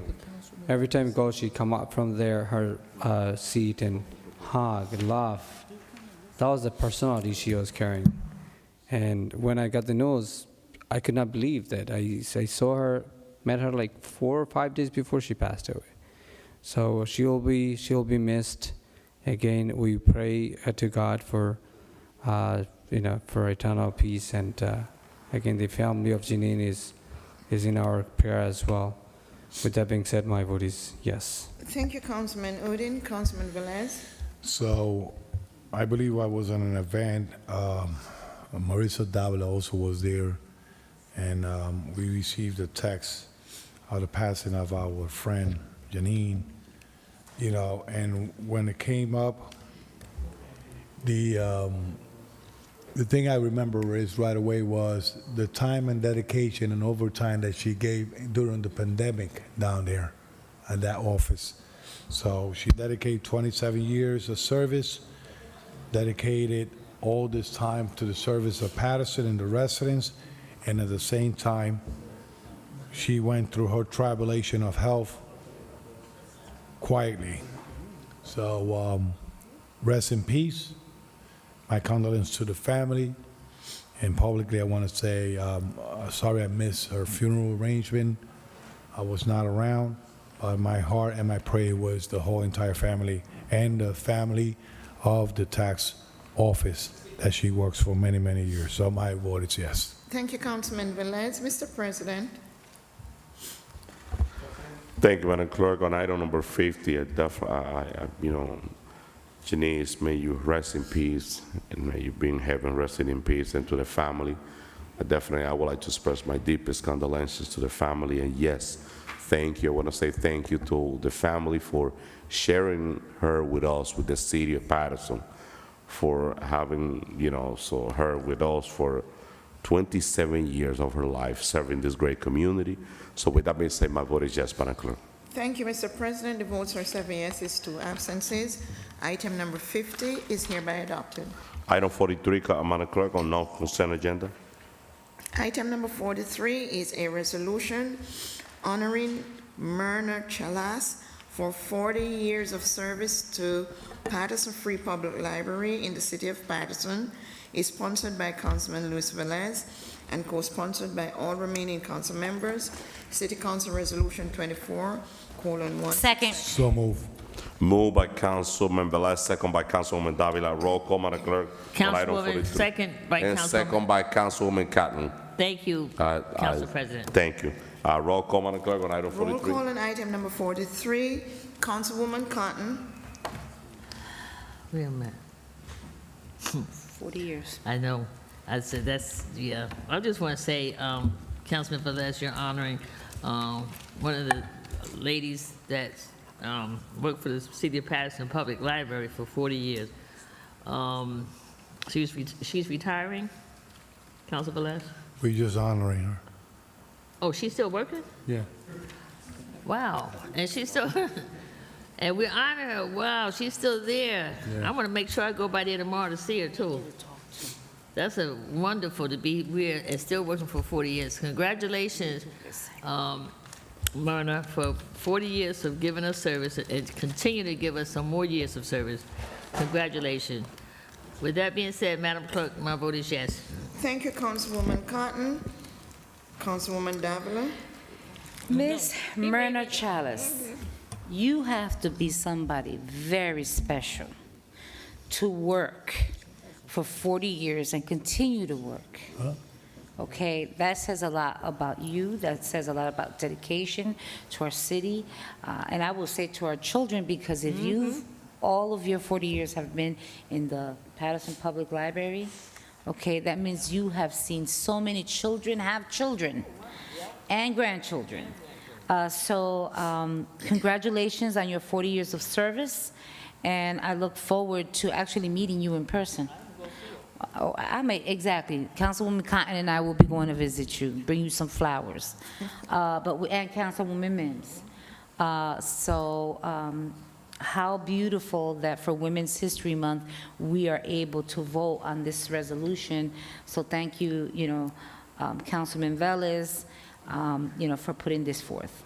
My vote is yes. Congratulations. Thank you, Councilwoman Davila. Councilwoman Mims. To Ms. Chalice, thank you for your humble spirit and your genuine ability to make everyone, whether it was children or adults, you made them feel welcome when they came in to the Paterson Public Library, and we truly appreciate you for that. With that being stated, Madam Clerk, my vote is yes. Thank you, Dr. Mims. Councilman Udine. Thank you, Ms. Chalice, for your services and it's still working. We salute you for your work again. This is Women's History Month, and this is perfect fitting honor for Ms. Chalice. Thank you, Council Vice President Luis Velez, for putting this together. My vote is yes. Thank you, Councilman Udine. Councilman Velez. So there have been 2 females that have been working in the public library in Paterson for 40 years. 2. I don't know where the other one is at, but I know I sent 2, but we will look for it. This is one, but just keep in mind, this is the second home of a lot of our kids, right? Second home. I imagine the salary 40 years ago. Wow. Right? Yeah, I know. You had to love a library to be there. I remember that in the time of encyclopedia. You remember that, Councilman Mendez? I used to sell encyclopedia. And to be able to sell a book, you had to be a good seller. But to read the books and sit there, now you have a lot of computers and all that. But nowadays, I hope this will send a message, 40 years of service, 40 years of dedication. Thank you, Director Fleming, to recognizing these employees and making sure that the employees of the library are well noticed. The administration is always looking forward that the library is well funded. So moving forward, my vote is yes. Thank you. Congratulations, Myrna Chalice, for your 40 years of service and dedication to our youth, especially that room downstairs, the youth room. I could say this was the second home of a lot of our kids. My vote is yes. Thank you, Councilman Velez. Mr. President, Thank you, Madam Clerk. Mayor Nachala, congratulations on your 40 years of service in the great city. Thank you. And to your family also, thank you as well, because I know you spend most of your time at work serving our children, serving the community, and we have to celebrate and acknowledge that. So, and that's what we're doing now, honoring with you with this resolution. With that being said, my vote is yes, Madam Clerk. thank you, Mr. President. The votes are 6 yeses, 3 absences. Item number 43 is hereby adopted. Item 46, Madam Clerk. Item 46, just a moment. 46 be after 45. I don't have it. Resolution authorizing purging. Okay, item number 46 is a resolution authorizing purging of erroneous assessment on Block 8412, Lot 1, owned by Academy of Greatness and Excellence. So move. No. No? Let her finish. Oh, sorry, she finished. No. Finance. Oh, finance, sorry. So it's, Resolution 24-170? I'm sorry? 46, You didn't finance. finish I reading? didn't finish. So it's a resolution for purging assessment of Block 841, Lot 1, owned by Academy of Greatness and Excellence. It's a finance resolution 24:170. So move. Second. Moved by Councilwoman Davila, second by Councilman Velez and Councilman Udine. Roll call, Madam Clerk, on item number 46. Roll call on item number 46. Councilwoman Cotton. Let's just vote. She called you. Yes. Councilwoman Davila. Yes. Councilwoman Mims. Yes. Councilman Udine. Yes. Councilman Velez. Yes. Mr. President. My vote is yes, Madam Clerk. So the votes are 6 yeses, 3 absences. Item number 46 is hereby adopted. Thank you. Item 47, Madam Clerk. Yes. Just a moment, give me a minute. Item number 47 is a resolution authorizing the use of competitive contracting process to solicit proposals for property appraisal services, RFP number 2024-15 for the Tax Assessor's Office of the Department of Finance. So move. Second. Moved by Can she finish reading the It's item? Finance Resolution 24:171. So moved. Second. Moved by Second. Councilwoman Davila, second by Councilman Velez, Councilman Udine, and Councilwoman Mims. Roll call, Madam Clerk. Roll call on item number 47 for approval. Councilwoman Cotton. Yes. Councilwoman Davila. Yes. Councilwoman Mims. Yes. Councilman Udine. My vote is yes, Madam Clerk. Councilman Velez. Just let the record reflect that the document do not have a resolution number on the top, but it has it in the agenda. That's why I was going by here. So my vote is yes. Thank you, Councilman Velez. Mr. President. My vote is yes, Madam Clerk. Thank you, Mr. President. The votes are 6 yeses, 3 absences. Item number 47 is hereby adopted. Thank you, Madam Clerk. Item 51. Yes. Item number 51 Are they related, Councilwoman? No. We had to do a is a second reading. resolution recognizing Carmen Chalas for 20 years of extraordinary service to the Paterson Public School System. It's sponsored by Councilwoman Dr. Lilisa Mims and co-sponsored by all remaining members of the Municipal Council. City Council Resolution 24:170. Second. So moved. Moved by Councilwoman Dr. Lilisa Mims and second by Councilwoman at-large Marissa Davila and Councilwoman of the 4th Ward Ruby Cotton. Second, and too. Councilman Velez and Councilman Udine. Roll call, Madam Clerk, on item 51. Roll call on item number 51. It was in the Councilwoman Cotton. Thank you, Madam Clerk. I want to say to Councilwoman, is she still working? She's there, but she's had 20 years of service. I want to say thank you for 20 years of service in our Paterson Public School System. I always say that our teachers or administrators in the system, I tell our parents, School is not just the principal and the vice principal and the teachers. School is everyone. The janitor, the cafeteria worker, the crossing guard. That's what makes up schools. So with that being said, congratulations, Carmen, on your 20 years of service to the Paterson Public School System. Madam Clerk, my vote is yes. Thank you, Councilwoman Cotton. Councilwoman Davila. Miss Carmen Chalice, I'm not sure if you are related in any way to Myrna Chalice that has given the library 40 years. We thank you for your service of 20 years. That means you are also a very important and special individual. Yes. Thank you for serving our Paterson Public Schools, our children. I have to always say, if I'm not mistaken, you were an administrative assistant at the secretary, administrative assistant. Same word, same function. What I want to say is that administrative assistants, secretaries, clerks, you are the backbones to the office. That's All right. And so with that said, Councilwoman Mims, thank you for bringing this to us and, you know, for honoring her 20 years of service to the Paterson Public Schools. And we hope that, you know, you continue working for our great city, our third largest district in the state of New Jersey. State of New Jersey. So with that said, Madam Clerk, my vote is yes. Thank you, Councilwoman Davila. Councilwoman Mims. And so I know she's sleeping because we have to be at work in a few hours. So I'll make sure she gets to watch our meeting on tonight. I want to say to Carmen, thank you for all that you do in our Paterson Public Schools. You've been at School 21 for a very, very, very long time. Everyone knows exactly who you are, and your very warm, genuine spirit and demeanor is a calm. It brings calmness and peace to our building. Thank you so much for all that you do. We're going to miss you when you retire, but I know that you'll be doing greater works than you're doing now.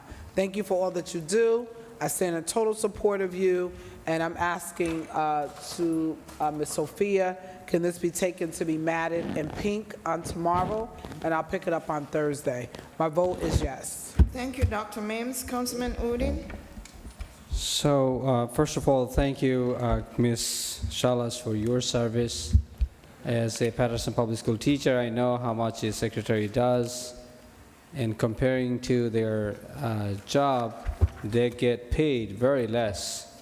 And because of their dedication for our children and for our community, they hold this job for many, many years. And it means a lot. And I salute, I of course, kudos to your services. And thank you, Dr. Lilisa Mims, for putting it together. And I'd love to support this. My vote is yes. Thank you, Councilman Udine. Councilman Velez. Councilman Udine, Councilwoman Mims, you know, it's good to have a eye of an eagle to recognize all these individuals that have worked with our children. I recall when School 21 had the trailer in the back, and she fought for have a new addition to the building. And remember that trailer? Wow. A lot of heat problem there. But she fought for that. And not only she was a secretary, she was the mentor of a lot of parents too. How to navigate to the system, how to navigate to the school, be translator, help and understand the system. So that, and the superintendents of all schools should know that secretary go on and beyond sometimes when they are in the school, and that's a good thing to have that teamwork in the school. So I'm happy that she getting honor. Today is the night of Chalas, so that's a good thing. My vote is yes. Thank you, Councilman Velez. Mr. President. Thank you, Madam Clerk. Ms. Carmen Chala, thank you for your 20 years of service in Paterson Public School. We appreciate what you have done in the last 20 years for our children. May God continue blessing you with long life and health. That way you could continue working for 20 more years for our children and being advocating and being a mentor also for our parents and the community, because we're a family in the city of Paterson, and you're part of this family. My vote is yes, Madam Clerk. Thank you, Mr. President. The votes are 6 yeses, 3 absences. Item number 51 is hereby adopted. Council members, so we have 13 items on second reading.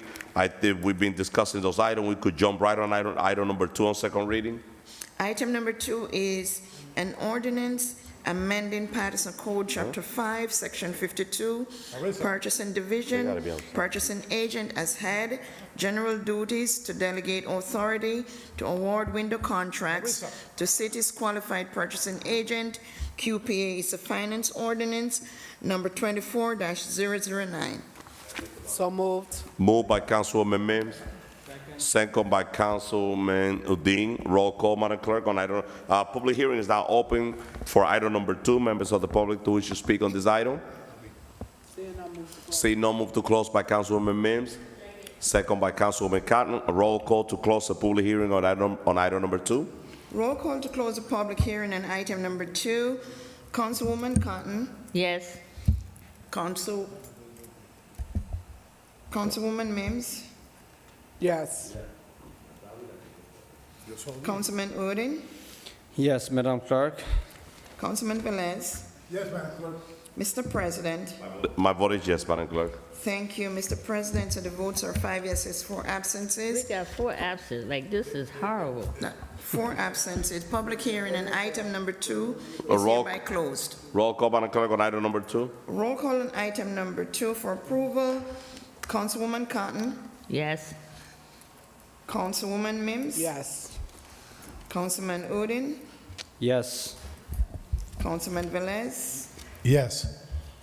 Mr. President. My vote is yes, Madam Clerk. Yes, thank you, Mr. President. So the votes are 5 yeses, 4 absences. Item number 2 is hereby adopted. Just, Wait, just wait. Madam Clerk, so we have to wait. Let's wait 2 minutes, just 2 minutes until Okay. one of the council member use the restroom. So since we have no quorum, we have 4 members of the council that left, and it's 1:11 a.m. So we're on the way to finish the agenda on second reading, the item that we have on second reading. Hopefully, we're gonna finish soon in the next 30 minutes. That way we could be home maybe by 1:40 or 2 o'clock in the morning. Pichardo, he's a great police officer. So we have to acknowledge Pichardo is in the room. I love to see Pichardo in this council chamber. He knows everybody in this council chamber. Huh? Pichardo knows everybody here. He addressed any situation respectfully in this council. It's true. You know, so I love it. So let's go back, Madam Clerk. Item number 3 on second reading. Item number 3 is a second reading ordinance. Public hearing is required. It's an ordinance designating Jefferson Street between North 3rd Street and Burhans Avenue as a one-way street northwest bound. So move. Public Works Ordinance 24010. So move. So move. Moved by Councilman Velez and Councilman Udine. May I have a second, please? It was moved by both and second by Councilwoman Mims. You not second that? Okay, Councilwoman Cotton, would you like to second item number 3? It's a public work. Council President, do it. Do it yourself. Make him second. Second. All right, it was moved by Councilman Udine and Councilman Velez, second by Council President Mendez. Roll call on item number 3. Roll call on item number 3 for approval. Now, let's have public hearing, sorry. Roll call for the public hearing, Councilwoman Cotton. Seeing none, move to close. See no move to close public hearing. Public hearing on item number 3. Yeah, public hearing is now open. Members of the public who wish to speak on item number 3. So you don't want to move to close? See no move to close by Councilman Velez, second by Councilwoman Mims. Roll call to close the public portion. We have to do all Roll of them call to together? come to public hearing on item number 3. Public hearing, my friend. Councilwoman Cotton. What? Councilwoman Mims. Yes. Councilman Udine. Before I vote, question is, can you not vote for all the public No, it's portion closing for ordinance. all of them? No? All right, my vote is yes. Thank you, Councilman Udine. Councilman Velez. If it was like that, throw smoke signal on it. My vote is yes. Mr. President. My vote is yes, Madam Clerk. Thank you, Mr. President. So the votes are 5 yeses, 4 absences. Public hearing on item number 3 is hereby closed. Thank you, Madam Clerk. Roll call on item number 3. Roll call on item number 3 for approval. Councilwoman Cotton. Councilwoman Mims, Yes. Councilman Udine, Councilman Udine. where is he? Thank you. Councilman Velez? Okay. Mr. President. My vote is yes, Madam Clerk. Thank you, Mr. President. The votes are 5 yeses, 4 absences. Item number 3 is hereby adopted. Thank you, Madam Clerk. Item number 4. Item number 4 is a second reading ordinance. Public hearing is required. It's an ordinance designating Clinton Street between North 3rd Street and Burhans Avenue as a one-way street northwestbound. Public Works Ordinance 24-011. So move. Moved by Second. Councilman Velez, second by Councilman Mims. No, you wasn't the first sheet. Madam Clerk didn't finish the reading. Moved by Councilman Velez, second by Councilman Mims. Roll call, Madam Clerk. Members of the public to wish to speak on the public portion on this Move item. to close. See no move to close by Second. Councilman Velez, second by Councilman Udine. Roll call, Madam Clerk, to Roll close the call public to portion on public item number 4. hearing on item number 4, Councilwoman Cotton. Councilwoman Mims. Yes. Councilman Udine. My vote is yes. Yes. Councilman Velez. Mr. President. My vote is yes, Madam Clerk. So the votes are 5 yeses, 4 absences. Public hearing on item number 4 is hereby closed. Roll call on item number 4, Madam Clerk. Roll call on item number 4 for approval. Councilwoman Cotton. Councilwoman Mims. Yes. Councilman Udine. Yes. Councilman Velez. Yes. Mr. President. My vote is yes, Madam Clerk. A lot of Votes are handicap 5 here. yeses, 4 absences. Item number 4 is hereby adopted. Item number 5, Madam Clerk. Item number 5 is also a second reading ordinance. Public hearing is required. It's ordinance designating North 3rd Street between Hayden Avenue and Temple Street as a one-way street westbound. Public Works Ordinance 24-012. So move. Second. Moved by Councilman Velez, second by Councilman Udine. Members of the public that wish to speak on item number 5. Public hearing is now open. Seeing Move to no move to close. close Second. by Councilman Cotton, second by Councilman Udine and Velez. Roll call, Madam Clerk, to close public hearing on item number 5. Roll call to close the public hearing on item number 5. Councilwoman Cotton. Yes. Councilwoman Mims. Yes. Councilman Udine. Yes. Councilman Velez. Yes, Madam Clerk. Mr. President. My vote is yes, Madam Clerk. So the votes are 5 yeses, 4 absences. That's Public hearing. that sounds And nice. item number 4 is hereby closed. Council President. Roll call, Madam Clerk, on item number 5. Just before that, I'm just questioning why the camera is focused on the clerk. It's not focused on the council members. Because probably we back and forth here. Ralph, It doesn't matter. It has. Oh. Rafael. Que la enfoque a todo el mundo.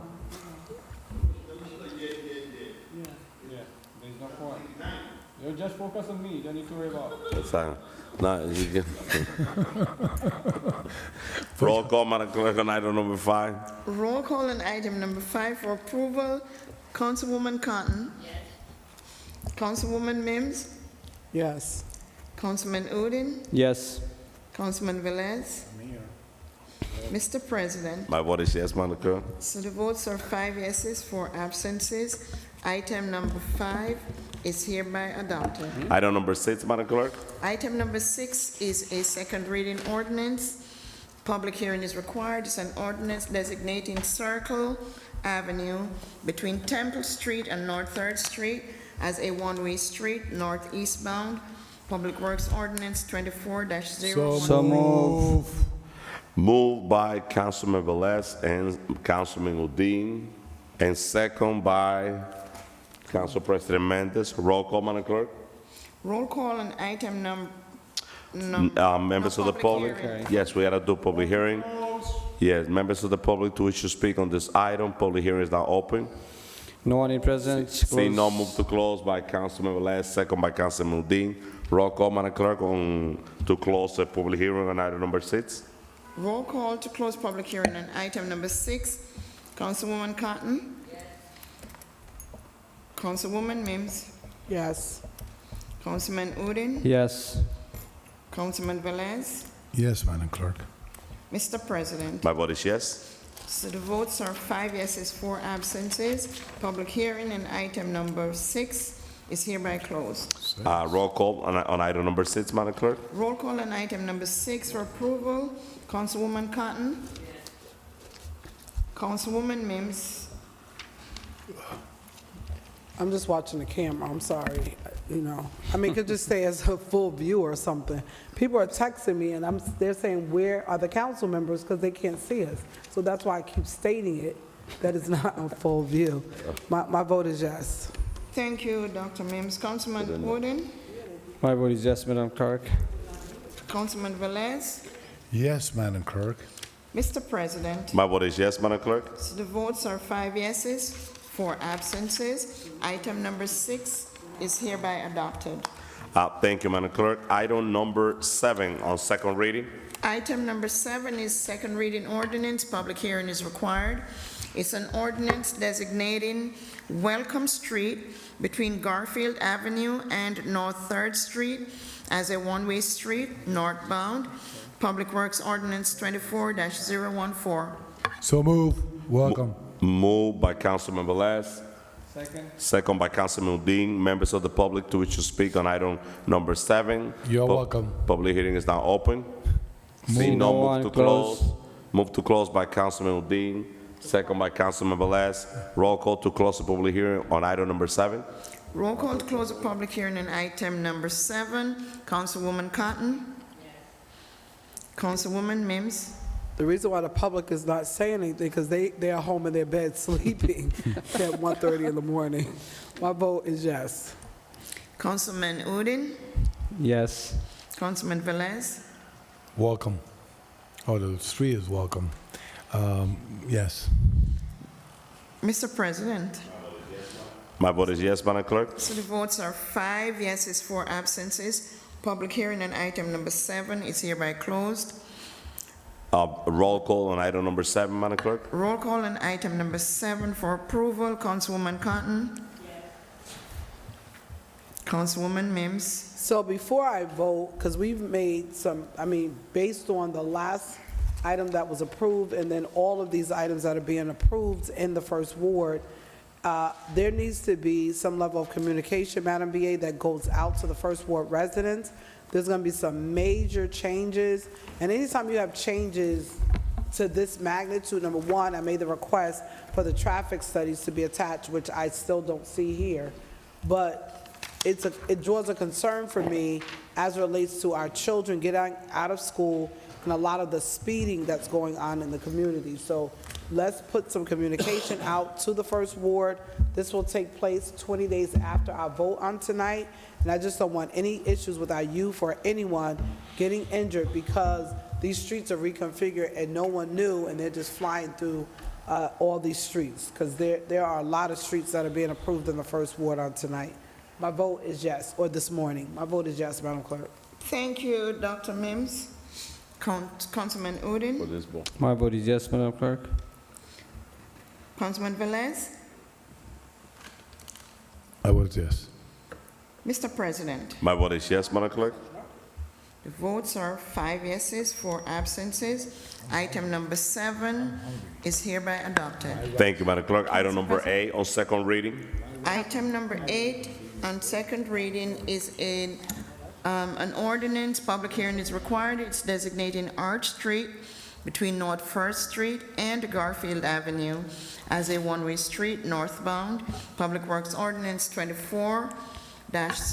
So move. Moved by Councilman Velez and second by Councilman Udine. Roll call, Madam Clerk. Members of the public to wish to speak on item number 8. Public hearing is now open. Seeing no move to close. Here, so close it, all of them. Nobody's here. If I could just, Council President, if I could just use that moment to address Councilwoman Mims. I did speak with the DPW director And I brought it up in our cabinet meeting and spoke with the mayor's office and about the communication surrounding this. I just want to caution us, I asked the DPW director to ask the team to put together a plan for the timing, because yes, while we know it takes into effect 20 days after, they might be working on other things that they're in the process of implementing, so it might be a little bit longer than that. So I just want to make sure the public knows this might not be an immediate change, but we will have more information, and then that will be part of the communications plan. So Thank you, Madam BA, and also let's utilize our public channel, because as my council colleague, Councilman Mims mentioned, those are major changes. Let the councilman of the first ward should be involved also in educating the community, so it's a collective effort from the council member that represent the ward and the administration. Well, We're educating our own, Well, Council President. So, Madam Clerk. Council President. Madam BA. Council President. Go ahead. So one of the things when this came forward, it came forward by the study and walkthrough with the councilman and the traffic engineering and the people at DPW, right? So when it came to committee back in December, okay, one of the things that we requested was traffic study, look into it, but at the same time in committee, I advised the DPW director and Mr. Bob Statuto to hold on into school section is over. That will alleviate traffic, that will alleviate communication, that will alleviate the concern that school is out, there's less traffic out there. Plus, it's good to put utilize Channel 77 and Channel 32 or whatever it is to make a post out there that when it's going to take effect. Because all the street, and still we haven't ordered the signs, we haven't still ordered the paint, we still haven't ordered all that, so it's going to take time. And probably starting school year is when you're going to see it complete next year, 2024 actually, September. Okay. Roll call, Madam Clerk. You could take. Roll call for the public hearing on item number 8. Councilwoman Cotton. Yes. Councilwoman Mims. Yes. Councilman Udine. So before I vote, Madam Clerk, I have to just address this, that before this street to be, turning to one way, there's another street, I think a few years ago, was from two-way to turn to one way, which is Carbon Street. But the street sign still says both ways stop sign. It looks like, if you just do not notice the stop sign, it looks like that it's two-way street. So once you turn Carbon Street on the first ward, so it's around that same neighborhood where we are talking about. I'm sorry, Councilman, can you spell that for me? Carbon, C-A-R-B on Carbon Street. This is also in first ward. Yes, this by Burns and I think Jefferson Street. That's particular area. So when they remove those stop signs or turn the other way, make sure they remove the writings on the from the pavement too. Because this is important. Because otherwise, it's going to be confusion be still there. My vote is yes. Yeah, point well taken. Thank you, Councilman Udine. Councilman Velez. Thank you for being patrolling out there. My vote is yes. I know. Thank you, Councilman Velez. Mr. President. My vote is yes, Madam Clerk. Thank you, Mr. President. The votes are 5 yeses, 4 absences. Public hearing is now closed. Roll call, Madam Clerk, on item number 8. Roll call on item number 8 for approval. Councilwoman Cotton. Councilwoman Mims. Yes.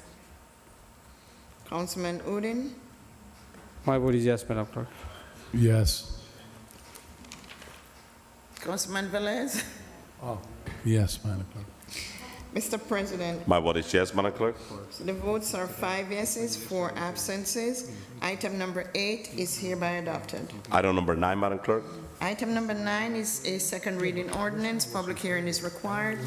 It's an ordinance establishing stop control at the intersection of North 3rd and Temple Street. Public Works Ordinance 24016.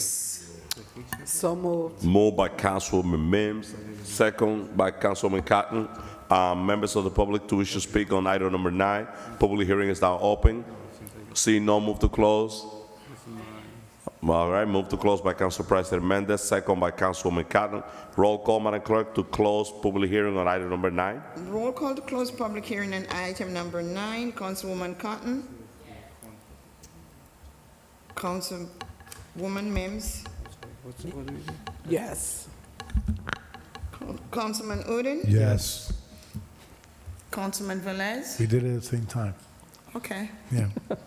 Mr. President, My vote is yes, Madam Clerk. thank you. The votes are 5 yeses, 4 absences. Public hearing on item number 9 is hereby closed. Thank you. Roll call, Madam Clerk, on item number 9. Roll call on item number 9 for approval. Councilwoman Cotton. Councilwoman Mims. Yes. Councilman Udine. Yes. Councilman Velez. Yes.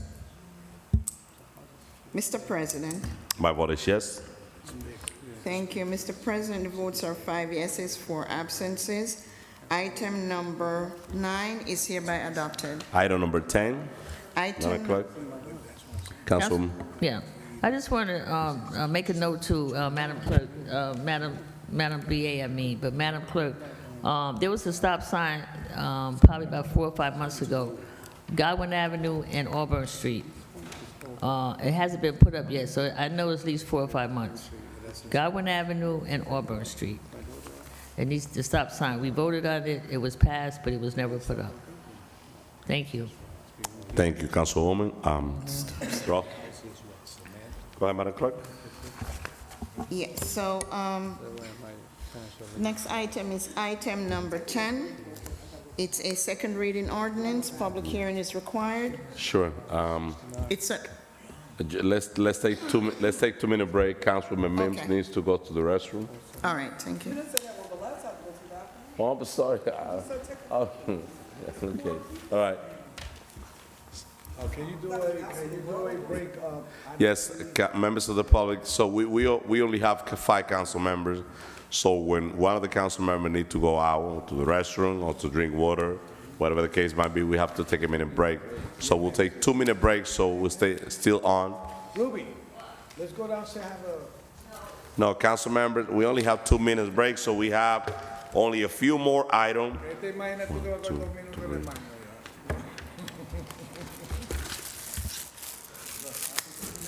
We only have 3 more items, council members. 3 more items to finish the agenda. Huh? Stop it. Yeah. So, council members, council member, oh, okay. Now, so it's we're human. We've been here since 7 o'clock, and it's already 1:30 in the morning.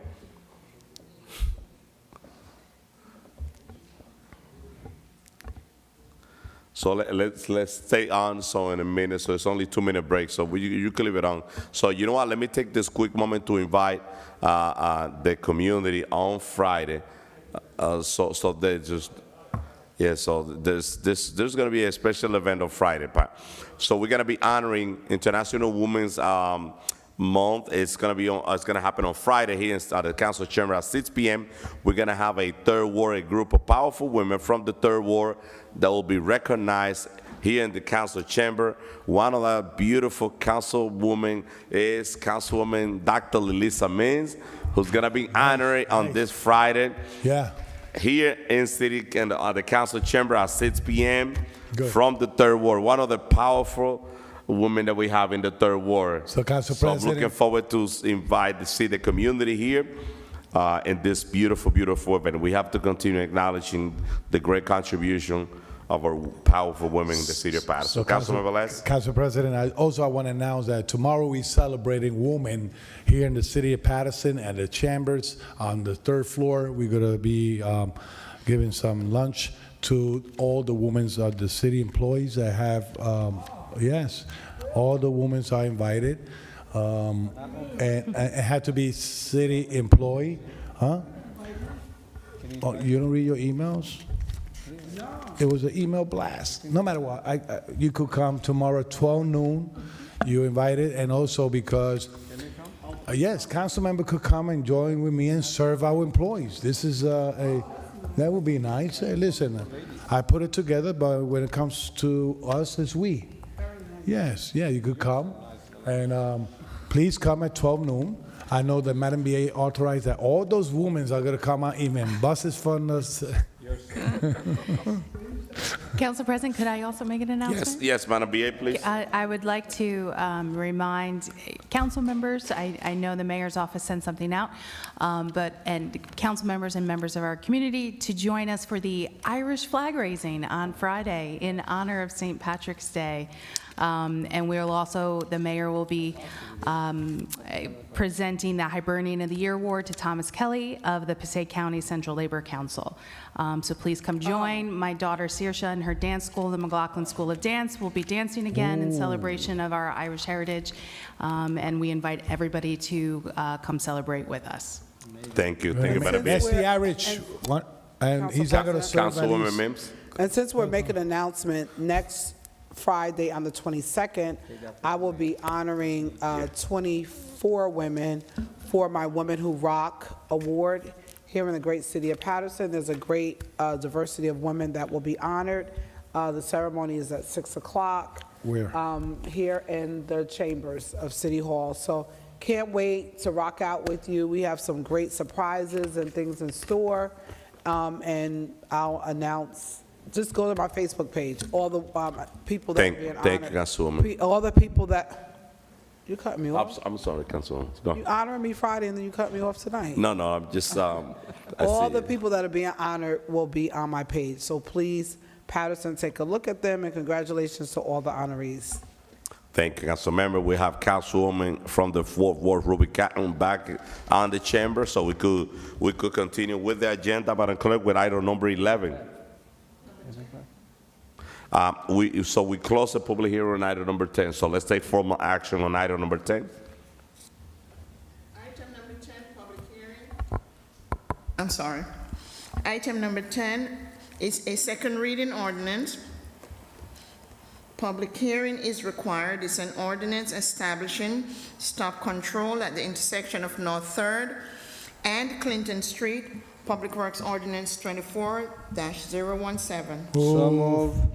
Moved by Councilman Udine, second by Councilman Velez.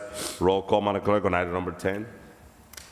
Roll call on item number 10 for public hearing. There is no one for the public hearing, so Councilwoman Cotton? Yes. Councilwoman Mims? This is Public portion. To close the public hearing. my vote is yes. Councilman Udine? Yes. Councilman Velez? Yes. Mr. President? My vote is yes. Roll call for on item number 10 for approval. Yes, item number 10 for approval, Madam Clerk. Councilwoman Cotton? Yes. Councilwoman Mims? So in addition to the item that was approved, I think a week and a half or 2 weeks ago, there are 10 items or 10 locations that will be impacted in the first ward. Please, Oprah or go on our city website to pull the agendas of this week and 2 weeks prior so that you can see all the streets and locations. I know the BA and the administration is going to put something out so that you can see it, but please take a look at all of these locations that will be changed. Tonight, we're voting on 9 of those items. 1 was previously approved. Major changes coming to the first ward. My vote is yes. Thank you, Dr. Mims. Councilman Udine? My vote is yes, Madam Clerk. Thank you, Councilman Velez? Yes, Madam Clerk. Thank you, Councilman Velez. Mr. President? My vote is yes, Madam Clerk. Thank you, Mr. President. The votes are 5 yeses, 4 absences. Item number 10 is hereby adopted. Item number 11, Madam Clerk. Item number 11 is a second reading ordinance. Public hearing is required. It's an ordinance establishing stop control at the intersection of North 3rd and Jefferson Street. Public Works Ordinance 24-018. So move. Moved by Councilman Velez, second by Councilman Udine and Councilwoman Ruby Cotton. Members of the public, public hearing is now open for item 11. See no one, move to close. See no one, move to close by Councilman Udine and second by Councilwoman Mims. Roll call, Madam Clerk, to close the public hearing. Roll call to close public hearing on item number 11. Councilwoman Cotton. Yes. Councilwoman Mims. Yes. Councilman Udine. Yes. Councilman Velez. Mr. President. My vote is yes, Madam Clerk. The votes are 5 yeses, 4 absences. Public hearing on item number 11 is hereby closed. Thank you, Madam Clerk. Roll call on item 11. Roll call on item 11 for approval. Councilwoman Cotton. Yes. Councilwoman Mims. Yes. Councilman Udine. Yes. Councilman Velez. Yes. Mr. President. My vote is yes, Madam Clerk. The votes are 5 yeses, 4 absences. Item number 11 is hereby adopted. Thank you. Item number 12. Item number 12 is a second reading ordinance. Public hearing is required. It's an ordinance repealing establishment of handicap parking spaces at various locations: 178 Sherman Avenue, 85 Paterson Avenue, 52 Dayton Street, 69 Caddis Court, 31 Ryerson Avenue, 80 Alabama Avenue, 576 East 24th Street, 105 Ryerson Avenue, 248 Governor Street, 440 East 33rd Street, 33 Redwood Avenue, 222 Carroll Street, 120 Knickerbocker Avenue, 22 Paterson Avenue, 412 East 33rd Street, 346 Sussex Street, 183 Kearney Street, 168 East 32nd Street, 41 Riley Avenue, 1030 East 24th Street, 598 River Street, 812 East 22nd Street, 425-431 11th Avenue. It's a Public Works Ordinance 24-019. May I have a motion, please? Second. Moved by Councilman Velez, a second by Councilman Mims. Members of the public who wish to speak on this item, public hearing is now open. See no, move to close. Second. Move to close by Council President Mendes, second by Councilman Udine. Roll call to close the public hearing on item number 12. Roll call to close public hearing on item number 12. Councilwoman Cotton. Yes. Councilwoman Mims. Yes. Councilman Udine. Yes. Councilman Velez. Yes, Madam Clerk. Mr. President. My vote is yes, Madam Clerk. So the votes are 5 yeses, 4 absences. Public hearing on item number 12 is hereby closed. Roll call, Madam Clerk, on item number 12. Roll call on item number 12 for approval. Councilwoman Cotton. Yes. Councilwoman Mims. Yes. Councilman Udine. Yes. Councilman Velez. Yes, Madam Clerk. Mr. President. So before I vote, members of the public, we're repealing over 20 locations. If you see any person in the city of Paterson that is not utilizing our handicap spot on the right way, please report it. This is a privilege that they're supposed to utilize it the right way. Parking is very limited in our community, and we want to make sure that whoever has a handicap space in front of the house uses it the right way.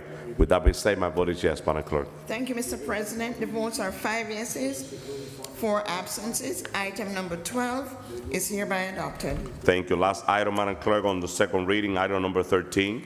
Item number 13 is a second reading ordinance. Public hearing is required. This ordinance establishing handicap parking spaces at various locations on City Road, 112 Wayne Avenue, 67 Webster Avenue, 15 East 15th Street, 117 Manchester Avenue, 175 Sheridan Avenue, 15 East 20th Street, 993 East 28th Street, 72 Pearl Street, 270 17th Avenue, 716 East 22nd Street, 206 East 22nd Street, 259 East 33rd Street, 438 East 35th Street, 310 Atlantic Street, 355 Dakota Street, 63 North First Street, and 107-109 North Fifth Street. May I have a motion, please? Second. Moved by Councilwoman Mims, Councilwoman Cotton, second by Councilwoman Mims and Councilman Udine. Members of the public that wish to speak on item number 13, public hearing is now open. See no move to close. Move close, you know. Move to close by Councilman Velez, second by Councilman Udine. Roll call, Madam Clerk, to close public hearing on item number 13. Roll call to close public hearing on item number 13. Councilwoman Cotton? Yes. Councilwoman Mims? Yes. Councilman Udine? Yes. Councilman Velez? Which one is that? Item number 13, public hearing. Public hearing, yes. I thought we could approve it already. No, sir. Your vote. That's the last one? Yes. Oh, glory to God. It's 144, council members. I know. Your vote is yes, Councilman? Yeah, he did, yeah. Mr. President, My vote is yes, Madam Clerk. so the votes are 5 yeses, 4 absences. Public hearing on item number 13 is hereby closed. Roll call, Madam Clerk, on item number 13. Roll call on item number 13 for approval. Councilwoman Cotton. Councilwoman Mims. So before I vote, I just want to make an announcement in regards to this Saturday, Passaic County NJ chapter of the Links Incorporated. We will be having a Black Family Wellness Expo at the Center City Mall. It is absolutely free from 11 to 2. We have different vendors like St. Joseph Hospital that will be doing blood pressure screening, pre-diabetes, pharmacists, prescription health resources. The Board of Health will be there. Division of Rec, Paterson Public Schools and Family and Community Engagement, Children's Aid and Family Services, and COVID testing will be available, Paterson Community Policing, and so many others. Please come out. This Saturday, we have presentations on sickle cell, loneliness, the vulnerability of joy, playing it safe. Line dancing will take place as well from 11 to 2. Big shout out to the Passaic County NJ chapter of the Links. Also, next Thursday will be our Passaic County African American Women, our gala at Macaluso's. The tickets are $110. Please see myself or Councilwoman Cotton if interested in attending. That will be at 7 o'clock on March the 21st. March 21st. Next Thursday. Yes, $110, Councilman Velez. I know, buy a table. Councilman Velez, thank you for buying a table. Yes. So I just want to say, well, yesterday, my grandbaby is now 6 months old, so I'm super excited. She took some nice photos. We posted it. Yeah. So I'm really excited. They may come up this week, so I'm looking forward to that. Let's continue to pray for our youth. The weather is nice, so anytime the weather gets nice, and I know some people get excited, I get a little nervous because that's when the shootings start in our communities. So I'm praying for our city, for all the situations going on, and all these guys on these mopeds and motorcycles without license plates and tags riding around in the community. So Paterson, just keep praying. Let's love on each other because we don't know when the last breath will take place. Madam Clerk, with that being stated, my vote is yes. Thank you, Dr. Mims. Councilman Udine. My vote is yes, Madam Clerk. Thank you, Councilman Udine. Councilman Velez. This is for close the meeting? No, sir. Oh. This is the last item, item 13. Oh, yeah, close, yeah. I'm sorry, yes. Thank you, Councilman Velez. Mr. President. My vote is yes, Madam Clerk. Thank you, Mr. President. So the votes are 5 yeses, 4 absences. Item number 13 is hereby Move to close. approved. Second. With this item, we conclude our agenda at 1:48 a.m. The motion to close moved by Councilman Velez and second by Councilman Udine and Councilman Mims. Can we do a general? And roll call, Madam Clerk, to close this meeting. Roll call to adjourn the municipal council meeting of Tuesday, March 12th. Okay. Councilwoman Cotton. Thank you, Madam Clerk. I just have a couple of announcements that I would like to make.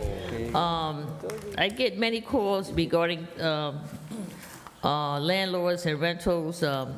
So I just want you to know, with my commissioner, Charlotte Sepperson, They're having a rent leveling meeting on March the 25th at 6 o'clock here in the council chambers. I believe that's on a Monday, the 25th. I know. I can't even see right. But anyhow, if you have issues, I need for you to come down here. Thank you to my Commissioner Charlotte Severson. I need you to come here to the Rent Leveling Board meeting to express some of your concerns that you're having. We have our administrator here, so please, March the 25th at 6 o'clock here in the council chambers. Also, we'll be having a community meeting at Second Baptist Church on March 20th, with his next Wednesday, from 6 p.m. to 8 p.m., and the address is 72 Carroll Street. And that would be next Wednesday, March the 20th, at Second Baptist Church. We will be having a community meeting there. Also, I just want to say to BA, and this is a request, we have to do something, and I'm hoping that sometimes our police department needs to be here, because with some of the stuff that we got going on, we really got to take, Councilman Velez, we really got to take a look at speed bumps. We got to take a look at, I want to say that we've been having children getting hit by the cars. They're flying. No. And something needs to have to slow these cars down. I don't know what we can do, but something has to slow. Everywhere you ride, they're blocking the intersection. I don't understand why we can't put something out called block the box. Why, you know, have somebody standing there. If they're blocking the box, then we can, they're pulled over somewhere and they're gonna get a ticket, because now you done caused dreadlocks so badly that the other entrance cannot get there. So those are one of the things I think that we need to take a look. Madam BA, Madam Clerk, requesting to definitely look more into, even if we do the bubbles, I call them bubbles, but it's like ripples. You don't have to put a big hump, because sometimes ripples to me slow you down. It'll like slow you down because you hear something bubbling or you hear something rolling. So we need to take a good look at that. Also for, and I'm telling you, the constituents out there, thank you tonight for watching. And there's different things going on. As you can clearly see, you see who's still here. I'm tired. I know we all are. But I need for you to make sure. Also, I just want to say that my campaign headquarters is open. I will be there. I'm normally there, I would say, after 4 o'clock in the afternoon. If you would like to stop by and chat with me, we can have a chew and chat. If you want to ask me some questions, I'm in my campaign headquarters after 4. With that being said, there's so much, Madam BA, that especially with the traffic. And my next question, Madam Clerk, when did they start writing the summons for the dumping? Have they started writing the summons yet for the dumping? Dumping? Dumping? I mean, like, no. People are not even like going to no lot no more. They're going to people corner by their houses and just dumping on corners. I have a house, I have a few houses that they're just dumping. 7,000 from out of town. Mill Street. I got a call today about Mill Street and Ellison Street. Just people just putting garbage in their cars, look like, and just dumping it somewhere without like doing it anything. So we have to take, my question is, have we started setting warnings or tickets to homeowners about not keeping their lot clean and not keeping what they need to do? And my last thing I want to say to David Gilmore, I appreciate for what you did. You went to a house that one of your inspectors said it was okay, and you saw that it wasn't okay. But I want to thank you, David Gilmore, for looking into that situation for me, that address that I give you. I'm not going to say the address on television, but I thank you for looking into that. Thank you, Councilwoman. Thank you, but I want to say good night to everyone. Yes. God bless you all. Madam Clerk, Sophia, our court reporter, I can't think of the name. Madam BA, and of course, Eddie Pachado. And my good guy over here, he loves coming with us. And Melinda. Council members, huh? Council members, have a good night. I thank you, 5 of us, for staying. Yes. And finish it up, so. But something happened for Councilman Jackson. I see that's why he really need to go, but for Councilman Jackson over there in the First Ward. That being said, everyone, have a blessed night, have a blessed week, stay safe. Madam Clerk, my vote is yes. Thank you, Councilwoman Cotton. Councilwoman Mims. It is now 1:55 in the morning. Do we know where our children are? I know where my bed is, and I'm about to go to it. Damn. Thank you to Armelinda for taking copious notes on everything that goes on in the meetings. To our Madam Clerk, our Secretary, to our officers. He's always here because a lot of people don't want to come here with the stuff that goes on. And then we have Officer Pichardo. Congratulations, he's a newlywed. Madam BA, Corporation Counsel, to our council members, to all the women, happy International Women's Day. I know he's showing it now. And to Raphael, thank you so much, Raphael, as well. But to the community at large, please continue to stay safe, stay healthy, and love while you have the opportunity. Thank you, Madam Clerk. My vote is yes. Have a good night. Thank you, Dr. Mims. Councilman Udin.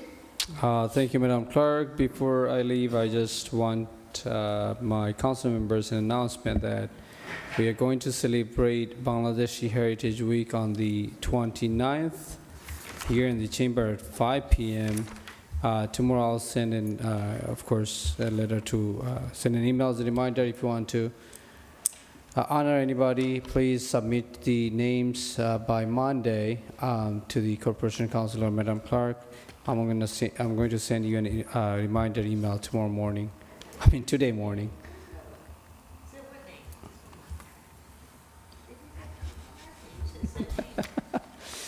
If you would like to honor anybody from Bangladeshi community, please submit the nominee to the Corporation Council or Madam Clerk.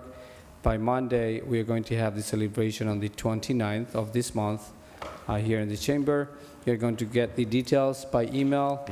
With that being said, thank you, everyone. And Melinda, I talk less just to make your life easier.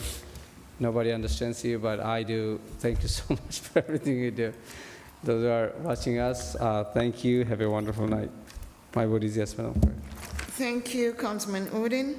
Councilman Velez. So to the resident of the Fifth Ward, if you see that the rock wall at the Roberto Clemente Park was knocked down, it's not by mistake.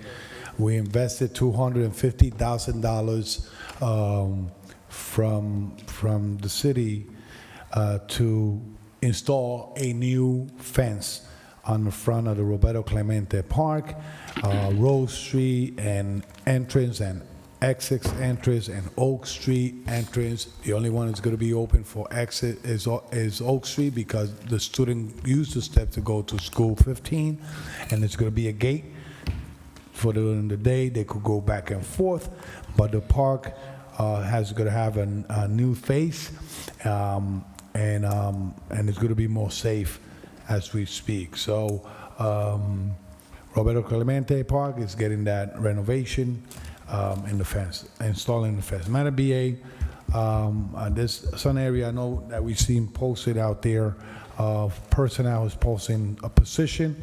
Hopefully we could fully staff the city council office. My secretary is still in maternity leave. Hopefully get full staff way before Mrs. Joan retire. But still, she's coming. We still understaffed on the city council office. We still understaffed on the clerk office.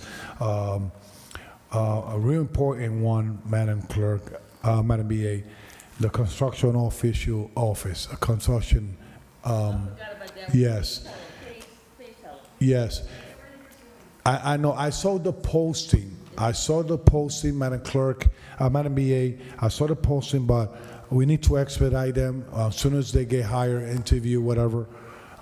We need it because when we come to conclusion, there's a lot of permits behind, and we don't want people doing illegal stuff just waiting for a permit, and So we need to fully staff that office and once in a while look into the environment of that office here.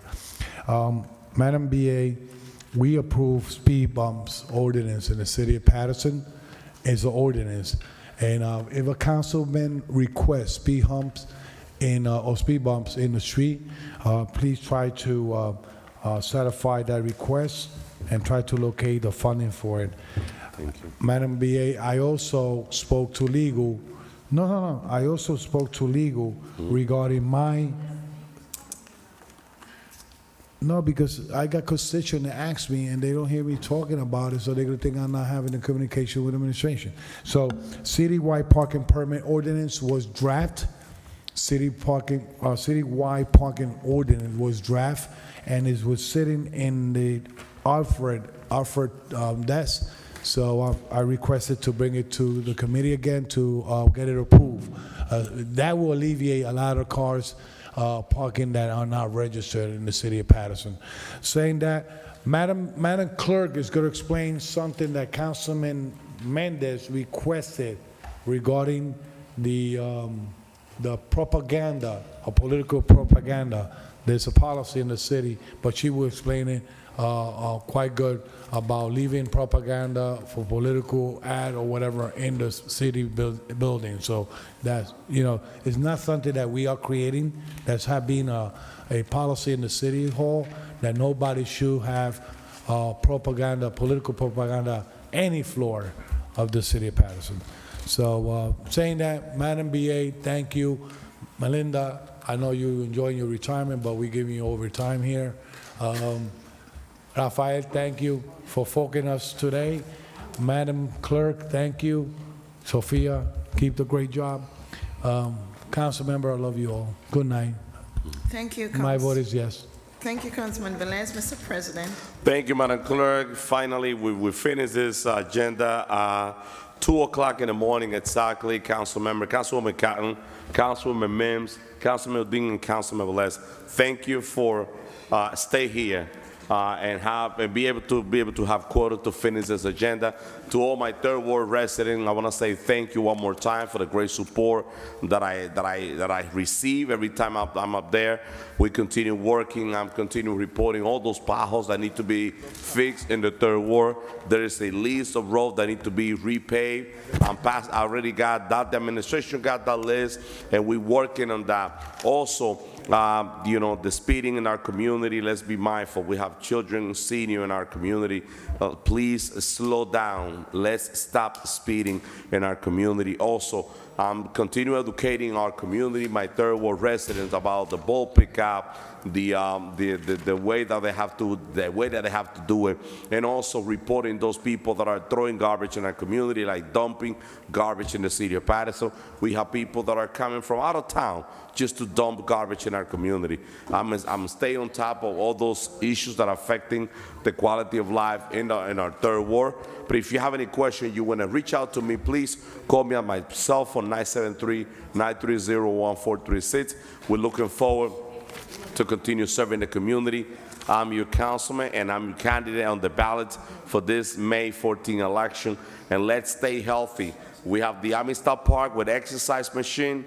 Please go to Amistad Park, do some walk around the park, and use the machine. Let's stay healthy to take care of our family and take care of our community. With that being said, God bless you, Paterson. And my vote is yes, Madam Clerk. Yes. Thank you, Mr. President. The votes are 5 yeses, 4 absences. The meeting of March 12th, 2024 is hereby